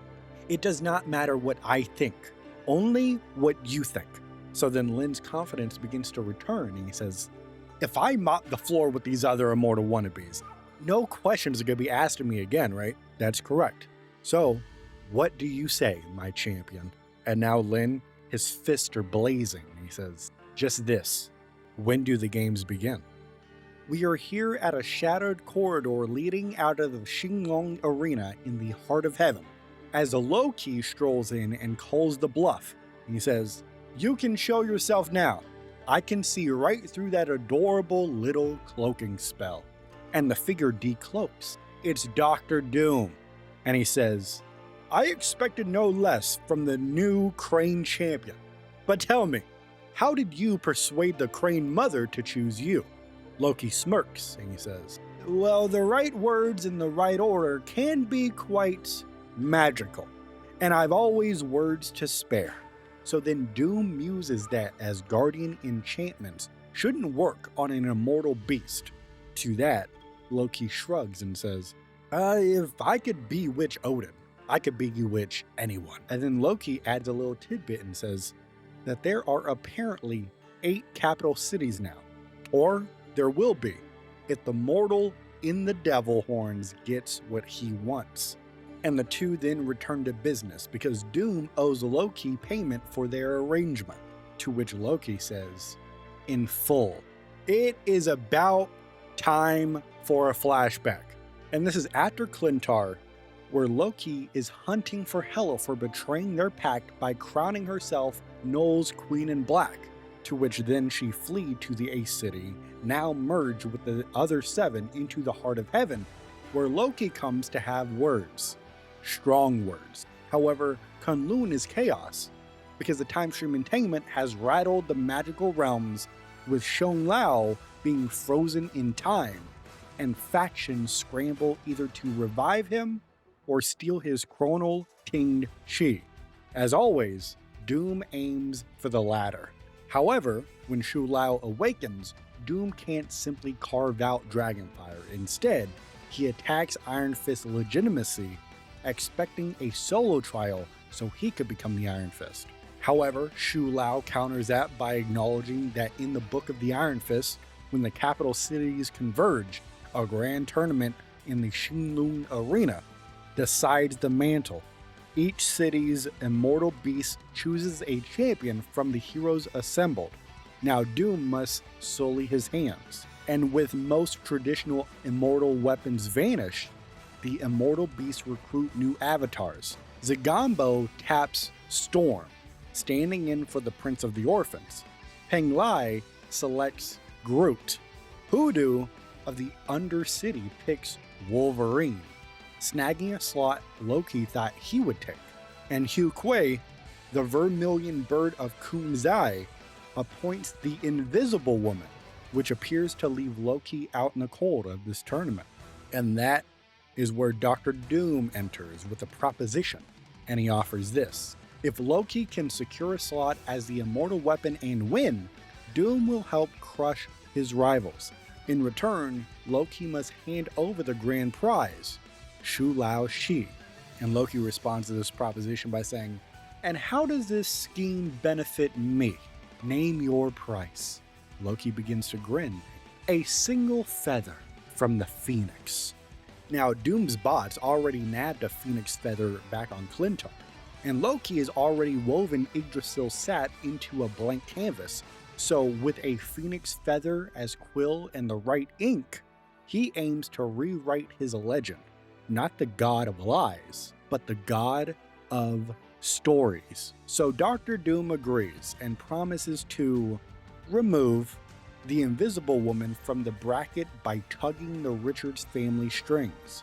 Now, Loki must get Kungzai's immortal beast to choose him. And on this journey to do so, Loki is mobbed by Crane daughters, who are Kungzai's, illusion doubles, to which they merge into a giant burning crane. and Loki shifts to Frost Giant form to fight it, smacks it from the sky, then pops the casket of ancient winters to snuff the flames. Now Hugh Kwai is impressed after seeing this, however, not impressed enough to grant the title. So then Loki places a gamble. He then tries Amora the Enchantress Beguiling spell. That doesn't work either. So he lies prettier. He promises a phoenix feather as tribute. As he brandishes a feather from Munin, ignites it with Muspelheim's flame, and sets the illusion. The result being that the Crane Mother changes course. Loki is now named Crane Champion, immortal weapon of Kunzai. The Shenlong Arena gasps when the God of Mischief is now announced as a contestant. Now we're back in present time, where Doom reaches for the prize. His hand comes out empty as he says, "You will get your payment, Laufey-san, only after the tournament is won." Loki, of course, is upset and he says, "You dare defy me, mortal." Doom dares. What mortal should never dare to trust Loki? When the battle is over, the Phoenix Feather is yours, not a moment sooner. Now at this moment, Loki weighs looking Dr. Doom right in his eyes and turning him into a frog, but he decides against it, because Doom's right. Loki would not have honored the deal if paid up front, and honestly, it's a bit refreshing to scheme with someone who plays chess at his level. So as Loki is walking away, he says, "It will take more than just tricks to defeat the most powerful champions in the multiverse, though I am certain some will come in handy." And Doom, smiling behind his mask, says, "Once again, I expect no less." All right, this gallery card is the all-new Immortal Weapons. And this one is narrated by Galacta, as she says, "Hey there, rivals. It's your girl, Galacta, with a major announcement. Someone, I'm looking at you, Doom, decided it would be a good idea to challenge Shu Lao to a fight for his Shi. And now, every immortal weapon can get in on the action." Now, most of the immortal weapons were lost in the time stream, so each of the capital cities had to select a new champion. And boy, did they make some unexpected picks. Shu Lao is obviously sending in his current Iron Fist, the martial arts master, Lin Li. And rumor has it, Lin may have not actually earned his fancy fist fair and square. But moving on, Zagombo picked Storm, while standing in for Tiger's beautiful daughter is Angela. And do you want to know who was chosen to represent the lush island of Penglai? I've got just 3 words for you. He is Groot. And then moving over to the Kingdom of Spiders, ironically, they passed on our pals Peter and Penny to go with the Black Widow. And for the Undercity, the immortal beast known as Hoodoo is betting on our favorite feral fighter, the Wolverine. And finally, it's the man who challenged Shu Lao. You love to hate him. He's Loki. Wait, something's not right here. So instead of Doom, it's Loki. And if that's not already surprising enough, there is a new entrant. For the 8th city, they throw in a champion in service of Yinlong, the Black Dragon. As Galacta says, "We've got another competitor. From the 8th city, folks here know him as Dzang, but you can call him Daredevil." This is the Inner Devil gallery card, and we are starting off at the Shenlong Arena at the heart of heaven, just moments before the tournament begins. And the crowd is absolutely floored as Dzang steps forward to announce he's competing. And they don't realize the man behind the mask is Matt Murdock. Now we get a little lore drop from Matt, just to us the audience. He's not saying this as dialogue, but he's saying, "As Matt Murdock, I spent my days protecting people who had no way to protect themselves. That devotion carried over into my double life as Daredevil. But the safety of my people came at a steep cost, a piece of my soul. However, now there are no more bargains." he hunts the Hand to extinction and passes sentence on their demon lord, the Beast. As Matt explains a little bit further and says, there was once a time that I had let their demon lord, the Beast, control me as his fist, but I have a new mission now. I would descend into hell and claim his life for myself. Now his plan to do so is to dismantle the clan hideout by hideout, further isolating him. And this fight continued until ultimately Matt Murdock was victorious, kneeling with the Beast's severed head in his hand, but the victory rings hollow. Matt begins to hear demons laughing as he senses endless warlords, the splinter realms gnashing, gods dying, and bodies cast into God Quarry, and his faith collapses. Matt realizes that his faith has lost all of its meaning and his sins had amounted to nothing. Now, when Matt killed the Beast, it freed Yinlong, an immortal dragon who offers a pact to Matt. He will help him absorb the Beast's power if Matt becomes his champion and restores the Ace City to its rightful place in the heart of heaven. And Matt views this deal as a necessary evil, and it was a burden that only he could be trusted to bear. So Matt accepts this deal and becomes Dzang, a redeemer of lost souls. And Matt says that his people may have called him something new, but the horns still fit just the same. And now at the tournament, while the heroes are fighting for Shu Lao Shi, Dzang targets the Sword of Fuji, the only blade that can break the seal of Shiyu's tomb, with the ultimate goal being Shiyu restoring balance to the universe. However, the problem is that the sword is shattered into Lin Li, specifically into Lin's arms. As Matt says, he's a noble warrior, but he's not going to sacrifice his sacred weapon willingly, which means I'm going to have to take it the hard way. And you got to remember, Matt Murdock, Dzang, Daredevil, he doesn't want to do this. He doesn't want to hurt Lin. He does not want to hurt Kunlun's protector. He remembers Danny, the former Iron Fist. But Matt needs to do this now because delay means more suffering, especially, as he says, if we don't end this war soon. Innocent children, like little Lhasa, I cannot allow that.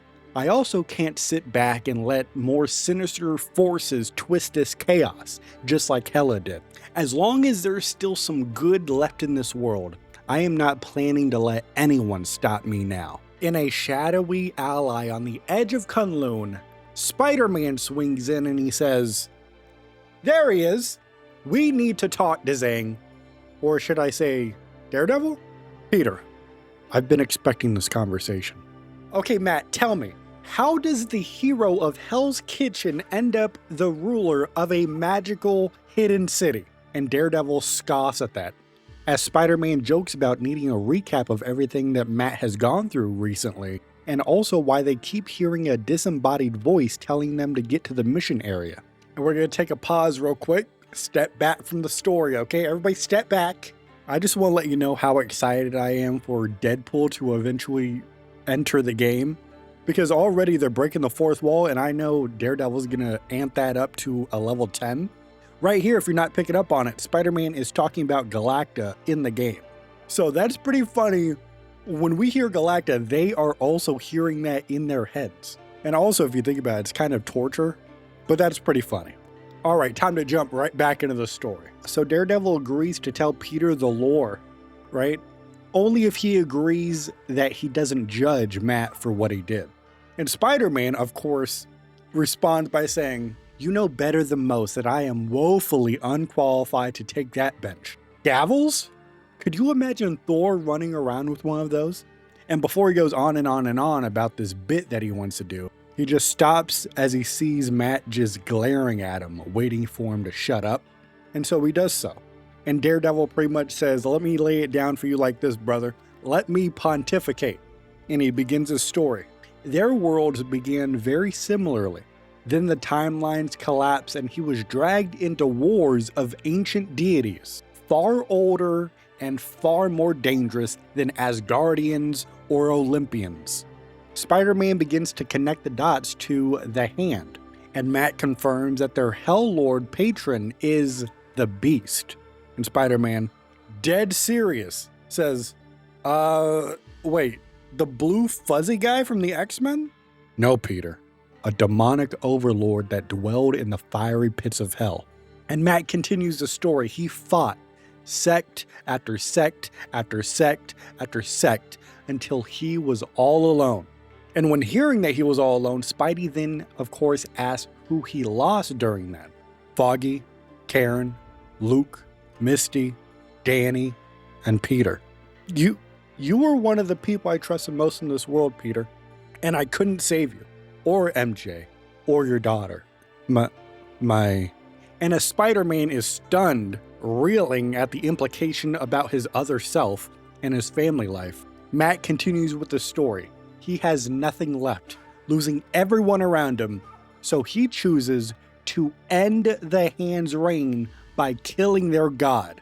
Back then, the Beast managed to corrupt me. This time, I planned to be the one in control, so I descended into hell and faced him directly. And Daredevil strangles the Beast with his billy club cable and feels the power rush in. And Spider-Man butts in and says, "You got yourself possessed? Again?" Not possessed. I claimed the Beast's power as my own. I was pulling the strings. Yeah, sure, pal. Keep telling yourself that. I didn't have a choice. We always have a choice, Matt. I hope the one you made was worth it. It should have been. I thought ending him would solve my problems, but it just made so many more. Because you see, when doing this, in hell, Daredevil then perceives the true scope of what he did. Primordial horrors without number. Splinter realms gnashing. Gods dying. Bodies tossed into the god quarry. It was a war I couldn't win. And yet, I could not stop fighting. And you never thought about tapping out?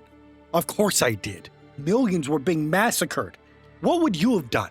And Spider-Man was left speechless, and Matt continued the story. At this point, one of the Beast's imprisoned divinities, Yinlong, offers to help Matt master the power and takes him to the 8th city, where people need a protector. He brought me here. I needed to atone. They needed someone to lead them out of the darkness. I hate to break it to you, but demons never work for free. So what's the catch? Restore the 8th city to its rightful place. And to do that, I need the sword of Fuji to unseal Shiyu's tomb. A god who can end all of the wars. That sounds too good to be true. What does that usually mean? That it is not true. And now we arrive at the problem and conflict at hand. The tournament for the mantle of the Iron Fist, the sword of Fuji, and the fate of the universe. The problem is that the sword of Fuji is shattered into fragments embedded in Lin Li's arms. Of course, Matt doesn't want to hurt Kunlun's protector, but Lin will not hand it over. And time's ticking. A tournament is coming, and Spider-Man thinks about everything that he was just told, starts to empathize and forgives. Even though he's not sure if he fully agrees with Matt's methods, he understands. And he says, you may not be my Matt Murdock, but I trust you. And no matter what happens next, I forgive you. Thank you, Peter. You do not know how much this means to me. And as Spider-Man swings away, Matt resolves that if he makes the right choices, he might save this Peter Parker, and possibly even save himself. A letter is received by Shu Lao from an elder of the universe, the Grand Master. And this letter opens with the Grand Master thanking Shu Lao for delaying the Xinlong tournament because it just so happened to solve a problem for him. Because you see, the Grand Master explains that although he has rarely interacted with Shu Lao directly, he has indeed watched Kunlun for eons. And in fact, he has placed a bet on all 66 Iron Fists in the past, who have, of course, earned their power in trial by combat. And in doing so, Grandmaster has profited handsomely and enjoyed the spectacle at the same time. So, when the Grandmaster heard that Shu Lao would host an even grander tournament in the heart of heaven, he was thrilled. He very much liked the idea of uniting all 8 realms in an all-out brawl for ultimate power. However, due to unfortunate events at the Collector's Menagerie, his schedule has been occupied, jeopardizing his ability to attend this tournament, which he was very disappointed about. But that circles back to him being happy about this tournament being delayed due to one of the participants being injured. Plus, Grandmaster is also launching a game of his own, and he worries that his chosen champion might miss Shu Lao's event due to injury sustained during the trial. So, Grandmaster sees this postponement as the stars aligning in the universe for everyone involved. Grandmaster can make his plans work, and his champion gets time to recover to participate in the tournament. Grandmaster then asks Shu Lao to save him a seat at the arena when the battle finally begins. And as a token of his appreciation, Grandmaster sends a playing card he won from Mephisto, which he believes contains a stolen fragment of Shu Lao's Shi itself. Now, of course, the Grandmaster initially considered keeping the Shi as a trophy for himself, but he decided against that, opting to return it to where it belongs with the dragon. But you see, here's the thing. This wasn't just a generous offer to return something that belonged to Shu Lao. With the Grandmaster, there is an alternative motive that, of course, Grandmaster is trying to hide in subtlety. But he says that when the time comes, when it's time to cash in all their chips, Grandmaster hopes that Shu Lao remembers this and returns the favor. Grandmaster then signs off on the letter, but that's not all, because he then writes, P.S. I do hope that you have plans to keep these heroes in line should they decide to deviate from the rules. If you play your cards right and they don't drain every last bit of your life force, I may make an appearance at your next tournament myself. This is the Grand Games Gallery card, and we start off with the narrator of the story introducing himself, saying, My name is Indwa Gas, but you may call me the Grand Master. And he begins to explain how he's an elder of the universe, how he can guide lesser beings. But all of that sounds like work. He prefers playing games. The Grandmaster has hosted everything from card hands to epic tournaments. And here's the thing. They always have universal stakes, and he boasts that no other elder has ever matched him. However, being the best eventually gets boring, until the game board changes. Because you see, with multiple realities now converging, the elders merge their domains into a shared realm. And when Grandmaster was exploring the shared realm, he spots a scrap of paper in the collector's hoard. It's a contract, and this contract is signed with the name Von Doom. But before he could study it any further, the collector catches him, forcing a retreat, but the Grandmaster knows it doesn't belong on display. He views it as a high-stakes gambit he can leverage. So the Grandmaster comes up with a plan to steal it by proxy, because after getting caught looking at the contract, Grandmaster knows that the collector is now watching him. So, Grandmaster will hire a thief instead, but only a thief that is bold enough. And there's one name that comes to mind. The name is Remy LeBeau, also known as Gambit. Now that he's got a name, the clock is ticking. Grandmaster, he has watched reality since it was born, but now he is watching it die right in front of his eyes. And unless someone puts doom in his place, Grandmaster fears he will die with it. And he views this, of course, as the real tragedy because there are so many more games left to play. We are on the skull station of a fallen celestial. Nowhere. Specifically, we are in Starlin's bar, as Gambit kicks off a fresh round as he says, Let's play another hand. Winner takes all. I'll deal. Rocket Raccoon is with him, and he clocks Remy's shimmering deck as he says, Oh, look who got himself a fancy new deck of cards. It was a gift from the Grandmaster himself. Now, also at this table, there's some chatter from a Cronin and a Badoon, as Rocket explains that those guys are nothing but trouble. And as Rocket and Gambit continue playing, Gambit shares a big life update. Don't know if you heard, mon ami, but Rogue and I finally tied the knot. So then after learning this, Rocket ribs him a little bit for missing the invite to the wedding. Gambit responds by shrugging it off and saying that it was just an intimate ceremony. But then the time stream entanglement swept Krakoa and most mutants into the future, to which Rocket says, us Guardians been trying to clean up that mess too, from Clintar to Krakoa and Kunlun. And as Rocket is saying this, he starts connecting the dots.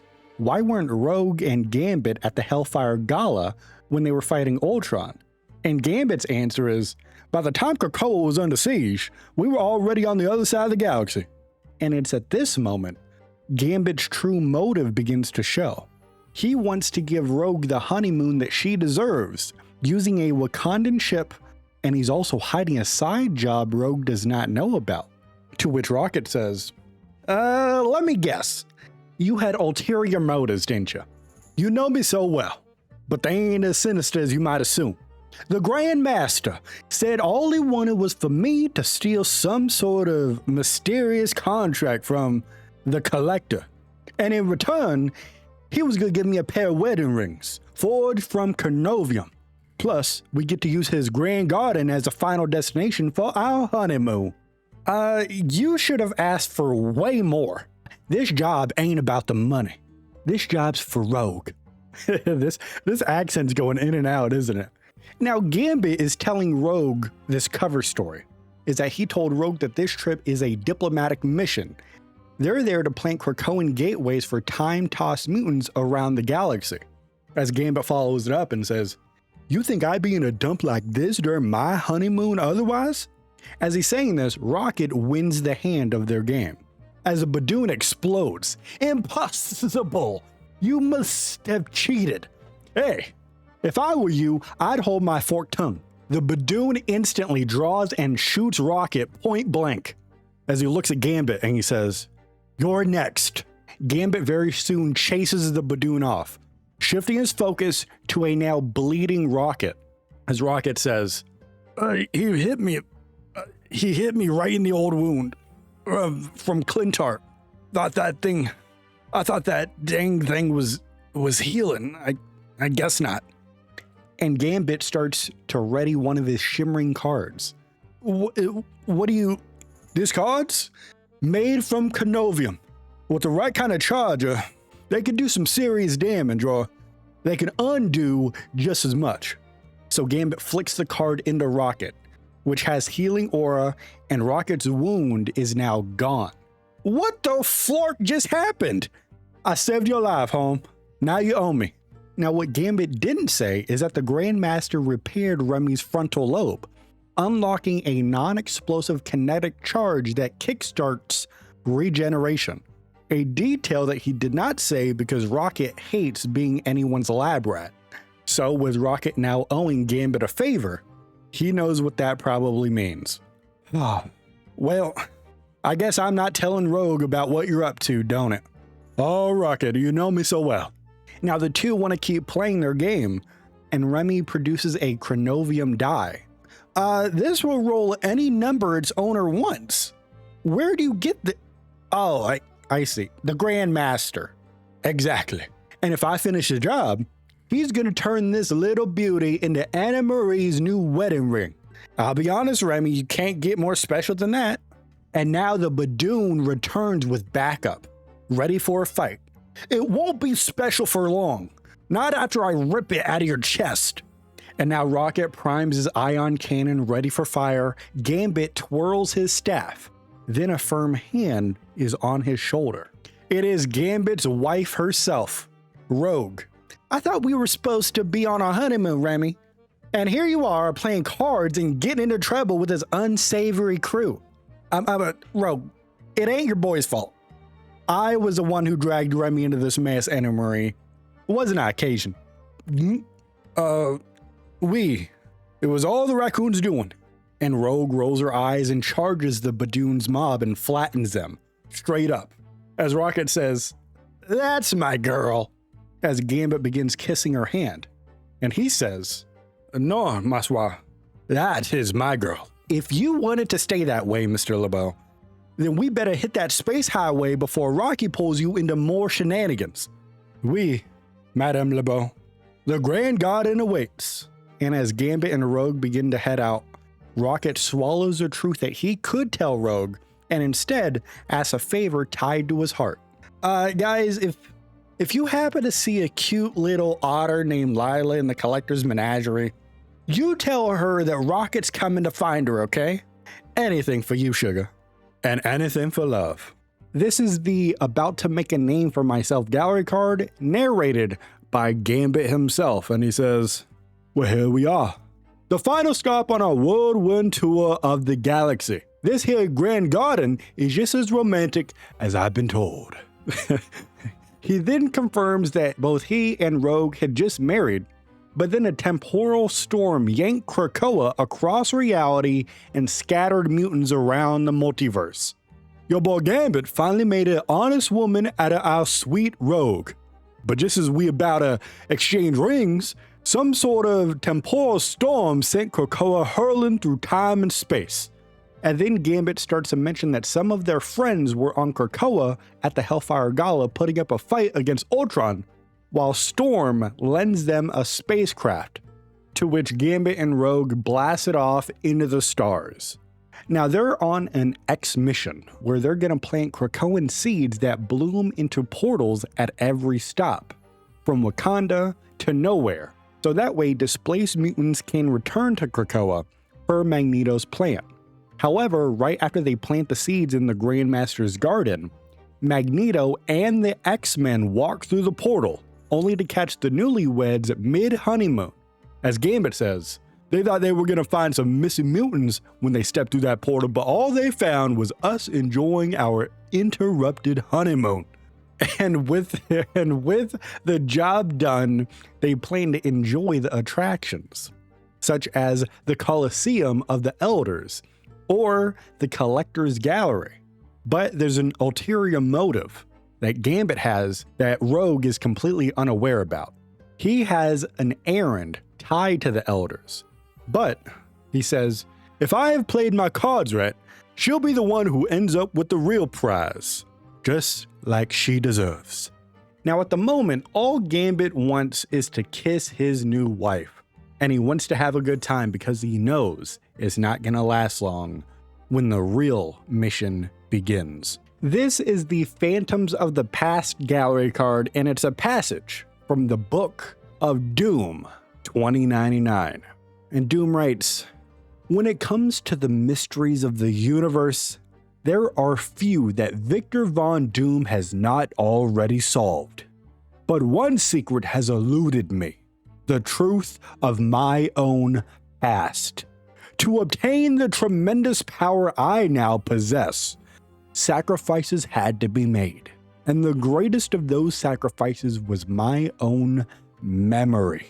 Now, post-time stream entanglement, this Dr. Doom is played by a woman's face that he can't place a name on, but instantly feels bound to. And she whispers his name. He has scoured historical records, he has built telepathic devices, and even probes his own genes, but the vision always slips away from him. He is now suspecting active interference, and he feels taunted.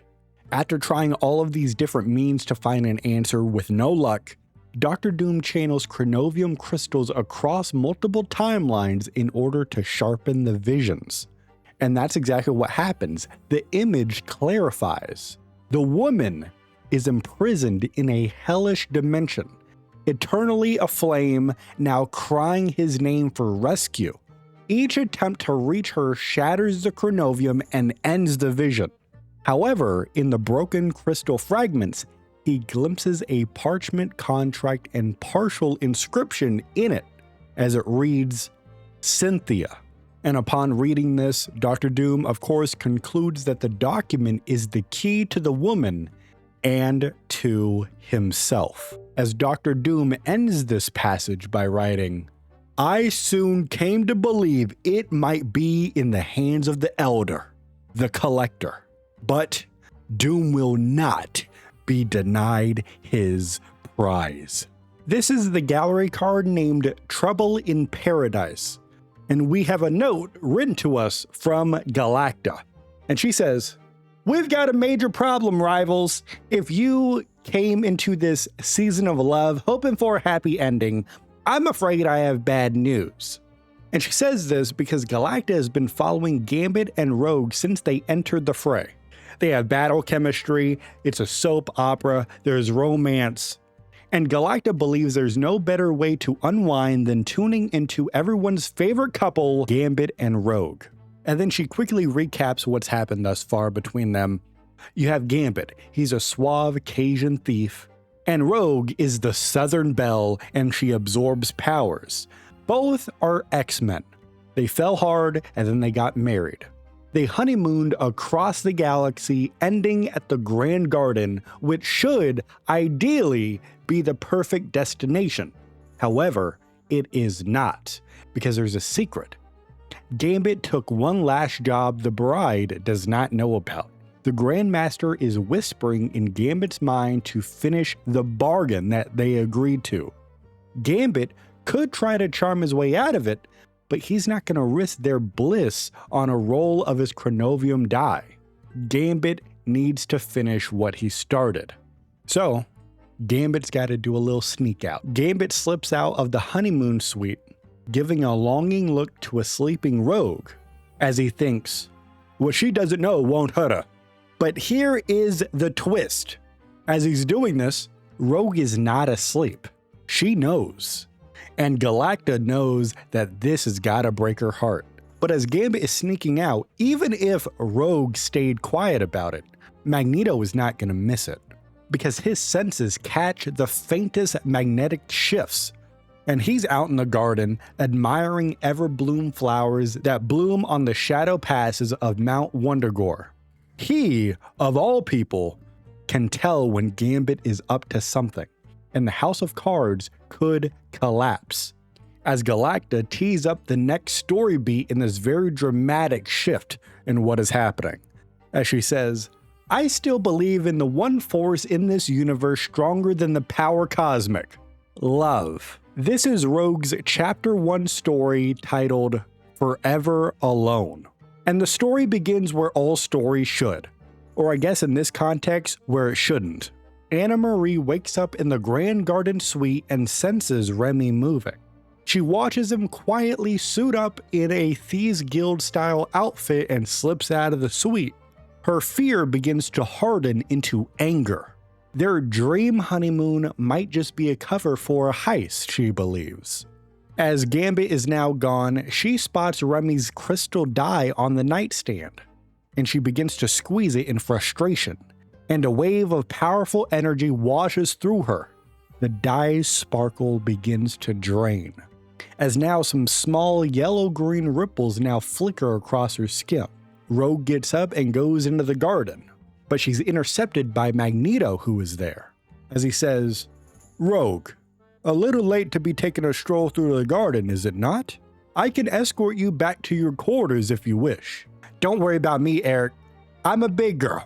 I can take care of myself. You ain't exactly been supportive of me and Remy tying the knot. Why you gotta be all up in our business?" "Because I care about you. Both of you. Whatever we had way back when, that ain't a thing no more. Quit acting like I'm the one who needs you when the whole mutant kind is on the brink of collapse. Regardless of what we had, you are still family. I have sworn to protect my people, even if it means protecting them from each other." And it's at this point we start to get some backstory as to why, during their honeymoon, and Gambit and Rogue were planting the seeds, Magneto and some X-Men came through the portal and interrupted their honeymoon. Magneto begins to explain that they came through the Krakoan gate she planted because many messages went unanswered. Rogue then begins to explain that the Wakandan ship they went with hit a spatiotemporal anomaly, wrecking their communication devices so they could not answer those messages. And by the time they heard about the Hellfire Gala crisis with Ultron, they were already on the far side of the galaxy. Maybe even another timeline. And while they're going back and forth about this, Magneto hears the world's tiny movements and points Rogue to the distant complex. I believe Gambit has entered that large structure, the Collector's Gallery. Ugh. Exactly the kind of dirty little thief Remy LaBelle would be itching to get his lousy, no good hands on. If he doesn't walk out of there with a Tarkin otter by his side in the next 10 seconds, he's a dead man. And as Rogue is ranting, her anger triggers the chronovium-like energy she absorbed. And Magneto notices this and says, "It resembles the raw, unfocused temporal power unleashed by crystals of pure chronovium. Rogue, what have you done?" I don't know, but I can't seem to stop it. So then Magneto forges a metal cocoon to shield her, but her next pulse ages the metal to rust in a second and withers the Grand Garden, even destroying the Krakoan portal they helped create. What have I done? Calm down. We will find a way to make things right. For you, for Remy, for all of us. Just get our ship and take us home. And Magneto refuses. I cannot allow that. Because if Rogue had another outburst on Krakoa, the living island might not survive that. So, you're exiling me? Only until we have gained full control over this new power. My duty is to do what is best for our people. I understand that I'm on my own again. And as she says this, Magneto senses Gambit sprinting back from the gallery. Clearly, the couple need some privacy. So Rogue blasts Magneto with a controlled wave to escort him out of there. And as she's doing this, Rogue says, "Don't you try getting sweet on me now, sugar. If you ain't gonna let me back home, then I'm just gonna have to start building a new one with my man. Even if he is a lousy, swindling son of a..." And she rockets off to confront Remy. And as she leaves, Magneto watches the now barren garden, and hearing the awkward Remy-Rogue showdown, he reflects that protection comes with a great cost. Relationships, even with his own children. Still, he believes the embers of their blood are rekindling and that, in time, they'll return to Krakoa and they will be ready to shatter every obstacle with their unbreakable love, the kind of union his dream blesses. This is the gallery card named Cosmic Contest, and we meet the elders merging their realms together, and a challenge is inevitable. Everyone assumes that the Grand Master will eventually force a contest to decide who rules this new shared realm. The Gardener and the Contemplator want no part of it. Meanwhile, the Collector is eager to play. So here are the rules. Each elder fabricates lifelike avatars of champions from any reality and pits them one by one in a strategic duel until only one avatar remains. The prize? Control of the amalgamated realm and one object from the loser's collections. First up is the Collector, and he unveils a Captain America werewolf variant as his first attacker. The Grandmaster counters that play with Angela of Heaven, and she just drops Capwolf with her spear. The Collector then plays a young Tony Stark in a crude Mark I style Iron Man suit, and Tony shatters Angela's spear and eliminates her. Emma Frost enters for the Grandmaster and doesn't even use her powers. She bribes the young Tony Stark with her vast wealth, and he removes himself from the board.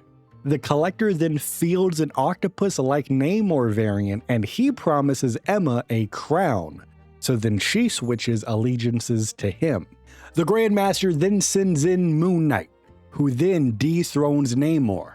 Back over to the Collector, and he plays a Lady Loki to counter Moon Knight's righteousness with Gil and lies. So then the Grandmaster fields the Human Torch, asserting that illumination beats deception.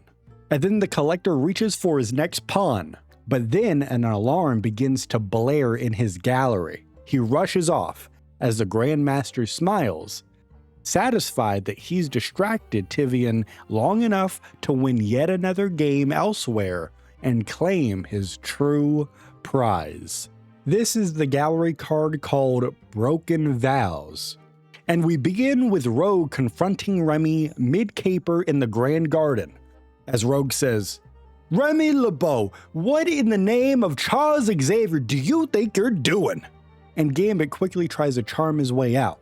"Anna Marie, ma chère, don't you share me. Hey, it ain't what it looks like. It sure as heck better not be, 'cause it looks like you got yourself wrapped up in another caper on our honeymoon." Huh. Well, I guess it is what it looks like, but I can explain. I would be quick about it if I were you.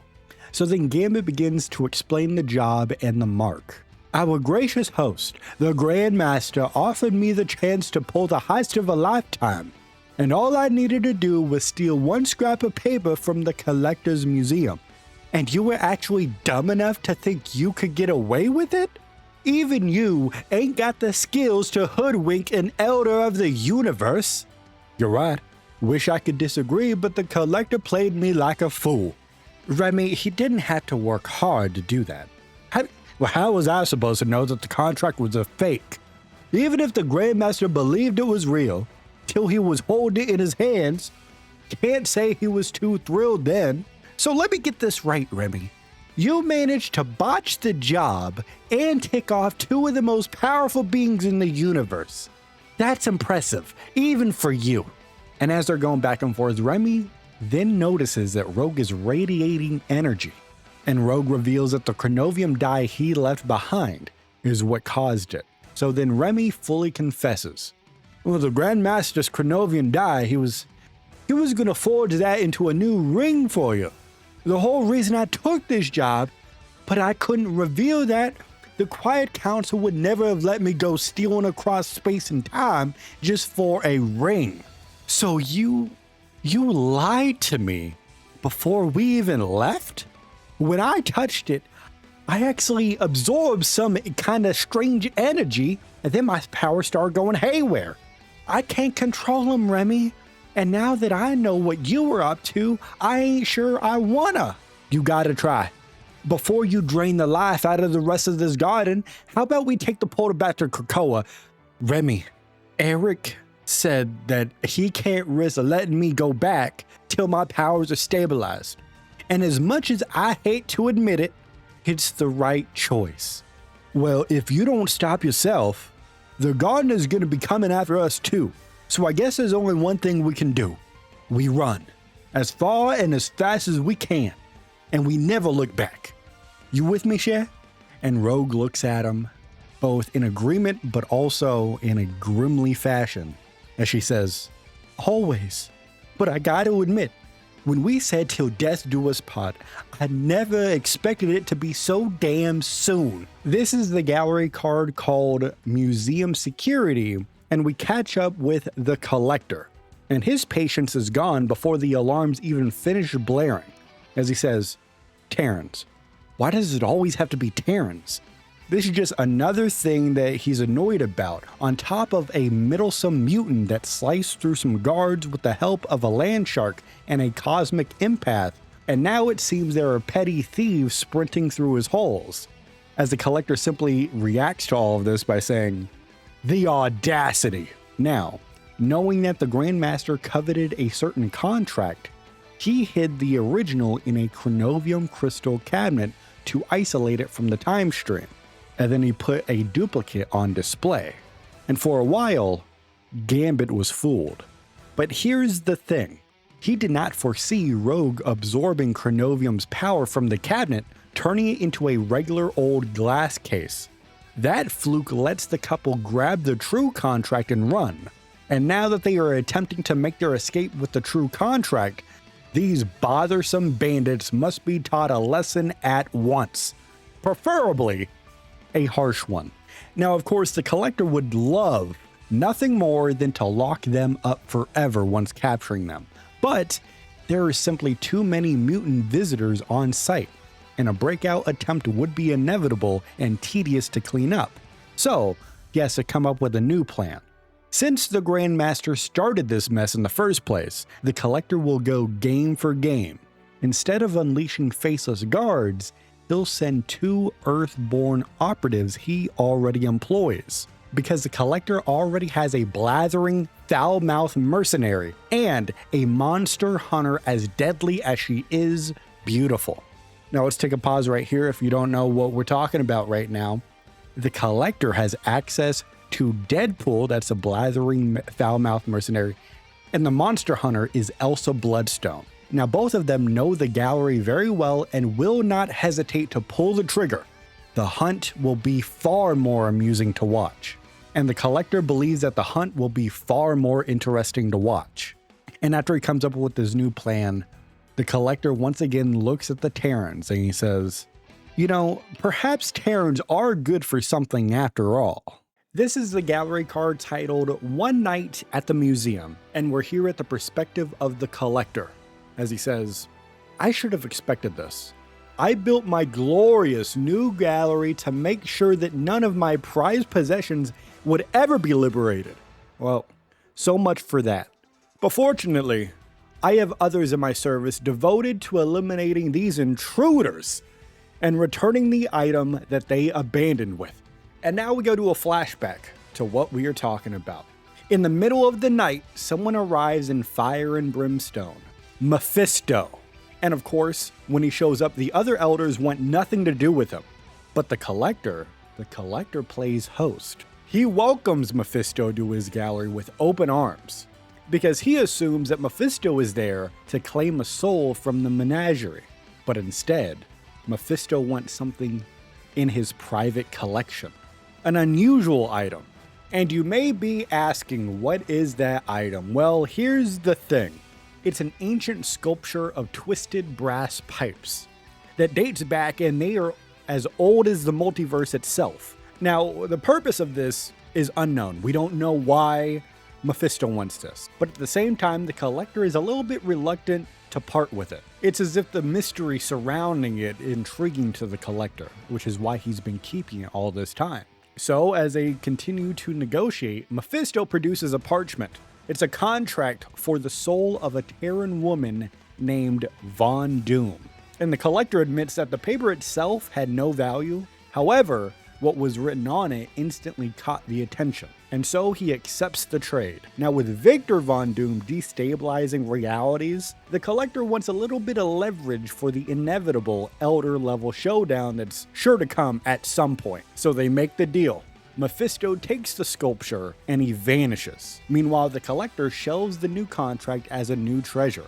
And now we cut back to the present, as the Collector now traces back the theft, and it goes back to his fellow Elder of the Universe, the Grand Master, who had hired Terrans to liberate the parchment, and the Collector is shocked that they were able to pierce all of his defenses in the museum and imagines Mephisto laughing at him after just striking the deal. But the Collector promises that the thieves will soon regret what they have done. This is Deadpool's Chapter 1 story titled Hero in His Own Mind. And first off, very in character for Deadpool, I am going to be breaking the fourth wall before we get started with the story. I have to give you just a little bit of a disclaimer. Going into this season, I was thinking about how I wanted to approach Deadpool's quotes. Do I do an impression? Do I not? Because some of you like my impressions, some of you think they're bad. Some of you like my impressions because they are bad. But honestly, thinking about it, I don't know if I have an impression exactly because usually I try to at least have a voice that somewhat resembles who I'm portraying, as well as try to do their cadence at the same time. With Deadpool, I don't really have like a Deadpool voice. So I'll be honest, at times in the story, I'm going to have a cadence that's similar to Deadpool, but really that's all I got. I don't really have a voice. So don't expect much, but I wanted to break the fourth wall with you real quick, let you know going into the story, don't expect much in terms of a Deadpool impression. I do apologize. But let's go into the actual story that, surprise, surprise, Deadpool breaks the fourth wall to start the story. This is one of those stories where he's talking to us, the reader. He's going to be recapping the story. This is one of those stories. And we start off with Deadpool saying, OMG, you actually did it. Wait, no. Don't you dare click the back button. And he says this because he's greeting the reader into the lore tab, which is pretty funny because nobody's out here reading lore except for us, baby, except for us.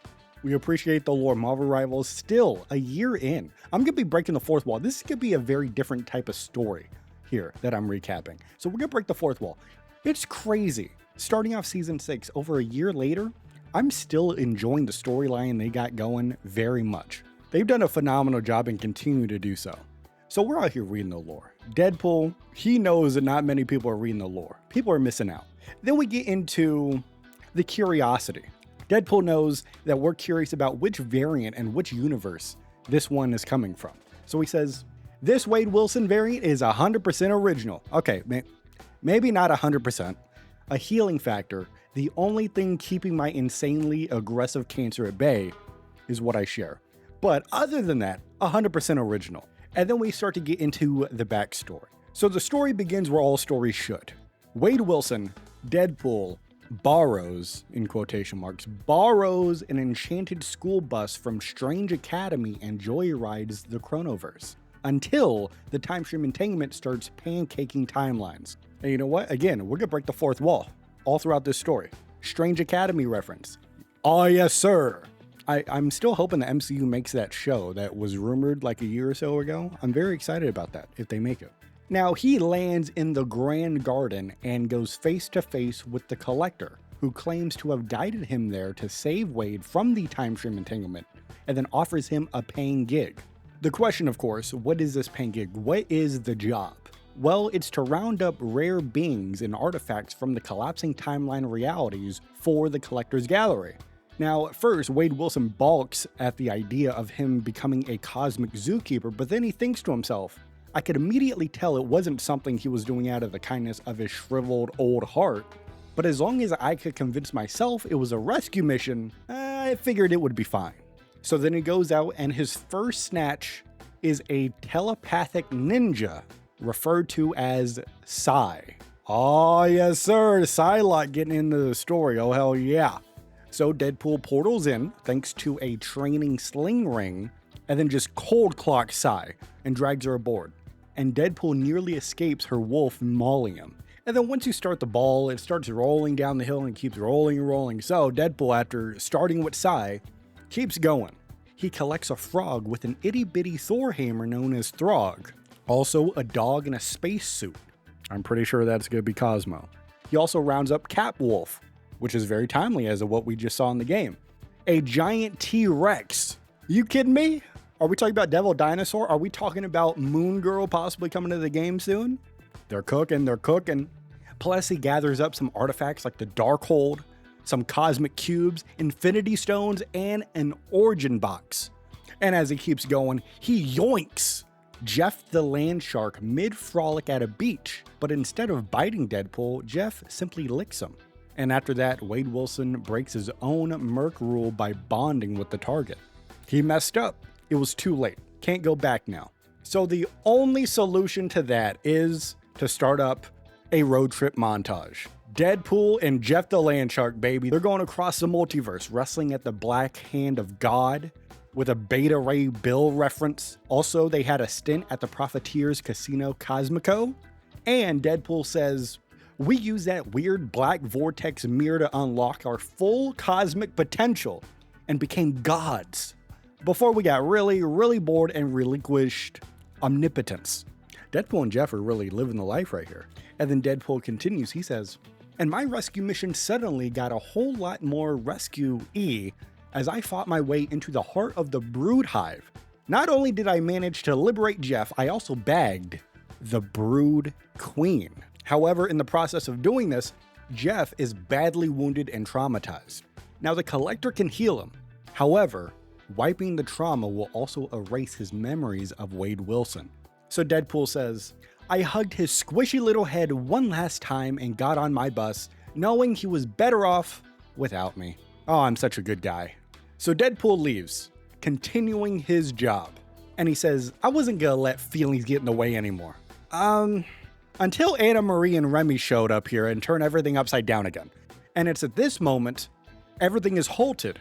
because in Deadpool's brain, he hears a giant world-devouring teenage girl tell him that a fight's about to begin. And he hopes that maybe, just maybe, that you are going to pick him and maybe save a few lives in the process. This is the gallery card titled The True Monster, and we start off by catching up with Elsa Bloodstone, who is currently chewing herself out as the alarms start to blare. And she thinks to herself, "What a bloody mess you've gone and gotten yourself into, Elsa." And she begins to explain that she signed on with the Collector as a freelance monster hunter, tracking down the nastiest of the nasties for his cosmic zoo. Now, she has seen horrors across a collapsed timeline, but this is new. As Elsa is walking around the Collector's menagerie, she realizes it isn't only beasts behind glass. There are also just ordinary people from across time and space. And this fact starts to, put a needle, start to prick at Elsa's ethics of taking on this job, as she thinks, the Collector may have been writing my paychecks, but I couldn't help but wonder if maybe the real monster was the man running the show. But she snaps herself out of it. She says, questionable ethics aside, I had a job to do. But she's not alone in this job. She has a partner, and the partner is Wade Wilson, aka Deadpool, the only mercenary Elsa knows that's got more jokes than he does bullets. And what's even worse than teaming up with Deadpool is that she has to do it. And while she's hunting ghouls, he had been off rounding up innocents for the gallery. And then Deadpool lets it slip out that the Collector makes captives fight for sport. And learning this, Elsa Bloodstone's blood starts to boil. And it's at this moment that's where the sirens start to blare. 2 mutants from Earth have stolen one of the Collector's most valuable possessions. And in response, the Collector orders Deadpool to hunt them down and retrieve what has been stolen. However, for Elsa, her contract with the Collector says monsters only. And the Collector knows that Wade will, betray anyone for a few lousy quid. But Elsa reveals that when Deadpool recognized one of the thieves, an X-Man named Rogue, Deadpool switches sides without warning. And then to cover Rogue's tracks, Deadpool smashes display cases, releasing dangerous creatures to bog down security and to keep Elsa busy, with this being an attempt to keep Elsa off their tail while they try to escape. This is a plan that is pretty good because Wade Wilson has read both his boss and his partner perfectly, as Elsa begins to explain that Deadpool counted on the fact that the Collector would want to minimize the damage to his gallery and that she wouldn't let some innocent alien get eaten by a dinosaur or infected by a brood queen because she was busy chasing after some worthless scrap of paper. It's really a great plan. And while Elsa is busy, she finally thinks to herself, all I can hope is that when this is all over, Deadpool is still here and that I have one last shell left for him. This is the gallery card titled The Ballad of Wade Wilson. And this story is kind of written like a campfire ballad, saying, gather round now, children, and don't be afraid. I'm gonna sing you a song about a fella called Wade. Now, if you're expecting me to start singing that, you're gonna be sadly disappointed. I apologize. And the narrator begins to introduce Wade as the Merc with the Mouth. You may already know him. He says he's pretty cool. He's the Merc with the Mouth, better known as Deadpool. Now, Wade will take the job for whoever floats the bill. Doesn't question who he has to maim or hunt or trap or kill. But then, that's when the time stream entanglement hits, and Wade's universe collapses, and he starts grabbing at any lifeline available. And this brings us to the Collector, who recognizes Wade's desperation and offers an unusually big contract. And the job is simple. Wade Wilson must kidnap unique living creatures so that the Collector can display them as gallery features. And Deadpool, of course, knows that this is shady, but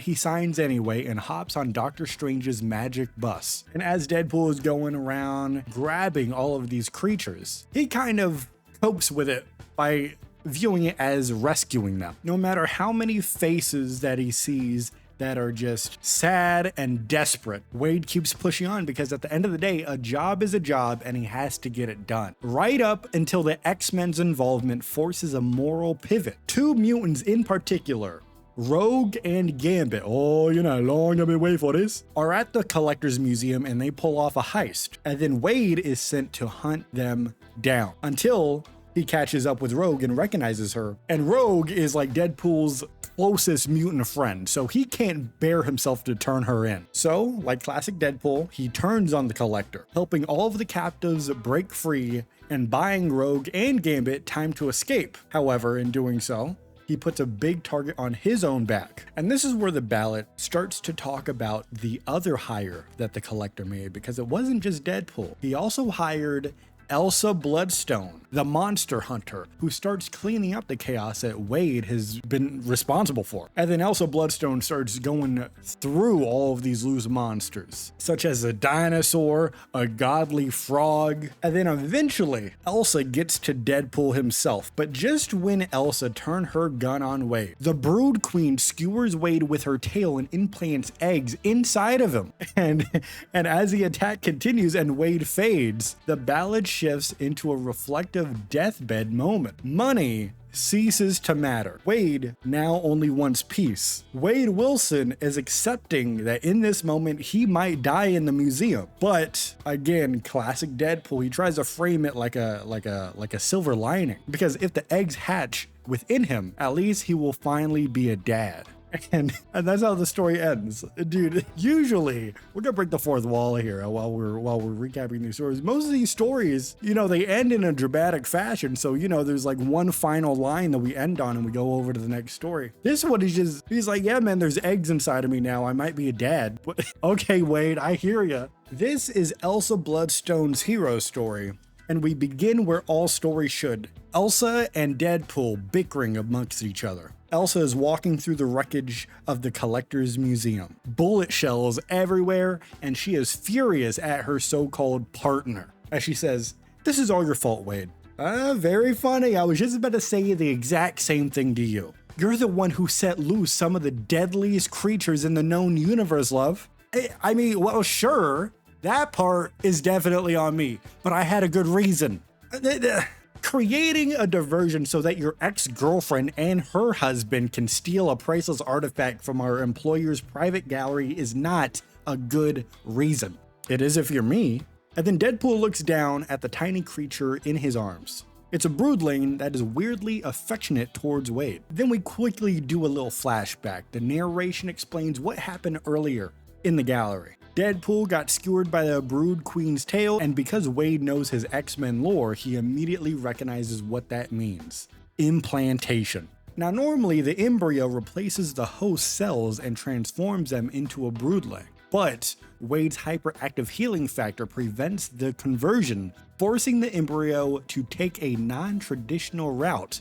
Instead, it will just grow inside of him very, very rapidly. So then Wade's stomach literally undulates like the creature is crawling for an exit, and Wade is in so much pain. Meanwhile, Elsa is out here doing her job, trying to catch the Brood Queen. She dives into a shadowy corner where the queen is and unloads concussive shotgun blasts, making it squeal. But then the queen starts to fight back, launching Elsa down the corridor into the glass wall of an empty display case. And during this fight, Deadpool is looking over, he's watching it, and he recognizes that Elsa simply can't handle this alone. But he's in no condition to help. And then the situation gets worse, because then a giant red dinosaur, one of the released captives by the way, storms straight towards Elsa looking ready to eat her. But you see, Elsa Bloodstone has dealt with dinosaurs before. At the last second, she leaps onto its back, rides it like a steed, and guides it into the fight.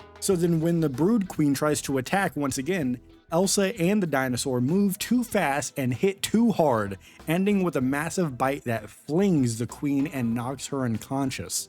Elsa and the dinosaur have won the fight, so then Elsa returns over to Wade, who is clutching his stomach in extreme pain, and despite their friction, Wade assumes she won't let him die, until she pulls out a huge ceremonial dagger. Wade Wilson immediately is surprised, shocked, led astray. He passes out. And then later, when Wade Wilson wakes up, a tiny broodling is skittering around and squealing. Elsa has her shotgun out, expecting it to defend its mother. But that's when Wade begins to yell, begging Elsa not to hurt the broodling. And then the hatchling hears his voice, rushes over to him and nuzzles him, comforting him while he heals from both the physical and emotional horror of what just happened. Now I know, this is a weird situation that's unfolding. And Elsa Bloodstone is also a little bit weirded out. So she asks Wade if he's okay. And then Wade just snaps out of his haze and admits he was basically doing a previously on segment. He has to catch people up who aren't reading the gallery cards, but if you're listening to me talk right now, you already know. We got this covered. We're on the lore like that. Elsa, of course, hearing about gallery cards, doesn't know what this man is talking about. She's just using that as more fuel to the fire on why she should just leave him to die. But then Wade snaps back into it. He insists that he had to help Rogue because she used to be his boo, and he couldn't let the collector hurt her. And upon learning this, Elsa is a bit surprised because this implies that Wade Wilson actually does have a soul.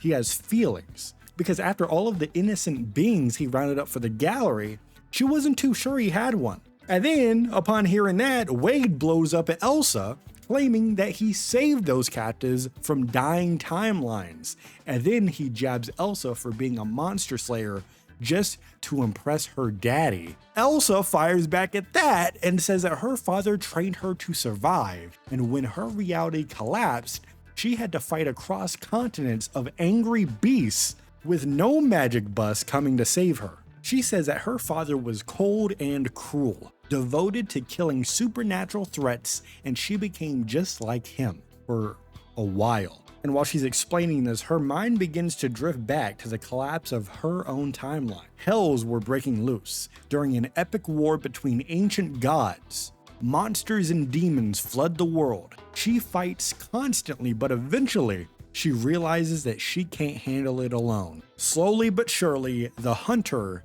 becomes the hunted. So then Elsa retreated to the Bloodstone Manor, where only she and her brother Colin remain. And Colin is currently soul bonded to an extra-dimensional parasite known as the Glartrox, and he's weakening. I think I pronounced that right. And while she's hiding, Elsa studies her father's journals for a way to turn the tide in the fight. Then, a stranger arrives at the gates. They're dirty, injured, and claiming he's an outsider who was banished by his brother, sent by Bruce Banner for shelter. Now Elsa, she trusts Banner's network, so she takes him in. She soon realizes who he is. Thor Odinson, the god of thunder. Thor then offers to help, saying that he too has a younger brother he'd protect no matter how sinister he may be. So then Thor channels the remaining Odin force to sever Colin's bond to the Glartrox, freeing him from years of suffering. But the Glartrox tries to leap into a new host, Elsa, but she is able to trap it inside Mordrin's causeway. It's hard to control it at first, but she discovers it can feed on the fear of her enemies just as easily as Colin's rage. Now at this point you're probably asking, Thor's here, that's pretty crazy, what's he doing now? Well, Thor stays because he is absolutely horrified by the state of what Midgard has become. And he begins to help Elsa map what remains of Earth, and they begin fighting monsters together across the wastelands. They kill two demons battling near a European village, believing that they've saved the townsfolk. But one demon had actually been protecting the village from its kin. Then, weeks later, they pass through again and find the village completely destroyed. Not a single survivor. Thor confronts Elsa with a hand on her back, and then Elsa comes to a realization, something that her father never allowed. She begins to think, not all monsters are the same. Not all of them are evil, not all of them deserve death. And then it's at this point that the Glartrox, that was once seen as a curse, becomes a blessing in disguise, forcing her to question everything she has hunted in her past. Then we snap back to the present day, as Deadpool immediately reacts to the story that was just told to him. Whoa, that was an emotional roller coaster. And then Elsa says, not all monsters are bad. Are you talking about him? Or are you talking about me? Both. Then the hatchling's noises start to form actual words directed at its father. Dad. Cool. Alright, so the broodling can talk now, knows that Deadpool is their dad. We have now coined Dadpool, and Deadpool's loving this. He says, you're gonna need a name, little guy. I'm thinking Broodpool, or maybe just Wade Jr. And while all of this absolute insanity is unfolding, Elsa tries to pivot to the real issue. The freed creatures need a home, and they can't let the Collector cage them again. So then Wade asks her if she knows of any monster rescue shelters, and she says that humanity doesn't even know what to do with them. It will take someone special to unite them, lead them, protect them, and teach them to survive in a world that fears them. Deadpool hears that, and then he makes a joke about that sounding like an X-Men tagline, which I agree with Deadpool, it really does. Then he says that Elsa is perfect for the job. She rejects that idea because she has someone else in mind. She looks him dead in his little eyes. And she says, I mean you, Wade. And then she explains why. Nobody understands outsiders and misfits better than Deadpool. But then Wade begins to panic. He can barely take care of himself. How can he rule a monster kingdom? One day at a time. So then Wade's second question, which is the most important, some may say, he asks, what if they try to eat me? And then Elsa jokes back and says that she wouldn't blame them for doing so. Wade then goes on to a next question and he asks if he really can be the one to give them a good life. Elsa says that's the hope, admitting even her own Glaretrox still has dark days. And Wade says that applies to everyone. So then Wade slowly comes to the realization that he may be able to do this, and he is up to the task. This is the gallery card titled The New Marauders, and the story begins where all stories should. We're on the bridge of the New Marauder, which is Emma Frost's fancy yacht, now upgraded into a deep space ship. And we have Iron Man wanting Emma to walk him through the situation just one more time, so he gets it right. And she says, I thought you were one of the most brilliant men alive, Tony. And Tony Stark agrees and immediately brags about his ship work while admitting the mission is what's melting his brain. So then Emma says, well, I suppose I can't fault you for failing to comprehend Deadpool's brand of lunacy, but this is particularly bizarre, even for him. Okay, Emma, I know what happened in the Collector's Gallery, but after that, that's when things started to truly spiral and get out of control. So then Emma begins to summarize what has happened. She begins with saying Gambit and Rogue are now fugitives.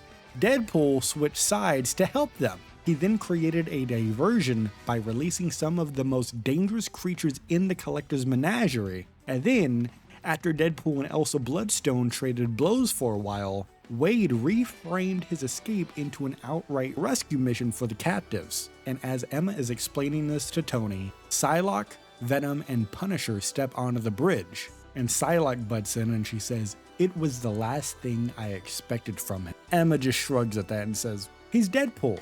He's full of surprises, and they just keep coming. And then Emma begins to explain Deadpool's original plan, which is to use the enchanted school bus he stole from Doctor Strange as an escape vessel. But then the Contemplator's spirit energy mutated into something absolutely hideous, and Emma refused to describe it in detail at all. Venom doesn't let the moment sit before explaining what Emma refuses to explain, as he says, it was a pool float shaped like a ducky. Why did he sound like? I don't know. Venom sounds weird. That was crazy. But then Emma continues and she states the obvious, that there is absolutely no way that the ridiculous craft can hold all of the beings Deadpool is trying to free. But then Emma reveals that's when her sweet baby swam in to save the day. And we all know that very cute creature that we've heard in the Marvel Rival stories in the past that saves the day, the Punisher, Frank Castle.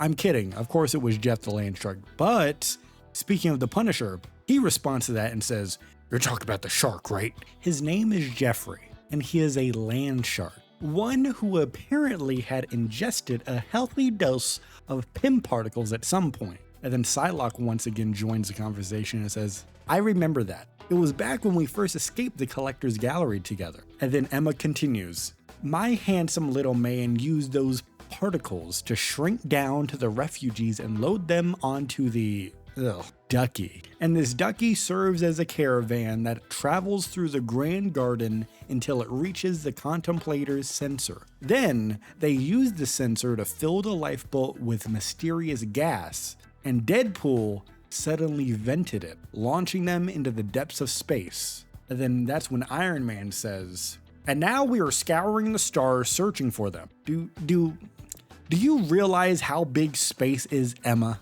Our chances of finding them are smaller than Ant-Man. Wait a second. We have located them. Oh, I guess Venom found them. That was not hard at all. That was actually super easy, barely an inconvenience. And they're able to do that because Jeff has previously wore a symbiote. So now Venom can still sense him through the hive mind connection that they share. Now that is me recapping what Venom said, right? I'm taking creative liberties as I'm telling you the story of the great Marvel Rival saga. But I know you want to hear Venom's voice once again, so I will regurgitate and repeat that information, but in the dialogue that the information was revealed in. Here you go. Jeffrey wore a symbiote not long ago, so we can still feel him through the hive mind. That was awful. But then Tony Stark assumes that means that the mission is basically complete, to which Emma Frost immediately shuts that idea down and says, "Don't jinx it, darling. After all, it's a long journey back to Krakoa, and we're about to welcome Deadpool on board.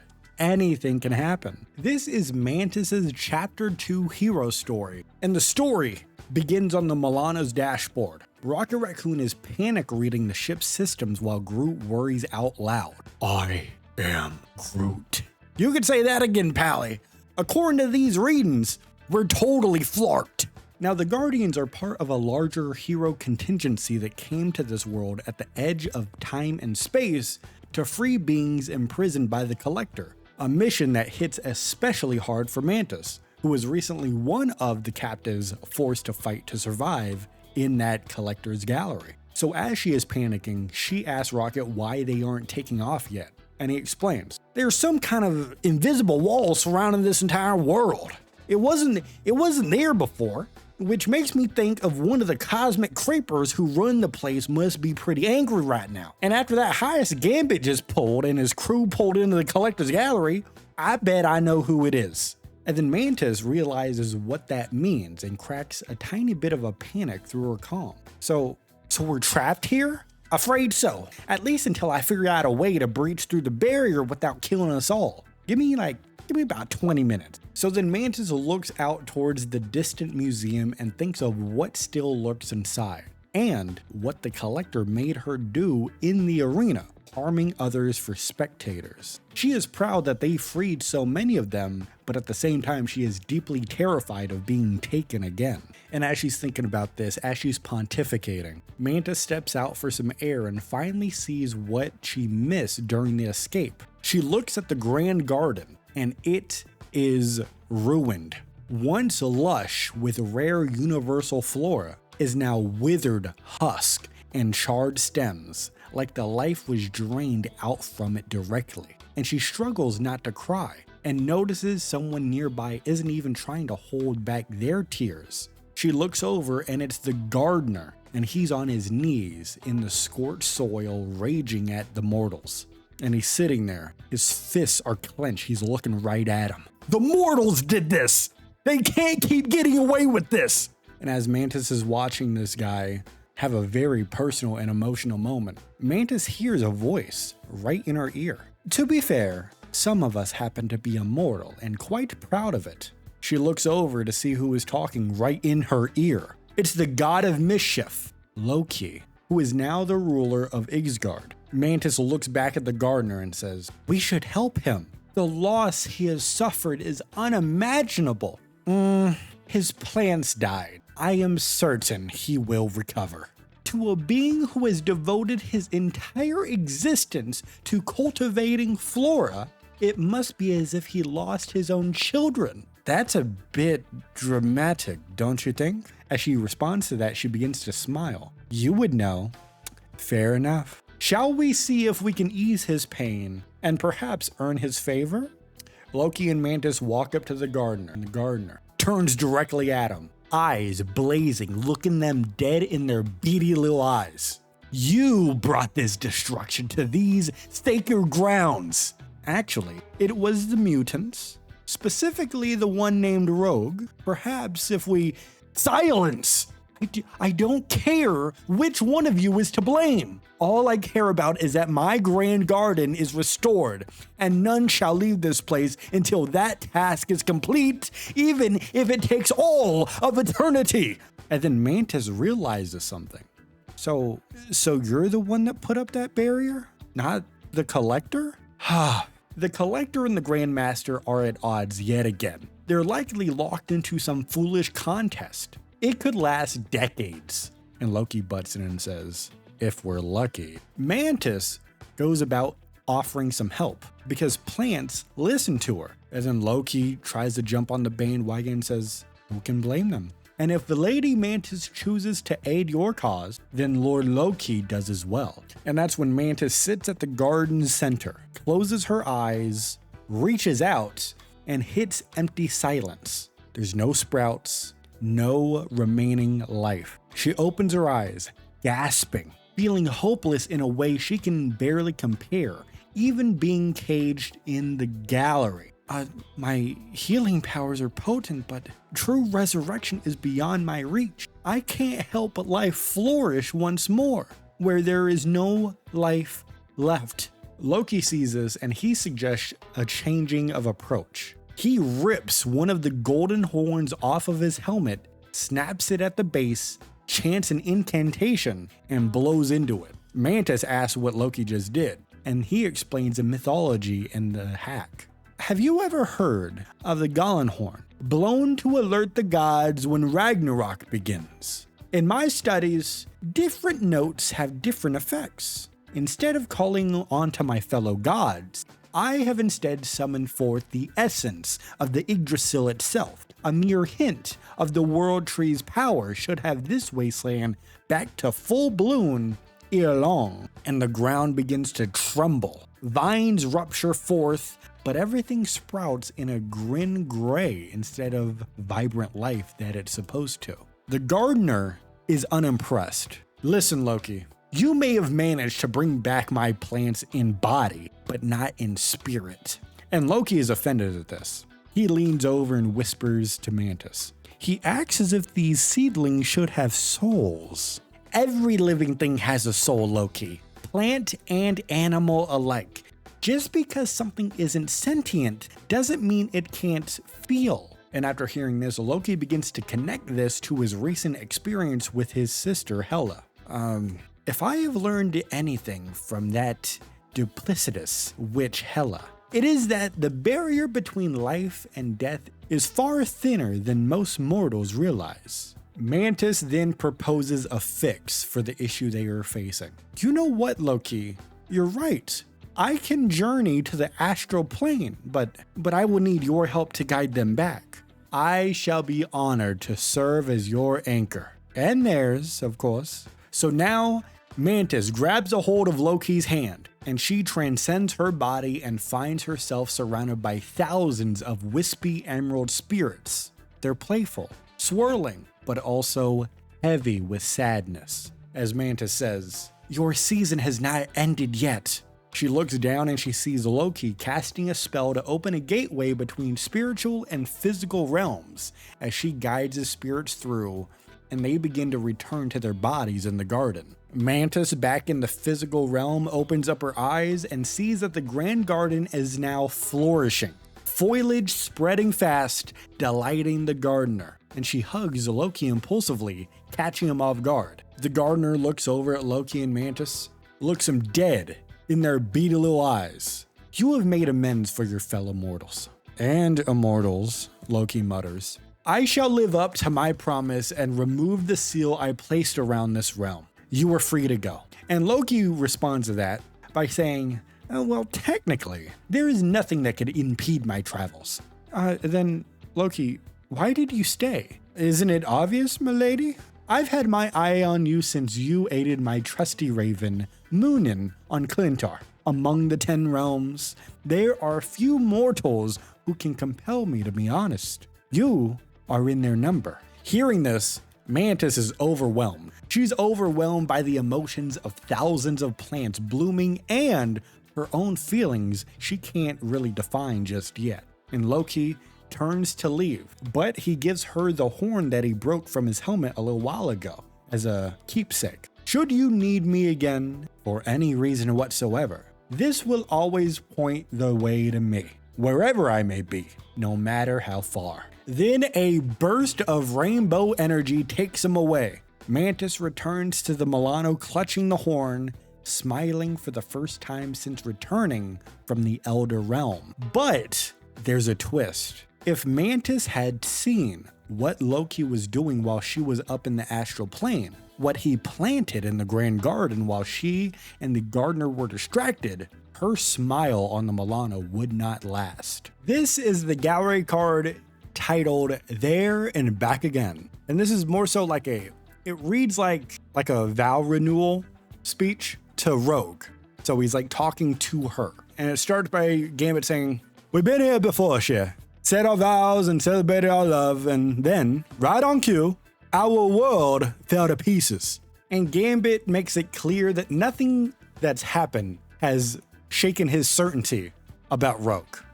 However, not gonna lie, for a minute there, I wasn't sure we'd get another chance to finish what we started. Of course, he's referring to their wedding.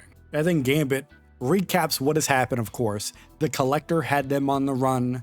Deadpool literally launched them into space. And even after being rescued by Emma Frost and her new Marauders crew, he doubted that the Quiet Council would ever allow them back into Krakoa, especially after what Magneto told Rogue at the Grand Garden. Of course, Magneto said that Rogue was a threat and her powers were out of control at the time. And even though Rogue agrees with him, she's not happy about that, right? But with Rogue, instead of running, she treated that like a challenge. These uncontrollable powers that she had now, she learned to harness the power and proved Magneto wrong. And then Gambit connects that idea to what Rogue has been doing her entire life. People doubt her, and then she keeps winning anyway. And then, again talking to Rogue, he says, "You don't care what other people gotta say. You follow your heart." And then it begins to explain that her heart led her to him, resulting in making him the luckiest man alive. Now, I'm not sure that I've always been worthy of the love you give me, but I've been trying my best. That whole caper over in space was just my way of getting you the perfect ring after your first one got sucked into the time stream. And then Gambit explains that even though his deal with the Grand Master collapsed, Emma Frost instead helped him finish the job, turning the chronovium die into a pair of wedding rings for the two. Now, something important is that in doing this, the die's power is now gone, but the rings are still able to sparkle, nearly as bright as Rogue's eyes. And now, instead of just looking right at Rogue, he starts to look at the guests in attendance. Just look at Stormy over there, finally opening up enough to give the Panther a chance. Truth told, I don't even know what's going on with Loki and Mantis, so I'm just gonna leave that one alone. Though, of course, there are also those who didn't make it here to celebrate with us this time around. And he's specifically talking about Scott Summers, also known as Cyclops, baby. We got a Cyclops mention. Oh, hell yeah. And he brings Scott up because he is someone who has helped them at the start, but he still has not made it home. But Gambit promises that he's going to search every corner of the universe until all of their friends are back safe and sound. As Gambit says, "Raise a glass in absent friends' honor. Cut the cake. And I suggest that you do it before Deadpool's new pals rip the dance floor to shreds. And even if the universe does fall apart again, I am not worried, because I got you by my side, Madame Lebeau, now and forever."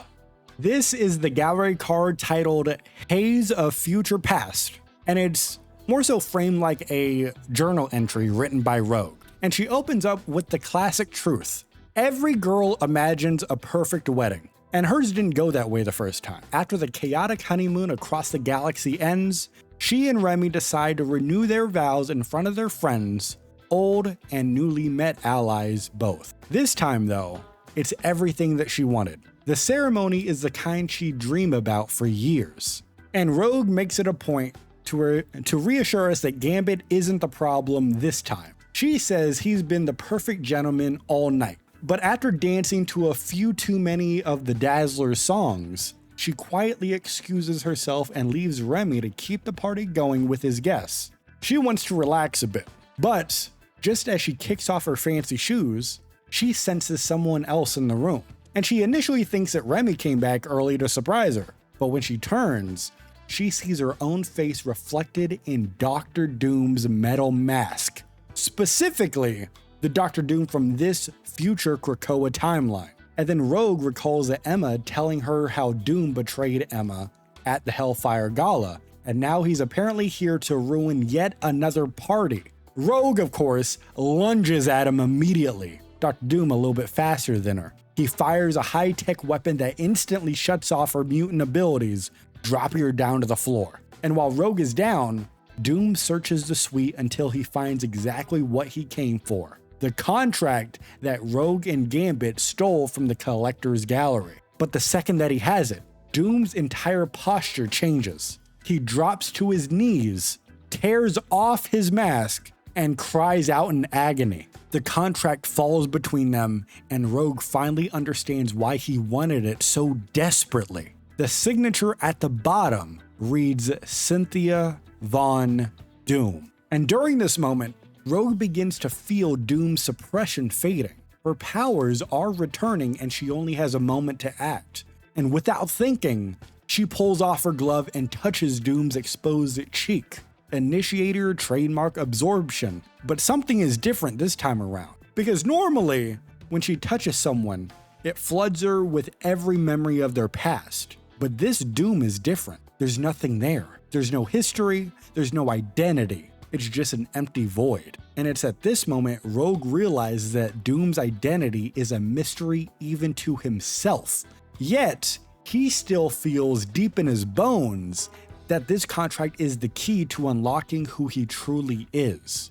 And during this absolute total absence of self, it's just so overwhelming that Rogue can't even deal with it. She passes out on the floor until Remy bursts in the room and wakes her up. But by then, Dr. Doom is gone, and the contract is gone along with him. And as Rogue has been woken up, she has this weird, nervous intuition. Just like their wedding chaos, it feels that this moment they are living in feels like the beginning of something far bigger down the line. This is the gallery card titled Monsters Take Manhattan, and we pick up with Wade Wilson explaining what has been happening. And he begins by saying, "Wow, what a season, kids. Who wants a quick recap because they were too busy mastering my moves and didn't bother to read the other gallery cards?" Yeah, I thought so. Well, lucky for you, Uncle Wade is in a sharing mood. So then we rewind to the inciting chaos. Gambit and Rogue are on the run after stealing a contract from the Collector's Cosmic Museum. The Collector sent Wade to stop them, but Rogue is his line in the sand and he flips over to side with them. Instead of taking them down, Wade turns the mission into anarchy. He releases all of the Collector's deadliest captives to create a diversion, including a big red dinosaur and a frog with an itty-bitty hammer. All of them, because the plan was to keep Elsa Bloodstone, his partner, as busy for as long as possible, just enough for Rogue and Gambit to escape. And then Wade admits that Elsa does eventually reach him, but when she eventually did catch up, she let him go anyway. After all, I was pregnant and vulnerable at the time. I guess she realized my heart was in the right place, even if my head wasn't. And now Deadpool is a father, and he is responsible for protecting all of those creatures that were released. And the gang escapes on something magical and ridiculous. They're on Emma Frost's flying yacht, and they go across space and they make it back to Krakoa just in time for the wedding of Gambit and Rogue. And that was that. Everyone got their happy ending, except for the Collector's menagerie of monsters, including the baby brood I'd spawned along the way. But Deadpool refuses to elaborate on what he means by that, because right now, the kids are playing. Deadpool then decides that the mission isn't truly complete until he finds the monsters a safe place to live. So he asks the obvious question: where can these freaks of nature fit in? And Deadpool comes to the only realization that anybody should ever come to. The one place capable of handling all of that is Staten Island. But Of course, he realizes he can't just dump a monster army into New York and hope for the best. He needs a plan. So then he reveals that Elsa physically drags him away mid-celebration to propose a new job. She proposes that he stays with the new pals to keep them in line. At first, I wasn't keen on the idea, seeing as I'm a hired mercenary who doesn't really do the whole pro bono thing. But then she told me that if I ditched them the same way that I ditched Jeff back in the day, there'd always be some other collector sniffing around this ragtag crew of monster pals. And it just so happens that she also offered me a healthy chunk of her family fortune to fund the endeavor.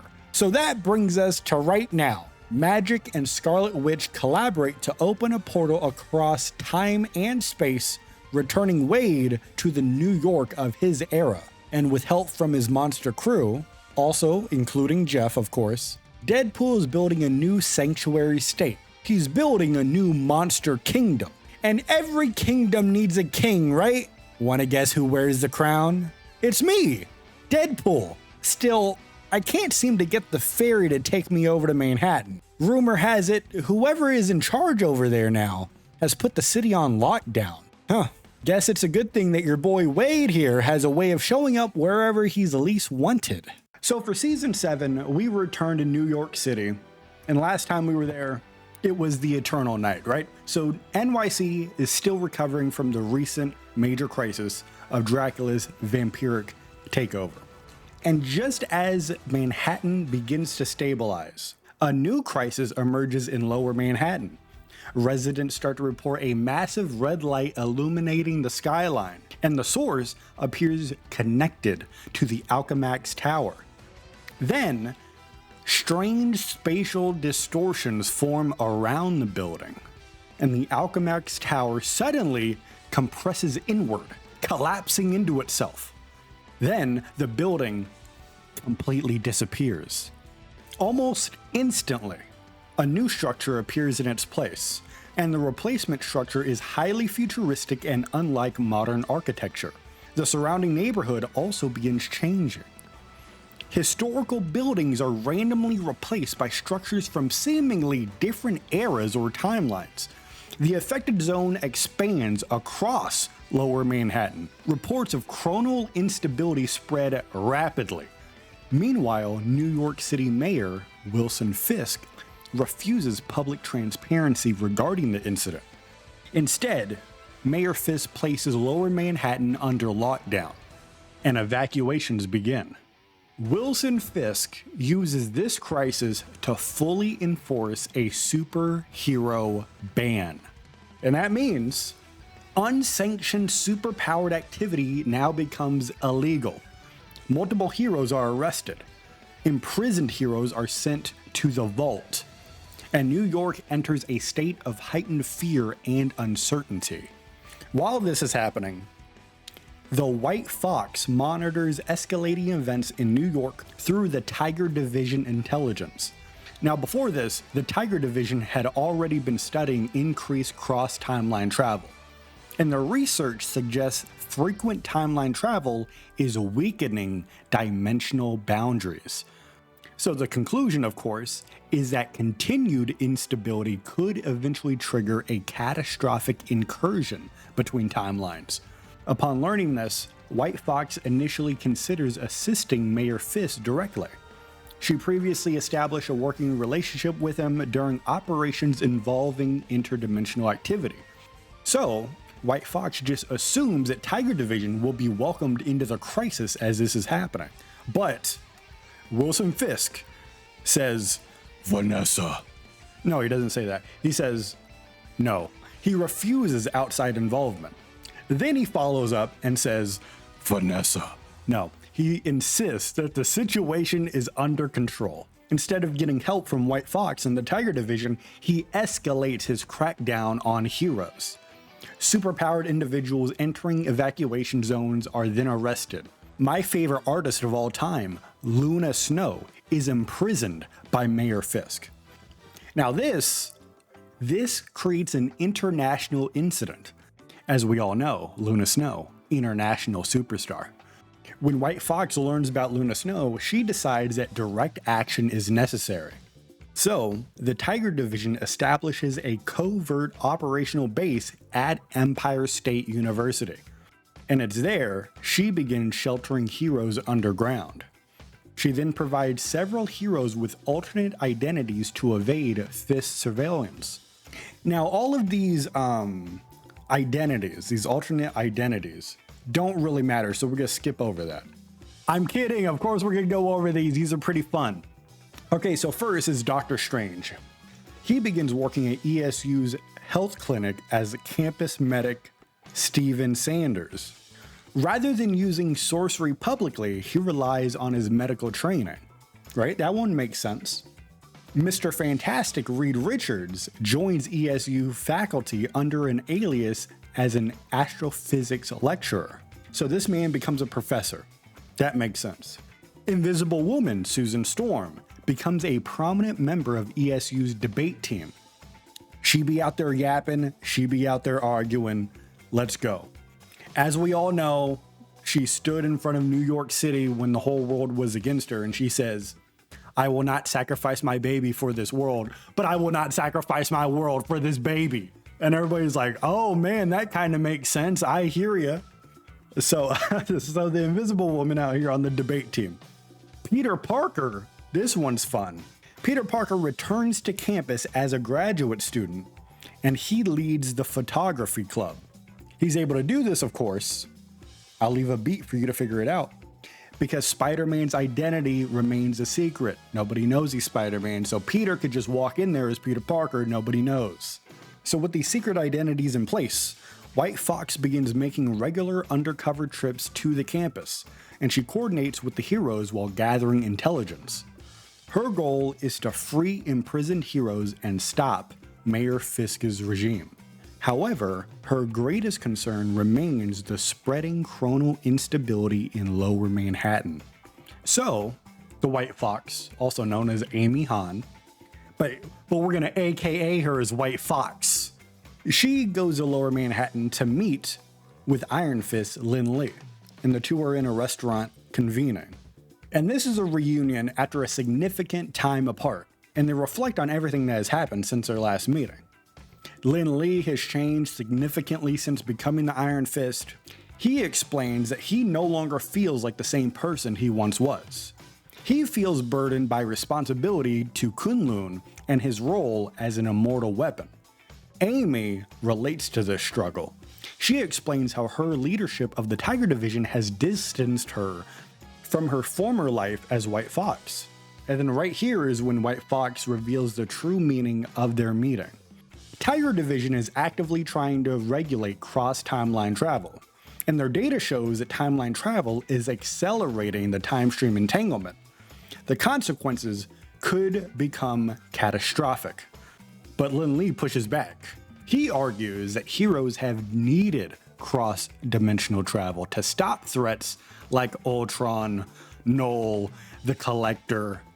But Amy argues that saving other worlds may ultimately destroy all of them if timeline instability worsens. So then she proposes a new philosophy. Each timeline should primarily fight for itself. Heroes should prioritize protecting their own universe. Iron Fist strongly disagrees. He believes heroes must go wherever they are needed, regardless of timelines. So these two are butting heads. Two philosophical titans battling it out in New York. What could get bigger than this? It's at this moment Amy reveals a broader ambition. She wants to establish an independent Pan-Pacific intelligence agency. The organization would operate beyond government control. It would respond freely to global crises, and she offers Lin Lee a role as her first agent. Oh, what a beautiful, decorated honor. Iron Fist says, "Vanessa." I'm kidding, he says no. No way, brother, absolutely not. He refuses to commit exclusively to one timeline. See, this man Iron Fist is smart. All right, he was just offered a position under the guise of just helping out one timeline. He says, "No way, brother. I just told you no. I just told you no." So then White Fox questions where Lindley will belong if interdimensional travel becomes impossible. And Lindley says that he will go wherever he is needed. And before leaving the meeting, White Fox reveals she has been holding on to something important. She presents a glowing shard of the Sword of Fuji. And Lindley is looking at it. He's stunned. Wait, what? How do you have that? Because he believed that the shard was lost forever. But White Fox explains that she recovered it after Lindley previously saved her life. She held on to it until she could return it to him. And right here is when that shard is absorbed into Lindley's body. Part of the Sword of Fuji is restored, and the meeting ends respectfully, but, of course, with unresolved ideological tension. Both understand their conflicting philosophies may soon become a larger problem down the road. Meanwhile, Mayor Wilson Fisk prepares additional contingency plans. He secretly instructs his men to bury explosives throughout the affected zone. If necessary, Fisk is prepared to destroy any parts of the city to regain control. The mayor also pursues another plan. He summons the Black Cat, and her name is Felicia Hardy. Sorry, your secret identity's out there. And she goes to the vault to meet with the mayor, and he offers her a deal. If she completes a mission for him, he will grant her immunity. And he also promises her control over a district of New York. Black Cat immediately suspects the mission is highly dangerous, to which Fisk confirms that the target lies beyond his reach. The objective is inside Doctor Strange's Sanctum Sanctorum. Mayor Fisk wants the Tablet of Life and Time. The artifact possesses immense power, and Black Cat agrees to take the mission. However, she warns that infiltrating Strange's sanctum will be extremely difficult. So to assist her, she requests something from Fisk's private collection. He agrees, and he gives her the Ring of Zona. Previously, Fisk has failed to use it himself, so she takes the ring and prepares for the mission. Now we go into the 5G power lines. As Peter Parker and Mary Jane Watson are sending texts to each other back and forth. Mary Jane Watson sends the first text. "You up?" "I'm just kidding." But Peter says, "Yeah, I'm just trying to keep a low profile since returning to New York." And he starts to discuss Fisk's lockdown and Hero Crackdown, explaining that Luna Snow has been imprisoned. He also tells MJ about White Fox and Tiger Division's covert operation over at Empire State University. MJ then warns Peter to be careful discussing sensitive information over text. So the conversation shifts. So then Peter says, "Okay, have you seen that new Spider-Man Brand New Day trailer? That was pretty crazy. What's that? You got a new boyfriend, huh? What's that all about?" Also, by the way, quick pause in the story. I was initially joking about the trailer, but let's talk about it seriously for a second. I thought this movie was going to pick up maybe like a year, maybe 2 years after No Way Home. At the start of this most recent trailer, Ned is talking about the final semester at MIT for him and MJ. So has it been 4 years? This man, Peter Parker, has not moved on 4 years later. He's still watching TikToks or whatever of his former friend and former girlfriend. 4 years later, he hasn't moved on yet? It's been so long, dude. Okay, anyway, back to the story. All right. So MJ senses that Peter is hiding something. To then he finally admits that he is planning something very dangerous.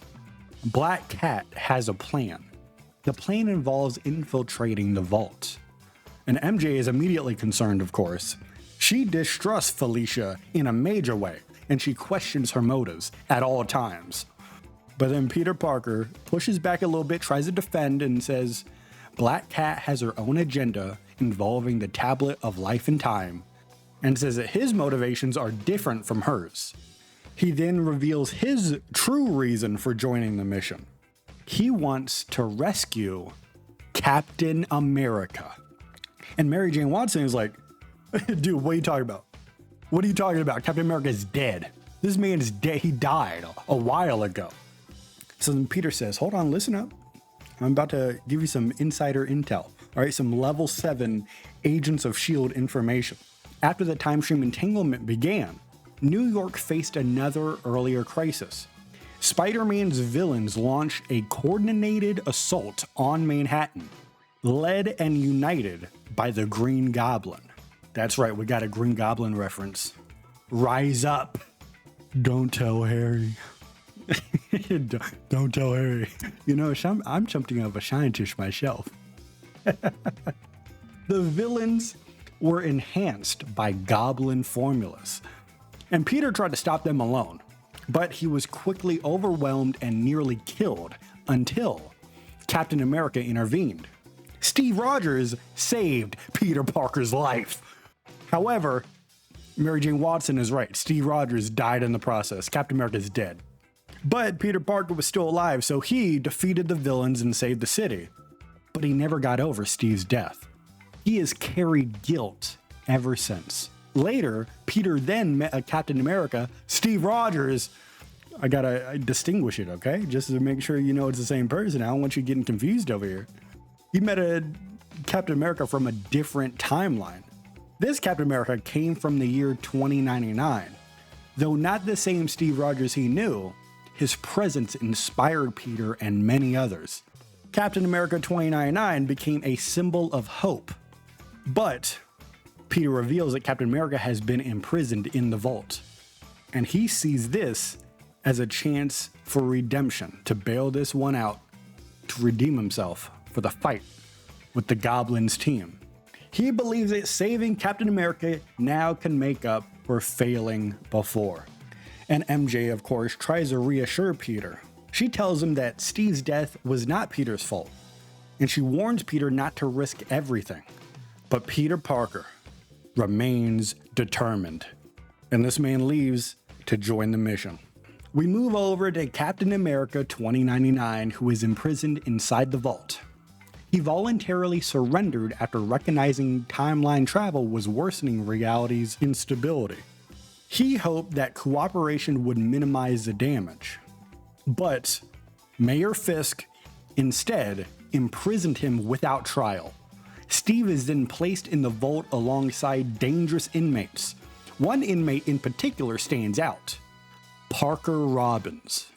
And if you don't recognize that name, I'll talk about it at the end of this recap, but it's exciting stuff. Parker Robbins openly resents Captain America. Parker previously assaulted Steve in the prison cafeteria, but Steve chooses to move into the cell right by Parker. He wants to understand him, and Parker questions why Captain America would want to do that. He questions Captain America's views on power. He challenges Steve's entire philosophy, because Parker argues ordinary people are powerless. He believes heroes possess overwhelming power, but refuse to use it to truly change the system. He believes that heroes protect broken systems rather than replacing them. And his worldview is shaped by hardship, because his father died in prison. His family suffered under systemic injustice. And Parker believes power should be taken, not requested. And throughout all of this, Steve Rogers listens carefully, and he acknowledges Parker's anger and his pain. He then admits that heroes possess immense power. He agrees such power could force major societal change. However, Steve also believes power used without restraint becomes dangerous. He explains that true power includes restraint. It includes empathy. It includes kindness. It includes resolve. Steve believes that character matters more than force, but Parker Robbins remains unconvinced. He still believes strength and might are what truly matter in this world. Before their discussion can continue, the prison erupts into chaos. Explosions rock the vault. Power systems fail. Steve's inhibitor shuts down. Cell doors begin to unlock. A prison break begins, and Steve escapes his cell. But rather than fleeing immediately, he focuses on helping others survive the chaos. He frees Parker Robbins, and Steve leads him through collapsing corridors. And along the way, Steve stops inmates from harming other guards. And while watching this, Parker Robbins becomes increasingly frustrated. He sees Steve's mercy as a weakness. And suddenly, the floor collapses beneath Parker as he falls into the lower levels of the prison, and Steve jumps after him and rescues Parker from the rubble. But despite Steve's efforts, Parker refuses his help. He leaves on his own, as Steve then turns his attention to helping other prisoners and guards evacuate. And once outside, Steve discovers who caused the prison break. It was your old friendly neighborhood Spider-Man and his allies waiting in a SHIELD transport. They came to rescue him. But Captain America, Steve Rogers, is frustrated by Spider-Man's reckless actions.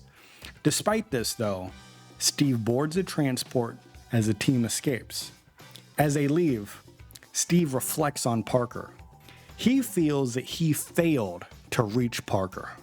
And deep inside the vault, Parker Robbins remains behind. There, he discovers something powerful. It seems as though Parker Robbins has finally found the power that he has been seeking. Now, if you're unaware of the name Parker Robbins, that is the Hood. So they're setting up the Hood here. Is he going to be a future playable villain? Is he going to be one of the season villains? We're gonna have to find out at a later point in time, but that's pretty cool that they're setting up the Hood. And it also may be a hint that we may in a future season return back to New York, get a new map there as they flesh out his story. So that's very exciting. But moving on, let's go back to the mayor. Wilson Fisk, the Kingpin, still has control over New York City, but his grip is slipping. The Alchemax HQ building remains a massive unresolved anomaly in Manhattan, and the Time Plague has been contained, but the city is still unstable. And what's very interesting is that in the vault, the rescue happened, Captain America was brought out of there. What also happened is that other people were also able to escape, including someone that Mayor Fisk secretly imprisoned, and that is none other than Dracula himself. And to ensure Dracula remained weakened within the vault, Fisk had repeatedly harvested his immortal blood. Meanwhile, Fisk was busy setting up a deal of some sort with the Gilded Saint.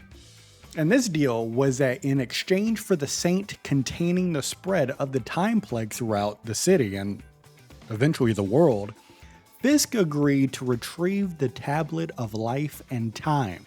But in order to pull off this theft, the mayor hired Black Cat. And she's very skilled, Felicia Hardy. And she was able to accept the mission and go down to Doctor Strange's Sanctum Sanctorum to steal the tablet. However, unknown to Fisk and the Gilded Saint, Black Cat uncovered the truth of what they were doing. She found out that the mayor was working with the Gilded Saint, and she found out that the Saint intended to gain enormous power once receiving the tablet. So once Felicia realized that she was helping the wrong side, she came up with her own plan. So the Black Cat proceeded with Fisk's mission, to avoid suspicion. And then, as promised, she delivered the tablet to Mayor Fisk, to which he then delivered the tablet to the Gilded Saint. Then, the Gilded Saint used his magic to stop the spread of the Time Plague, as agreed upon when he made the deal with Fisk. But, throughout this, Felicia Hardy set up a triple cross, because using some advanced tech that she borrowed from Rocket Raccoon, she swapped the real tablet with a fake inside the Gilded Saint's vault. So this means that Fisk believed he had won, because he got the tablet and then he delivered the tablet to the Gilded Saint, to which the Time Plague was stopped. The Gilded Saint believed he had won because he got the tablet, but in reality, Black Cat is the one who secretly held the real tablet, to then She does what any one of us would have done in her position. We set up a secret meeting with none other than Dr. Victor Von Doom. And of course, you know this man wanted the tablet all to himself. And Black Cat, of course, she knows this, but instead of asking for something that, doofuses such as you and I would ask, money, power, cars, a house in this economy, give me a house for free, brother. No, she didn't want any of that. What she asked for is for Dr. Doom to free New York's Thieves Guild from its pact with the Gilded Saints, to which Dr. Doom easily agreed upon that. Black Cat then handed over the real tablet of life and time over to Dr. Doom. So now Doom possesses one of the most dangerous artifacts in play. And it just so happens that this man is the one that's trying to control all of time itself. But let's go back to the vault, because that's a big thing that happened. Captain America's out of there, but as we mentioned, within the chaos, multiple other prisoners were able to escape the breach, including the King of the Vampires, Dracula. Now, when he escaped, before he left, he stole one of Mayor Fisk's most dangerous treasures, a Norn Stone. And with this stone in his possession, Dracula became dramatically more powerful than he ever was. Then he escaped the vault, looking for revenge against Mayor Fisk, Dr. Doom for betraying him. You gotta remember that. And, of course, the heroes who were able to stop his eternal night in the first place. Now, after he plans to get revenge, his new goal is simple. This man Dracula, a very smart guy. One thing doesn't work, he comes up with a new plan. What he wants to do, ultimately, is plunge New York back into eternal nights. All right, if it doesn't work twice, he's going to try it again. This man, not very smart. Or maybe he is. Maybe he finally gets it to work this time. Let's find out, shall we? So Mayor Fisk is becoming increasingly desperate. The Alchemax anomaly remains unsolved, and people are upset about that. His anti-hero campaign was collapsing. So the mayor decides on a final, very extreme measure. He wants to destroy Alchemax by detonating explosives beneath southern Manhattan. But before Fisk can even execute this plan, someone's there to stop him. The Devil of Hell's Kitchen. Daredevil shows up, and Kingpin looks at Daredevil and he says, "When I was a boy, you look kinda different." He doesn't really say that word for word, but he knows that this Daredevil is a different one than he's dealt with in the past. This is one from a different timeline, a different era, a different dimension, a different reality. Other synonyms to explain that this is a different world. And this Daredevil warns Mayor Fisk that destroying Alchemax would kill thousands of people. Again, because it would destroy southern Manhattan. And upon learning this danger, Fisk completely ignores him and activates the explosives anyway. But nothing happens.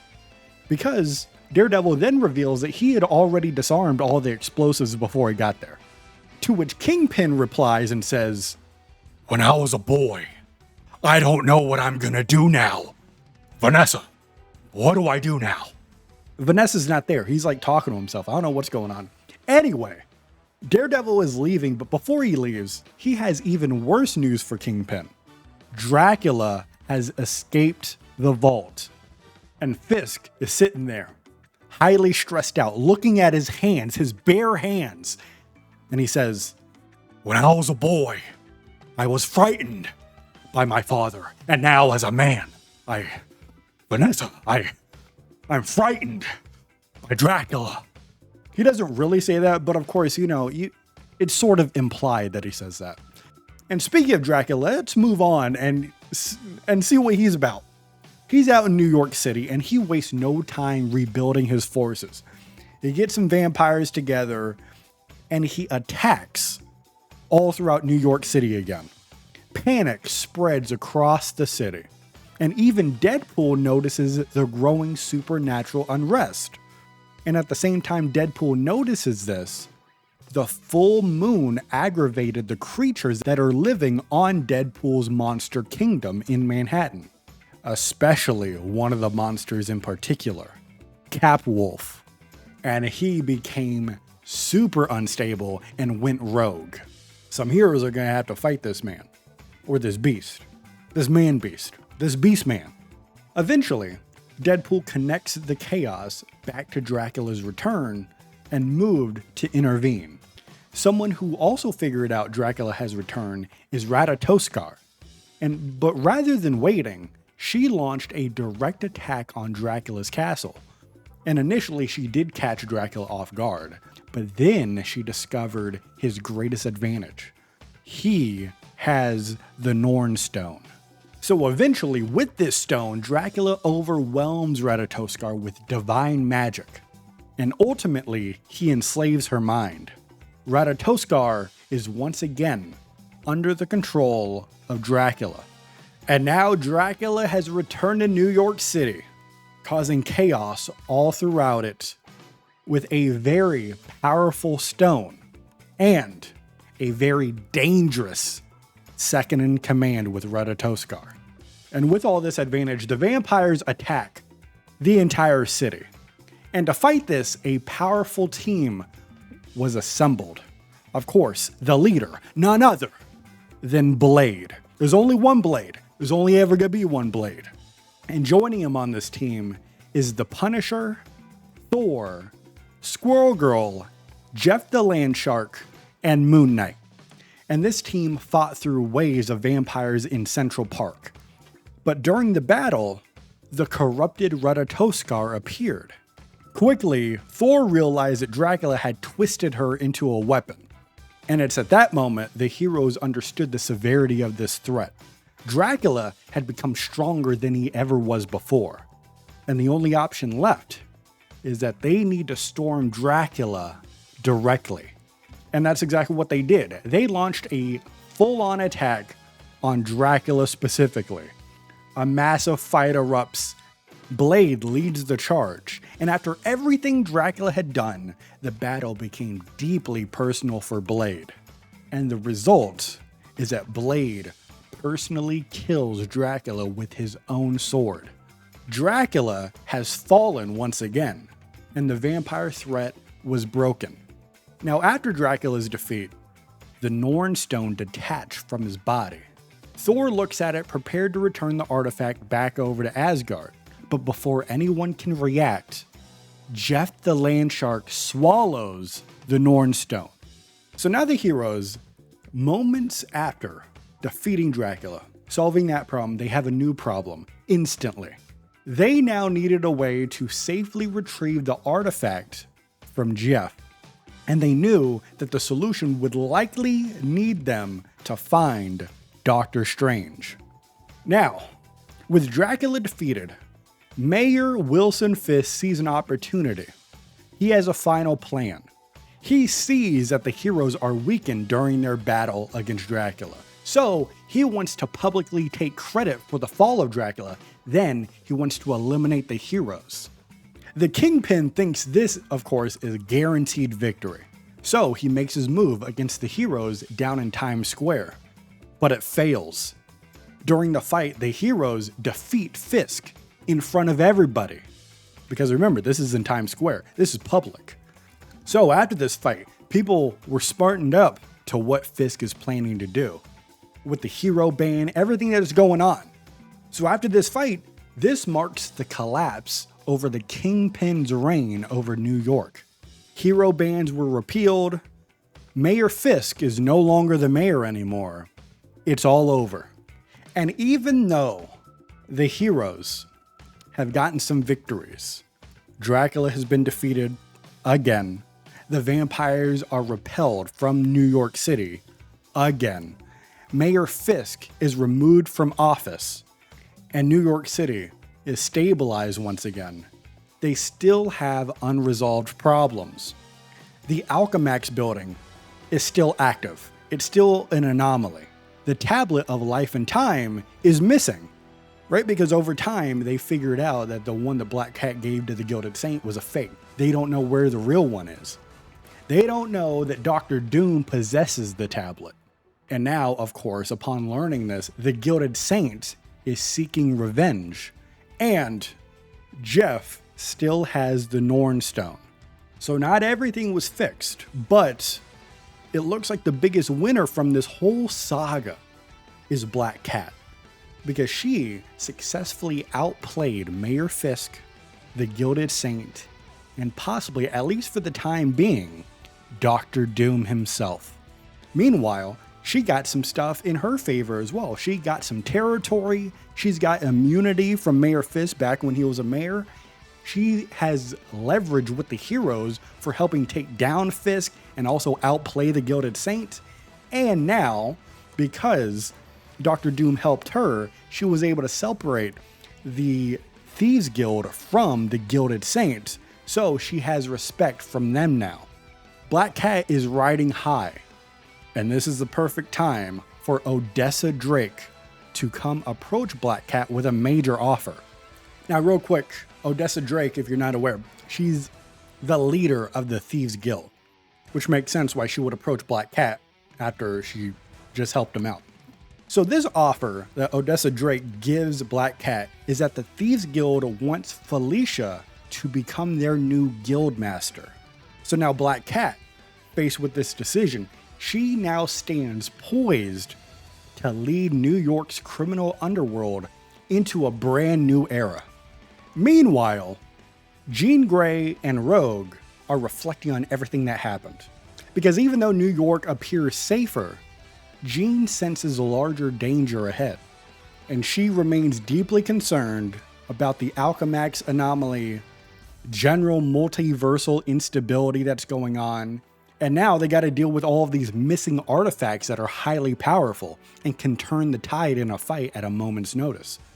And even though over all of this time, the X-Men are slowly reforming and reuniting, to Jean Grey, the most important thing is that they haven't found Cyclops. But the good news is that she senses that Cyclops is still alive. And even better, even though that their psychic bond is broken, she still has a feeling that he is nearby. And near the Alchemax HQ building, there's a red energy pulsing from the tower. Someone watches Jean and Rogue from a distance, and this mysterious figure possesses thought patterns identical to Jean Grey's. Who is this? I think you could probably figure it out, but that's a question you're gonna have to answer. So we're here in the Xinlong Arena, where the final battle of the Immortal Weapons tournament is underway. Only 2 fighters remain. Lin Li, the current Iron Fist of Kunlun, and Matt Murdock, aka Daredevil, aka Dzang, champion of the 8th City. Now, of course, this tournament began because Dr. Doom challenged Lin Li's legitimacy as the Iron Fist, forcing a contest to determine who truly deserves Shu Lao's power. For Lin Li, this battle is about proving he is worthy. For Matt Murdock, the battle is about something much larger, because his true goal is not the Iron Fist title itself. He wants the Sword of Fuji. But here's the thing, we have a problem, because the sword's fragments are embedded in Lin Li's arms. And according to Yinlong, the sword is the key of freeing Shi Yu. I think I'm pronouncing that right, I'm not sure about that. Now, freeing Shi Lu could supposedly end the war that is consuming Matt's home reality. So during this fight, Matt Murdock attempts diplomacy first. He offers to concede the tournament if Lin Li hands over the sword. And Lin Li says, "You gotta be out of your mind." Lin Li makes it clear, the sword is his family legacy. It is literally part of him now, and so he's never gonna surrender. And that's when Matt starts to attack more aggressively. He begins to reflect on how Lin Li has always inherited the power. He's got his sword from his father, the Iron Fist power gifted by Shu Lao. Matt believes that Lin Li has never truly had to fight to earn his strength. Yeah, I got very intense right there. Maybe I could be a voice actor. Now, during the fight, Lin Li tries to break Matt mentally. He accuses Matt of becoming a pawn for Yinlong. He warns that Shi Yu is a god of war and will not bring peace. So if you free Shi Yu, that's not going to be a solution. And this deeply unsettles Matt, because for the first time, Matt begins questioning whether Yinlong has manipulated him this entire time. But despite the doubts that he's having, Matt commits to the mission. He believes that freeing Shi Yu is the last chance to save his collapsing timeline.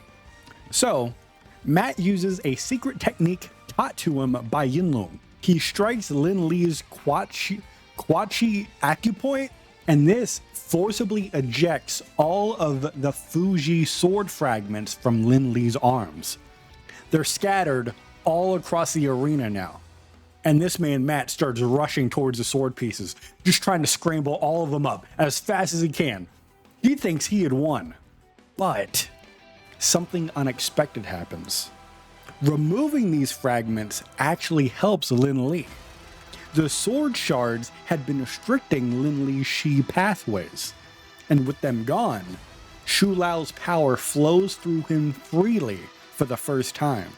He is now stronger than ever. So, of course, he unleashes the full power of the Iron Fist. As the two fight, Matt counters with a dark, demonic energy he gained after defeating the Beast in Hell. The arena begins to tremble from their battle. But Matt begins losing control because the Beast's influence awakens. His rage clouds his mind. And while this is happening, Lin Li sees it. He delivers one final devastating blow. Lin Li has defeated Matt Murdock. And now Lin Li is declared the undisputed Iron Fist. And thus he reclaims the Sword of Fuji as Matt returns to the Ace City as a failure. He believes that he's failed Yinlong, the Ace City, and his entire timeline. But even after this, Yinlong remains calm. He then reveals something terrifying. One of the immortal beasts, Shan Hitsu, has been assassinated.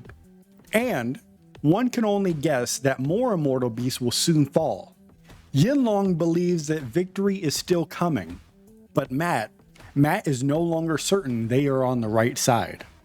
And now it is time that we meet Moon Girl, as she recounts everything that went wrong. Because for her, during the time stream entanglement, Moon Girl and the Devil Dinosaur were separated. She was thrown into the year 2099, and without the dinosaur by her side, she was stranded all alone. But she eventually encountered Cyclops. Shortly after, though, both of them were captured by Alchemax. And while in prison, Moon Girl, she's very smart. If you don't know anything about Moon Girl, she's very smart. Very, very smart. She was forced into helping with Alchemax experiments. So, Alchemax is in possession of two major assets: Moon Girl's genius and Cyclops' optic energy. And at the same time, Alchemax was researching Chronovium. And as a result, they are claiming that its energy source was the punch dimension. Upon learning this, Moon Girl quickly realizes the truth. The energy wasn't coming from another dimension. It was coming from Cyclops. So, with her genius, Moon Girl eventually weaponizes Punch Chronovium to escape. She attempts to return to her own era, and she does so successfully. But it has major, catastrophic consequences. Alchemax HQ is dragged from 2099 into present-day Manhattan. The event triggers massive chronal instability, and Manhattan begins suffering a time plague. Future architecture begins replacing the present city, and Moon Girl realizes she accidentally caused a complete disaster. So, she stays in Alchemax HQ, determined to fix what she broke. Now, on the other side, Devil Dinosaur has returned to the main timeline. and he has been staying in Deadpool's Monster Kingdom on Staten Island. But Devil Dinosaur is restless. He misses Moon Girl. So Deadpool brings the dinosaur to Reed Richards, and Mr. Fantastic examines the dinosaur's collar and discovers Moon Girl's signal. And from there, smartest man in the world, Reed Richards sets up a communication. And then Moon Girl explains everything. She confirms that she is trapped in Alchemax HQ. Cyclops is also there. Alchemax caused the time plague. And the Alchemax themselves plan to exploit timelines. She also reveals that Alchemax created the Corporate Raiders, which are cloned, enhanced copies of heroes. The X-Men have already fought them. And Mr. Fantastic reveals that he and Tony Stark created the Time Stream Reintegration Device, the TRD. We know about that. Of course, we all know that this device is designed to repair fractured timelines, but the problem they have not been able to solve is that in order for the TRD to work, it needs a very powerful energy source. Moon Girl hears this and she realizes that Punch Chronovium may be enough power. So they put together a rescue plan. And this is what it is. Reed Richards is going to build a portable TRD. Devil Dinosaur is going to deliver it into Alchemax HQ. Moon Girl is going to then calibrate the device internally. Then the TRD is going to send Alchemax back into 2099 and repair the timeline damage that it is causing to this timeline. Now, we've been talking a lot about Alchemax, and I feel like we should talk about them more. This isn't Alchemax propaganda.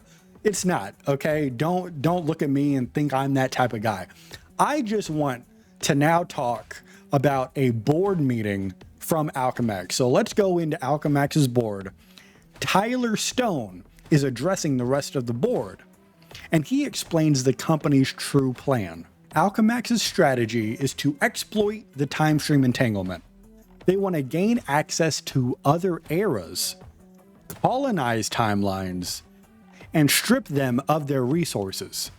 He then reveals that Moon Girl was manipulated into building the doorway for this to happen, and Cyclops was used as a living battery. Tyler Stone then reveals that Alchemax intentionally wanted the HQ moved into the past. The incursion that's happening because of it was not an accident from their perspective. It's all part of the plan. But what's not part of the plan is a Devil Dinosaur and the heroes launching their assault on Alchemax HQ. Devil Dinosaur smashes through the front gate, and riding on his back is none other than Frank Castle, the Punisher. And they rampage through all the security forces as Reed Richards and the other heroes enter the tower. Again, their goal is to reach Moon Girl, deliver the TRD, and end the time plague. And once they're in there, Moon Girl and Punisher meet up inside Alchemax HQ. They bring the TRD into her lab, and she begins calibration, as Punisher looks on and helps her connect the device. And during this, Frank reflects on his past, because he looks at Moon Girl and he says, no, wait, no. He doesn't say that, but he says that Moon Girl reminds him of the daughter that he lost. And he reveals a broken pendant containing photos of his children, and now that pendant has just been damaged during this rescue mission. And Moon Girl sees this, she offers to repair it. So, using the portable TRD they have, she rewinds the pendant's temporal state, and it's restored. And now Frank can once again see his children's faces clearly again. That's a good bonding moment, wasn't it? Am I ruining it because I just pointed that out? No, wait, no. So Moon Girl finishes calibrating the TRD, and Punisher tells Moon Girl to evacuate with the dinosaur. He plans to stay behind and activate the machine. Now, during this rescue mission, someone else is here. Jean Grey, and you already know who she's looking for. She's going around Alchemax HQ, focused entirely on finding Cyclops. Her phoenix powers are raging with emotion. And Rogue sees this and she's worried that Jean is close to losing control. Jean's running around, she is tearing through the HQ until she finds Scott. And she finally finds him. However, he is imprisoned in a ruby quartz containment cube, as Jean Grey realizes that Alchemax has been using him as a living power source. They have been permanently forcing his eyes open, and his optic energy continuously powers their experiments. Now, doing this, combined with chronovium exposure, his eyes have crystallized. What this has done is mean that Cyclops can no longer stop his optic blasts. Jean Grey frees him, and immediately Cyclops loses control. His optic blasts explode everywhere. He can't shut them off. Now, as a team is talking to each other, Moon Girl explains the situation. Cyclops' power needs a vessel capable of safely absorbing the excess energy. It's just a small problem. The only problem is that nothing on Earth can handle it. Okay? You gotta solve that. Okay, I'll admit, that's a pretty big problem. But Jean Grey realizes there may be one exception to this. The Phoenix. You see, the Phoenix, though, it's been weakened since they fought Null, because Null weakened it over on Clintar. But Scott's energy may restore it. So, in a very romantic way, Jean Grey walks directly into Cyclops' full power optic blast. And instead of resisting, she absorbs everything. And eventually, the Phoenix Force reignites as Jean Grey transforms now into the White Phoenix. And once that happens, we now go to the other part. Now, the White Phoenix is able to stabilize Cyclops' condition. It's the perfect balance, and Cyclops can finally close his eyes again. After all this time, Scott Summers is finally home and reunited with Jean Grey. And now, let's go over to 2099 as Tyler Stone meets with Dr. Doom. And we get a pretty big reveal here. Dr. Doom has been secretly helping Alchemax. He has supplied them with chronovium samples, critical knowledge. Doom also reveals how he crippled Krakoa's economy because during the Hellfire Gala, Doom helped remove chrono poisoning from Krakoa. And the result of doing that is that Krakoa then entered a healing state, meaning it could no longer produce the miracle medicines that the mutants rely on. And because of this, the Hellfire trading collapses. Alchemax then profits massively from that. And as Doom is talking to Tyler Stone, Stone offers Doom a deeper partnership. Doom refuses. No, that's too much commitment. He was never interested in corporate success. All he cares about is power. So, okay, they're not going to have a deeper partnership. Tyler Stone still rewards Dr. Doom with Punch Chronovium. And Dr. Doom leaves this meeting intending to rule all of the Chronoverse itself. We now go to an ancient pyramid. A mysterious figure reveals devastating news. The Enid have been slaughtered. The only one that remains alive is Khonshu. The gods are falling. This mysterious figure reveals his goal. He intends to absorb divine faith. He wants to ascend, purge the weak gods, and reshape the divine order. This figure also has a female ally by his side. She only cares about one thing: restoring her son. The real war is only just beginning. All right, so this Jubilee story is... Oh, by the way, this story is presented as an audio recording made by Jubilee, who is like testing an ancient recorder inside of one of Apocalypse's pyramids. Check. Testing 1, 2. Is this thing still working? The celestial technology I possess was designed to last millennia, Jubilation. Yeah, well, this cassette deck? Not so much. So Apocalypse is now looking at Jubilation, questioning why she insists on documenting his ascension with such primitive technology. Jubilee then jokes that recording it is much faster than carving everything into hieroglyphics. She's got a point. Nonetheless, though, Apocalypse disapproves of her casual attitude, saying her humor is unbecoming of one of his horsemen. Jubilee then tells him she is only trying to bring some fun to his disturbing ritual. Then she reveals the serious reason behind the recording. She genuinely believes in what Apocalypse is attempting and wants others, especially the X-Men, to understand that this is not merely another version of his old survival of the fittest agenda. This is the real deal. And she wants the recording to prove that, for once, Apocalypse is acting for the benefit of everyone. But Apocalypse is a smart guy. He would say he's the smartest.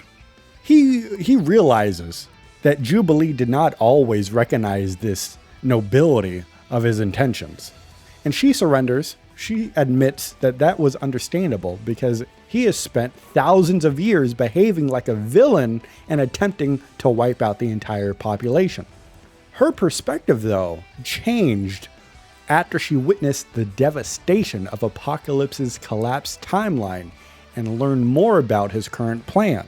She eventually came to believe he was genuinely trying to save reality. And if our girl Jubilee couldn't fall down any worse, she also hopes that her adopted son, Shogo, will someday listen to the tape and understand why his mother chose to become one of Apocalypse's horsemen. And at this point, I know what you're wondering. Are we going to get any kind of Jubilee impersonation to explain what happens at this point in the story? That's a great question, but you're absolutely right. Jubilee says, I want him to understand why his mommy chose this side. Or at least, I hope he can. Your child should be grateful. His is just one of the countless souls that will be saved when this ritual is complete. Jubilee then responds that Shogo is the soul she cares about the most, and the entire reason she even came to Thebes. So then Apocalypse begins to recall that Jubilee originally sought him out because she wanted a cure for Shogo's condition. When you say condition, it makes it sound like he had some sort of rare disease. My toddler got turned into a dragon, dude. Apocalypse still doesn't entirely understand why she wants Shogo restored to his ordinary human form, considering that the dragon form is so much stronger and less vulnerable. But that doesn't matter. Jubilee insists Shogo deserves the chance to be a normal child. She recalls that he had previously transformed into a baby dragon during a visit to Otherworld, but the transformation was temporary and even somewhat cute. That part changed though after Krakoa was pulled into the future by the time stream entanglement. Something about the displacement permanently locked Shogo into dragon form.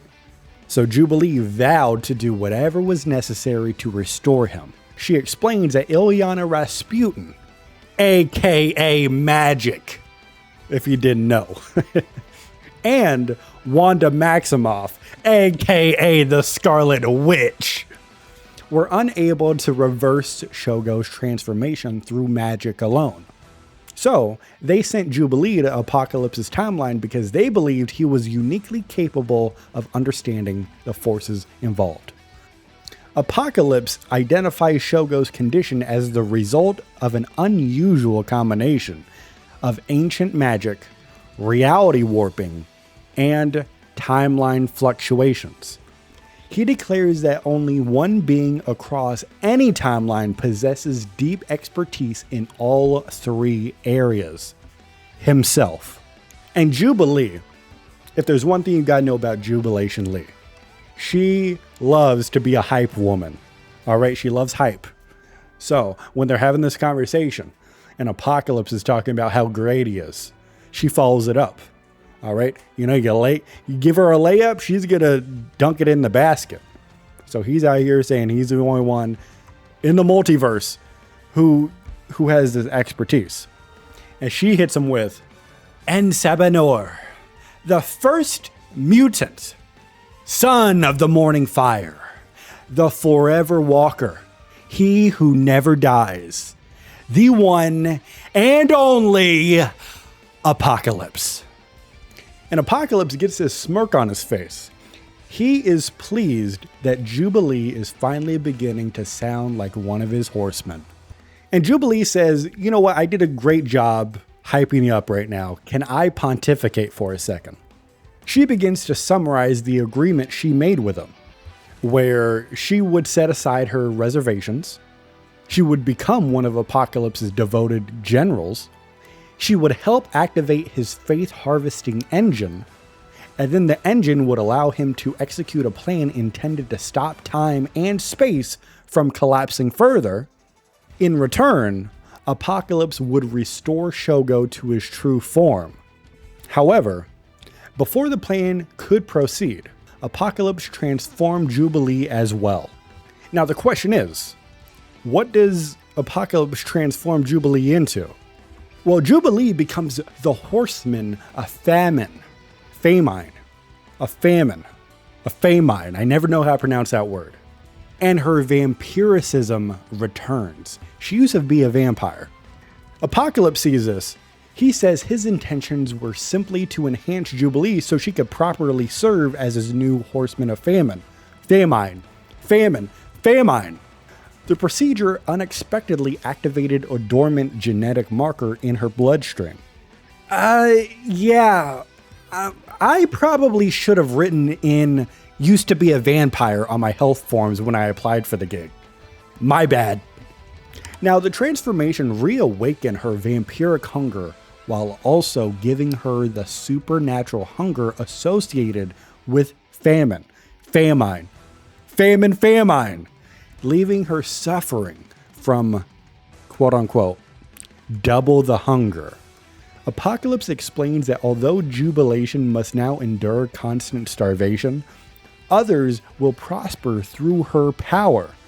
And this reflects the reversal Apocalypse has applied to the traditional horsemen.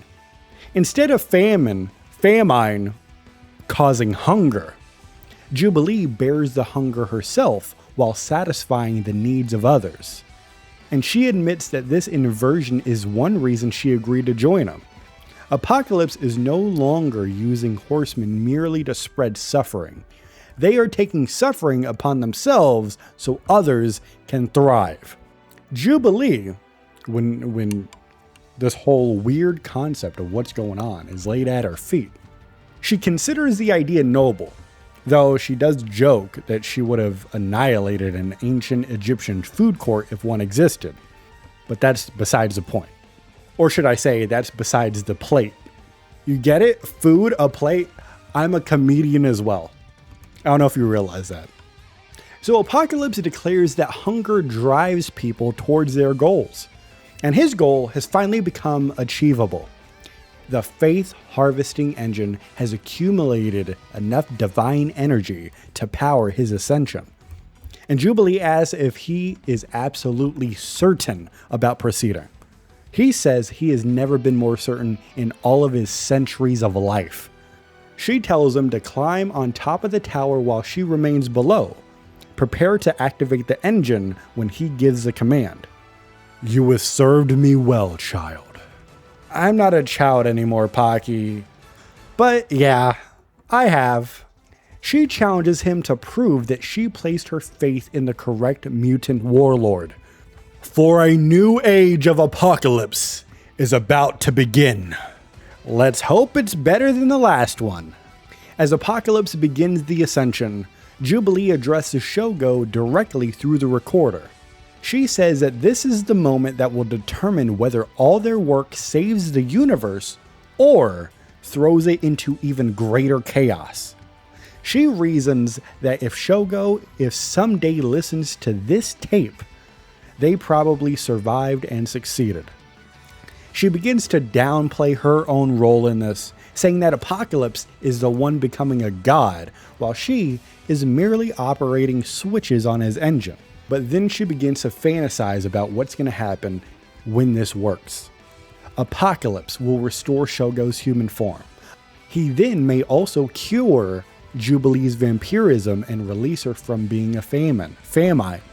She and Shogo can be together again, and they might leave Krakoa for a while and do something, ordinary, such as visiting a mall, whatever that is. I don't think I've been to a mall, though, since I was like 14. Yeah, you probably have. You probably just didn't realize it. They've changed a lot in the last few years. Yeah, no, I don't think I've been to one in a really long time. They're just more naturalistic now and less intrusive than what you used to think of when you thought of a mall. So you might have been in a mall. Well, I think I would have known if I was in a mall. I'm saying you wouldn't know you were in a mall. I bet you were in a mall. No, yeah, I'm just saying I haven't been to one. Probably have been recently. Dad. Yeah, at least she's been in a mall. But this hopeful speech is suddenly interrupted by Apocalypse screaming. He's attacked by an unseen enemy. He lets out an enormous cry and falls from the tower. Jubilee starts to panic. Apocalypse? Oh no! No. Wait. He's falling. A heavy impact follows. Jubilee rushes to him and discovers that he is bleeding profusely. If your vocabulary isn't that big, no worries. Profusely means a lot. This man's bleeding a lot. Wait, did someone stab you? An unseen foe attempted to end my reign before it could truly begin. Jubilee refuses to accept that Apocalypse can die. Ish is not possible. She insists that the situation is still salvageable. She reminds him that he is known as he who never dies, and tells him he cannot perish immediately before finally achieving victory. And Apocalypse says that there is a way to save him inside the pyramid, but they must move quickly. And then Jubilee remembers that he previously mentioned a healing chamber, although she does struggle to recall its name. The laser LARP? Lazarus. That's it! The Lazarus chamber. She then physically drags and carries Apocalypse towards the chamber, struggling under his enormous weight, but refusing to give up. They arrive at the chamber and she searches for a way to activate it. And Apocalypse gives the command. Initiate resurrection protocol. Error. Data incomplete. Initiate resurrection protocol. Error. Data incomplete. Hey! You heard the man! Initiate the stupid resurrection protocol already! Error. She cannot understand what data incomplete means or why the system refuses to revive him. As this is happening, Apocalypse accepts that his life is ending. And he tells Jubilee that he believes his time has come to an end and begins referring to his soul. No! Forget souls! You're the freaking Apocalypse! I'm your horseman! We're the ones who get to decide when everything ends. Death eventually comes for everyone. And Apocalypse begins to reflect on the purpose behind his final plan. He tried to judge the gods. He tried to reshape cosmic order. He tried to stabilize the timelines. He came extremely close to succeeding. And his speech begins to trail off. Jubilee begins begging him to remain conscious, reminding him of everyone they plan to save and pleading that Shogo still needs him. But before he could respond, Apocalypse dies. And Jubilee starts to break down. She cannot accept that Apocalypse is dead. She begins screaming at him to get up and accuses him of abandoning her after she placed her faith in him. But her fear turns inward. She admits that she does not believe she is strong enough to survive without him. She is still weak, constantly hungry, and resents that he transformed her into a famine instead of making her stronger. Then, she suddenly remembers another possible solution: Apocalypse's death seeds. You see, because she knows where Apocalypse stores his death seeds and rushes to retrieve one, she then reassures Shogo through the recording that she is not giving up. She believes a death seed may be able to resurrect Apocalypse, and she does find one. She brings it to his body and tries to let it work. Nothing happens. Nothing? Nothing. Damn it! That should have worked! Why didn't it work? Shogo, I'm so sorry, baby. I really thought we had a chance, but we blew it. The ritual has failed. Apocalypse is dead. The Lazarus chamber cannot restore him, and even a death seed has no effect.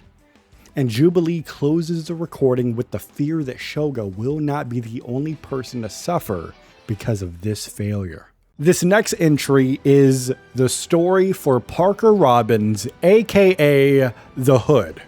And it picks up where we left off with him, after he escaped the vault, separated from Captain America. And Parker reflects on how far he had been pulled away from his original ambitions. He had been preparing to expand his criminal empire from the Bronx into Manhattan. However, those plans were interrupted when the powerful entity behind his mystical powers gave him a new assignment. And this assignment sends him across realities to Thebes, where Apocalypse is preparing to ascend into godhood. But Apocalypse himself is not Parker's target. The real objective is a mystical artifact Apocalypse possesses. It is called the Tablet of Life and Entropy. Now, Parker Robbins already knows how dangerous these tablets can be because he previously encountered the Tablet of Life and Time after New York's heroes accidentally freed him from the vault. So, after arriving on Thebes, Parker spends days secretly observing Apocalypse and Clan Aqaba, waiting for the perfect opportunity. Parker is confident in the magical abilities granted by his enchanted cloak. But even Parker knows that Apocalypse is operating on an entirely different level. So, rather than attack directly, he decides to wait until Apocalypse and his followers are distracted.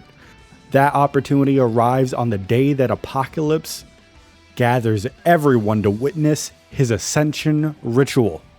While Clan Aqaban's attention is elsewhere, Parker slips into the pyramid grounds through an unguarded entrance and begins moving through the shadows. He eventually reaches an exterior courtyard and encounters a strange man who appears to be made from living stone. And the man already knows his name, as he says, "Greetings, Parker Robbins. I've been expecting you." "How the hell do you know my name?" "The stones told me." Parker is confused. And because he's confused, back against the wall, he threatens to turn this man into rubble. But this man, known as Ozymandias, says that the stones have already shown him why Parker came, and that he must help him. So the Hood initially dismisses this as a talking rock, but Ozymandias begins revealing highly personal information. He tells Parker that he knows that Parker comes from another reality and that his life has been shaped by oppression and struggle. He specifically invokes Parker's father, and that's a touchy subject. And according to Ozymandias, Parker's father unwillingly served as an unjust king, and his father also ultimately died because Parker tried to claim what he believed was rightfully his. Then, Parker was freed by his reborn idol and given an opportunity to join the crusade but he instead chose a path of vengeance. Then he acquired a garment of tremendous power from an entity beyond his understanding. That entity has now directed him to Thebes to retrieve the artifact Apocalypse has been protecting. And at this point, Parker cannot deny that this man knows everything. So, Ozymandias gestures to his countless prophetic carvings covered in the courtyard walls, as he says, "Look at my works in despair. Behold, my stuff." And Parker looks around. One of these carvings immediately stands out to him. It foresees Apocalypse's death. The carving depicts Apocalypse during his attempted ascension with a sharp blade driven through his chest. This means that Ozymandias already knows Apocalypse is about to be murdered. And then Parker looks at another carving.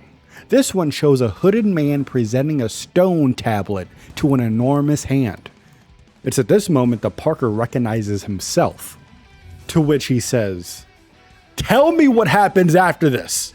I need to know if I'm making the right choice here. All rise." He doesn't really say all rise. That's more of a inside joke I just did for the people who are into professional wrestling, because a pro wrestler voices the Hood in the game, and that's kind of his catchphrase or whatever, or at least it used to be. So the Hood is freaking out. He wants to know what's going on. But Ozymandias, of course, cannot answer his questions.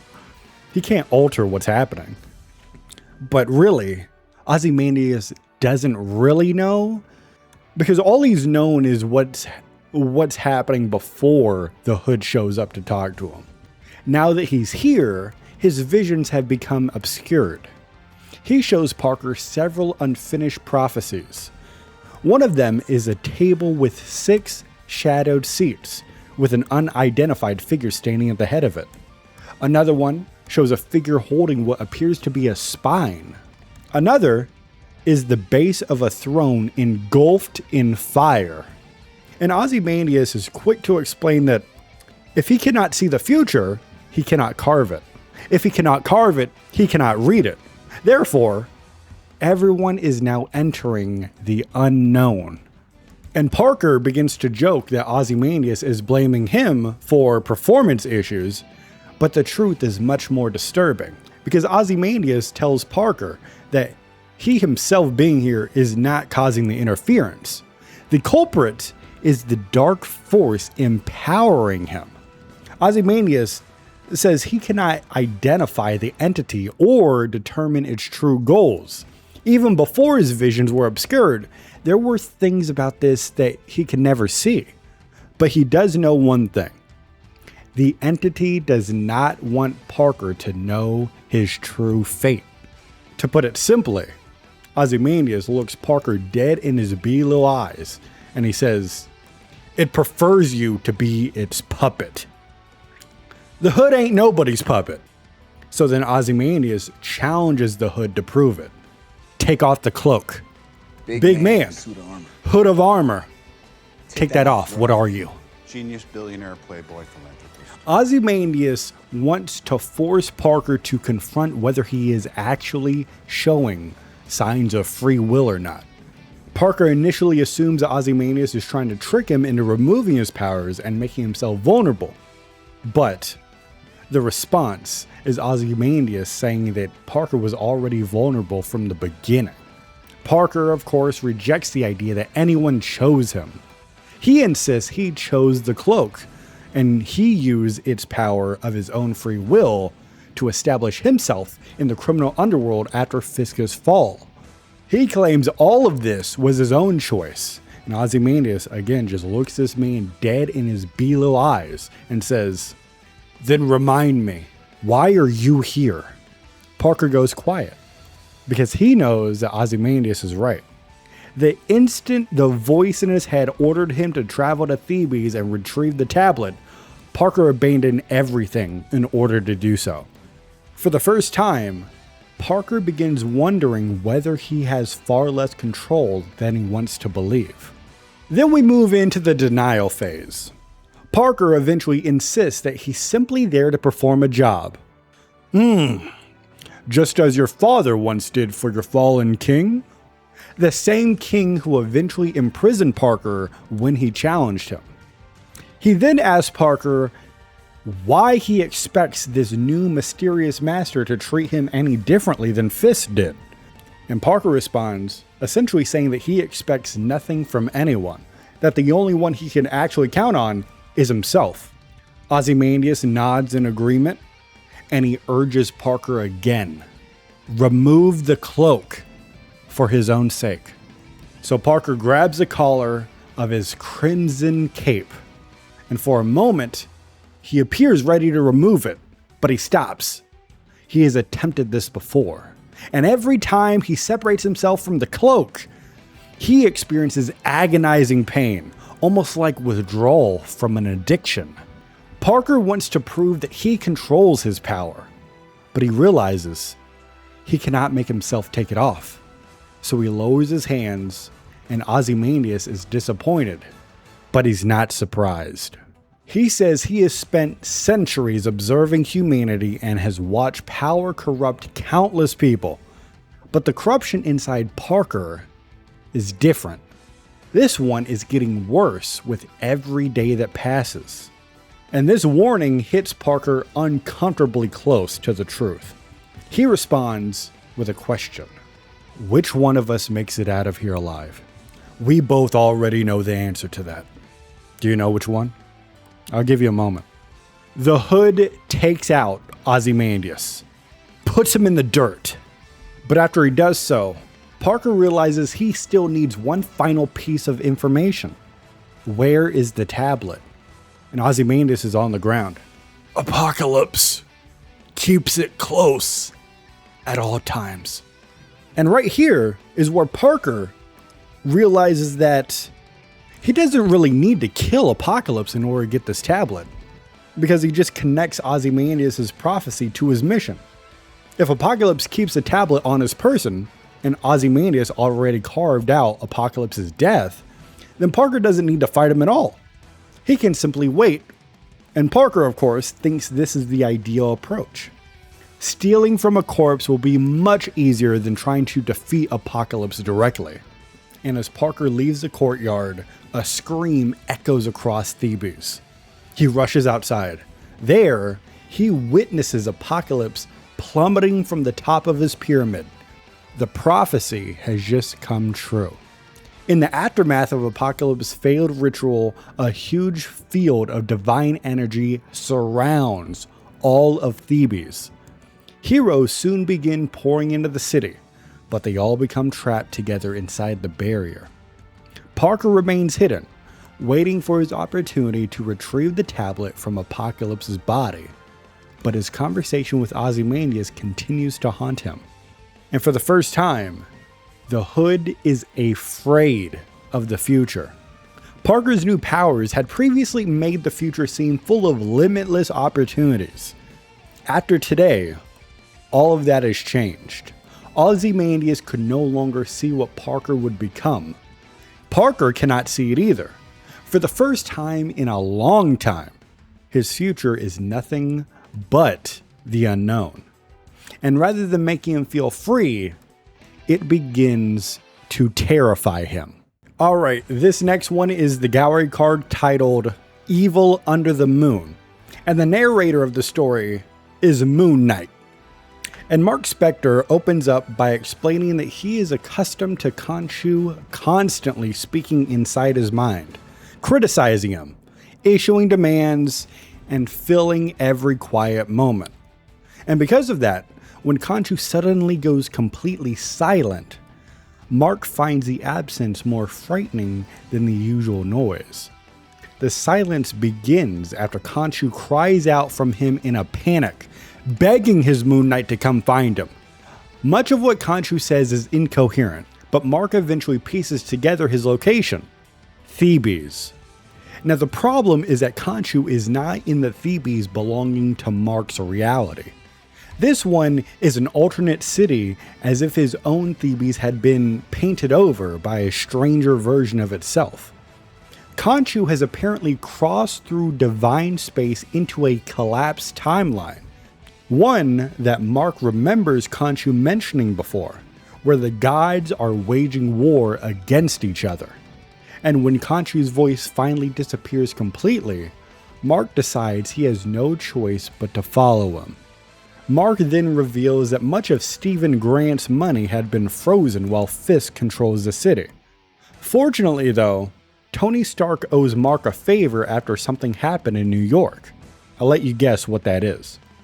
Tony gives him transportation to the alternate Thebes for free and agrees to keep the trip quiet. Because I don't know if you remember, right now crossing over timelines and such is very looked down upon. They're not supposed to be doing that at all. So once Mark arrives, he begins hearing Khonshu again. But the once commanding god had been reduced to a faint whisper. Mark knows where Khonshu's temple is located in his own timeline and guesses that it should occupy roughly the same location here. And he's correct. Inside the sanctuary, he finds a shocking sight. Khonshu is huddled in a corner, trembling and reduced to little more than bones. Khonshu is clutching a Senate board and a strange bird skull resembling his own. Khonshu is staring at the skull and mutters one name, Thoth. Mark immediately understands the significance. Thoth was another member of the Egyptian pantheon known as the Ened, and like Khonshu, he possessed a connection to the moon, while also being associated with wisdom and magic. But Thoth is now dead. And from Khonshu's fragmented, terrified ramblings, Mark pieces together something much worse. The rest of the Ened has also been killed. They were apparently all murdered by the same killer. That killer is now searching for Khonshu, presumably intending to finish exterminating the Pantheon. Mark begins trying to get Khonshu back up to his feet, but discovers that his patron's divine power has been completely drained. Khonshu does not know who stole his power and how they did it. Mark realizes that, for all practical purposes, Khonshu currently is no longer a god. And ironically, Mark wonders whether this may actually be what saved his life. If whoever is murdering the gods was specifically targeting divine beings, then stripping Khonshu of his power may have caused the killer to overlook or simply abandon him. And Mark reaches toward Khonshu again. This time, Khonshu firmly places his ankh into Mark's hand. Mark explains that the ankh was once the vessel where Khonshu saved his faith. And Khonshu wants Mark to use it to recover whatever was stolen from him before it is too late. And Mark Spector already knows where to begin looking. Dominating the skyline of Thebes is the strange pyramid bearing the enormous blue visage of Apocalypse. Just as Mark looks towards it, something happens across the entire city. A huge surge of energy sweeps through Thebes, and the energy forms into a violent storm surrounding the city. Apocalypse's pyramid sits directly in the eye of the storm, and a cloud of divine energy circles the pyramid's apex. Mark realizes that whatever happened to Khonshu, Thoth, and the other gods is almost certainly connected to what is happening inside or around that pyramid. Up next is the Moon Knight story, and it starts off with Mark calling an internal meeting along with Steve and Jake. And he opens up and says, "I appreciate that you both were willing to meet me here tonight." To which Jake Lockley responds and says, "Where else would we be? We are 3 alternate personalities living inside the same head." Then Steven reminds Mark of their agreement. He and Jake would stay in the background as long as Mark did not cross certain moral lines. But here's the thing, there's a problem. At this current point in time, Mark no longer knows where that line is. And he says that the blood on their hands may now represent millions of deaths, not just the violence that Moon Knight usually commits. And after this, Mark asks whether Steven and Jake remember the Hood, the criminal they previously dealt with after the events involving Alchemax. Steven recalls him as just a wannabe crime lord terrorizing the Bronx. And it's here where Mark reveals that the Hood recently appeared in Thebes. As a response, Steven starts joking around, guessing that the Hood is the one who killed Apocalypse. But Mark says no. As far as he knows, he's not involved. Instead, while everyone was distracted trying to solve Apocalypse's murder, the Hood stole something Apocalypse had been guarding: the Tablet of Death and Entropy. Jake Lockley gets back in the mix and asks why would a street level crime... Jake Lockley gets back in the mix and he asks why would a street level criminal even would want an artifact like that? Mark says that the Hood insisted it's not his own decision. He had been sent there by a greater entity, the same mysterious being that fuels his magical abilities. And Jake hears this, processes it, and he asks, wait a second, he's got his own personal Khonshu? It doesn't matter, Mark responds, because Moon Knight managed to catch the Hood before he escaped. But, strangely, the Hood simply handed the tablet over, almost as though getting it into Moon Knight's hands has been the real objective all along. Mark Spector begins to speculate why he would do this. He believes that the Hood knew that Moon Knight's connection to Khonshu would allow him to commune with the tablet. And as soon as Mark touched it, he entered a trance. Without consciously knowing how, he began chanting an ancient spell. The tablet then channeled the massive amount of spirit energy flowing throughout Thebes. And for the first time, Mark could understand what all of the souls harvested by Apocalypse's faith harvesting engine had been screaming the entire time he had been there. Steven asks what they wanted, and Mark simply says, in one word, vengeance. And Jake says, our specialty. The spirits all accuse Apocalypse of killing them, but Mark immediately sees a problem. Apocalypse never completed his ascension into godhood. Even though he was extraordinarily powerful, Mark does not believe that Apocalypse was even capable of causing mass extinction across dozens of worlds simultaneously. Steven then asks where Apocalypse's faith harvesting engine could have done it. Steven then asks whether Apocalypse's faith harvesting engine could have done it. And Mark says that Reed Richards and T'Challa believe that the machine was primarily a storage device, not a weapon capable of destroying entire civilizations. That means someone else caused those deaths. So then the spirits begin describing the disasters that killed them. Some worlds experienced their suns being blotted out, creating endless winter. Others were destroyed when tides violently shifted, drowning entire populations. And others were devastated when enormous pieces of rocks fell from the sky, causing Armageddon. Steven initially says that he cannot think of anyone they know with that level of power, but Jake Lockley can. He says that they have seen someone with that kind of power. They face him every single day. And Steven responds, very surprised, Khonshu? Mark reluctantly agrees with Jake. All three disasters have one thing in common: the moon. Eclipses can blot out the sunlight. Lunar gravity controls tides. And moons and lunar debris could potentially be used to bombard worlds. And there is nobody more connected to lunar forces than Khonshu. Steven is horrified and questions whether Khonshu could truly wield that much power. Mark simply says Yes. And when the timelines collapsed, their Khonshu somehow merged with other versions of Khonshu from multiple dimensions, becoming a unified entity. And because of this, his connection to lunar power remained incredibly strong across fractured realities. So Mark says, "There's no doubt in my mind that he has the power to do something like this.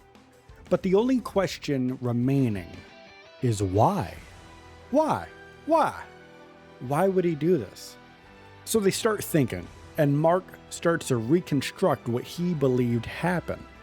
Khonshu discovered that the gods of the Ened were being hunted and killed. So rather than remain in the divine space, he fled to his temple in Thebes. And there, he saw Apocalypse preparing his faith harvesting ritual, an engine designed to drain faith from other gods and redirect it towards Apocalypse. Mark believes that Khonshu decided not to fight Apocalypse directly. Instead, he engineered something far more horrific. Across dozens of worlds, worshippers devoted to the moon were deliberately killed. And as those people died, their faith in Khonshu transformed into hatred and resentment. Those souls were then absorbed into Apocalypse's faith harvesting engine. This engine was originally supposed to, 1, harvest worship directed towards other gods, and 2, convert that worship into devotion toward Apocalypse. But Khonshu had effectively poisoned the supply. So instead of receiving divine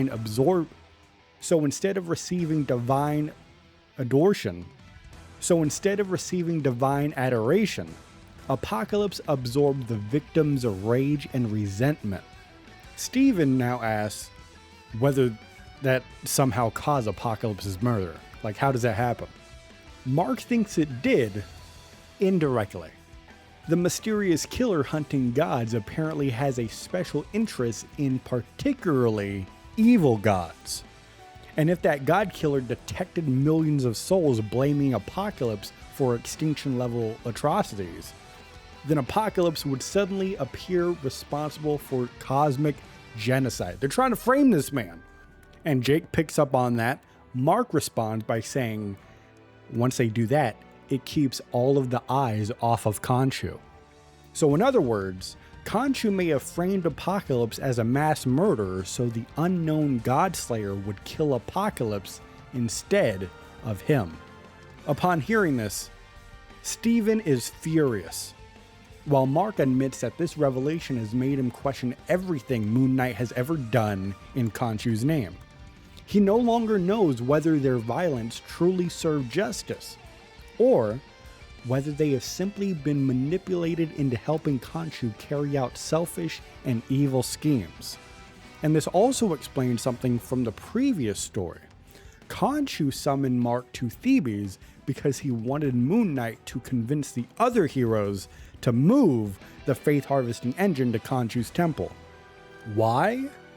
Because when Apocalypse died, all of the harvested souls spilled back out. Khonshu wants to use the machine to reabsorb those souls and reclaim the power he temporarily sacrificed. But Stephen insists they cannot let Khonshu get away with what he had done. Mark agrees with this, but there are complications. If Khonshu realizes Moon Knight knows the truth, he could immediately cut Mark off from whatever divine power remains. And despite everything, Mark admits Khonshu is also the reason they are alive at all. Jake butts back in and says if it weren't for Khonshu, a lot of other people would still be alive. I say we go old school Merc on this sorry ass.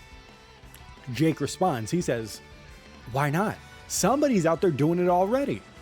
Mark agrees that they cannot leave the victims unavenged. But he does not want to rush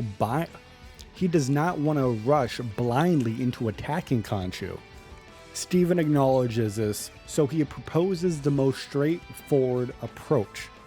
They should tell the other heroes in Thebes everything. Ask them to investigate. Then they could verify the evidence and use their combined strength to guard against whatever Khonshu may attempt next. But here's the thing.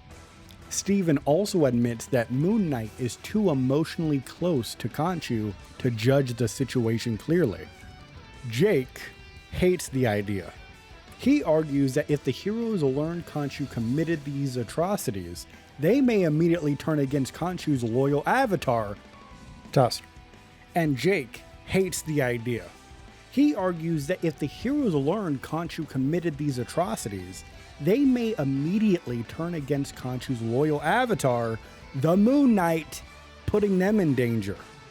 Jake proposes a different option. Forget the other heroes entirely. Ignore the faith harvesting engine. Go directly to Khonshu and make him pay. Jake has noticed that Khonshu's power had been weakening, so this may be the only opportunity they ever get to take him down. But Mark Spector shoots this idea down. Even weakened, Khonshu is still far beyond what Moon Knight could defeat alone. And there is another problem as well. They still do not have concrete proof that this happened.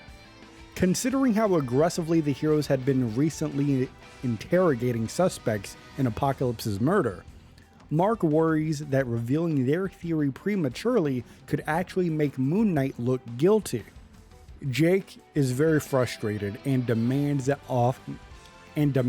Mark offer a new plan. To which Mark says, "We make Khonshu confess, and once he does, we bring him to justice." Steven doubts Khonshu would ever voluntarily admit to what he did. Mark agrees. So, they will trap him into revealing the truth. The plan would be to stay silent for now. They will continue acting like loyal servants and help deliver the faith harvesting engine to Khonshu. If the other heroes resist moving the machine, Moon Knight will convince them it is the only path to victory and it is the only way to escape Thebes. And if the heroes still refuse, Mark says they may have to remove them from play. That means Moon Knight is willing to oppose the other heroes temporarily in order to complete the sting operation. Mark believes Khonshu will expose himself once he gets access to the harvested souls. But Khonshu cannot safely absorb them in his current condition. Why? Because the souls contain hatred towards him, not genuine faith. So if Khonshu absorbs that energy without first purifying it, the hatred could corrupt him. So, when the faith harvesting engine reaches his temple, Khonshu should hesitate or attempt some purification process first. That moment would prove he knows exactly what happened to the worshippers and expose his involvement in this whole grand operation. It's at this moment Jake admits Mark's plan is insane, but just plausible enough to actually work. If it fails, Jake at least is willing to go down fighting. Hearing this, Steven also agrees. And for a system that frequently argues over Moon Knight's actions, the three personalities reach a rare moment of total agreement. They are going to take down Khonshu together. And that, my rivals, is the story so far. Thank you so much for watching. Again, if you want to join us on this new journey for the podcast that we have, my girlfriend and I launched, getsupercomplex.com. That's an easy link you could just go to, getsupercomplex.com, if you want to get supercomplex.com. We will be back soon to cover all of the gallery cards we still need to do. I haven't unlocked all of them, so they're not included just yet. So we're going to put out at least one more timeline before Season 10 releases to cover Season 9. So I'm super excited to finish up Season 9 here soon, getting into the 10th one. I'm very excited. Should be a big season, I assume. as we're going into the fall. Let me know what you think. You liking the season 9 story so far? You liking the apocalypse murder mystery aspect of it? Let me know your thoughts. Leave a like if you want. Please use the hype feature. Use some hype points on the video if you'd like. It would get it out to more people. I would appreciate that very much. But until next time, I thank you so much for watching. But you gotta remember, even though I thank you for watching, you and I, we are rivals till the end. And it doesn't matter if you are one of 3 personalities in my head who doesn't like an idea or a plan that I come up with, but eventually you agree with it, and then we do it, and then I have all control for a brief moment. I will never forget that.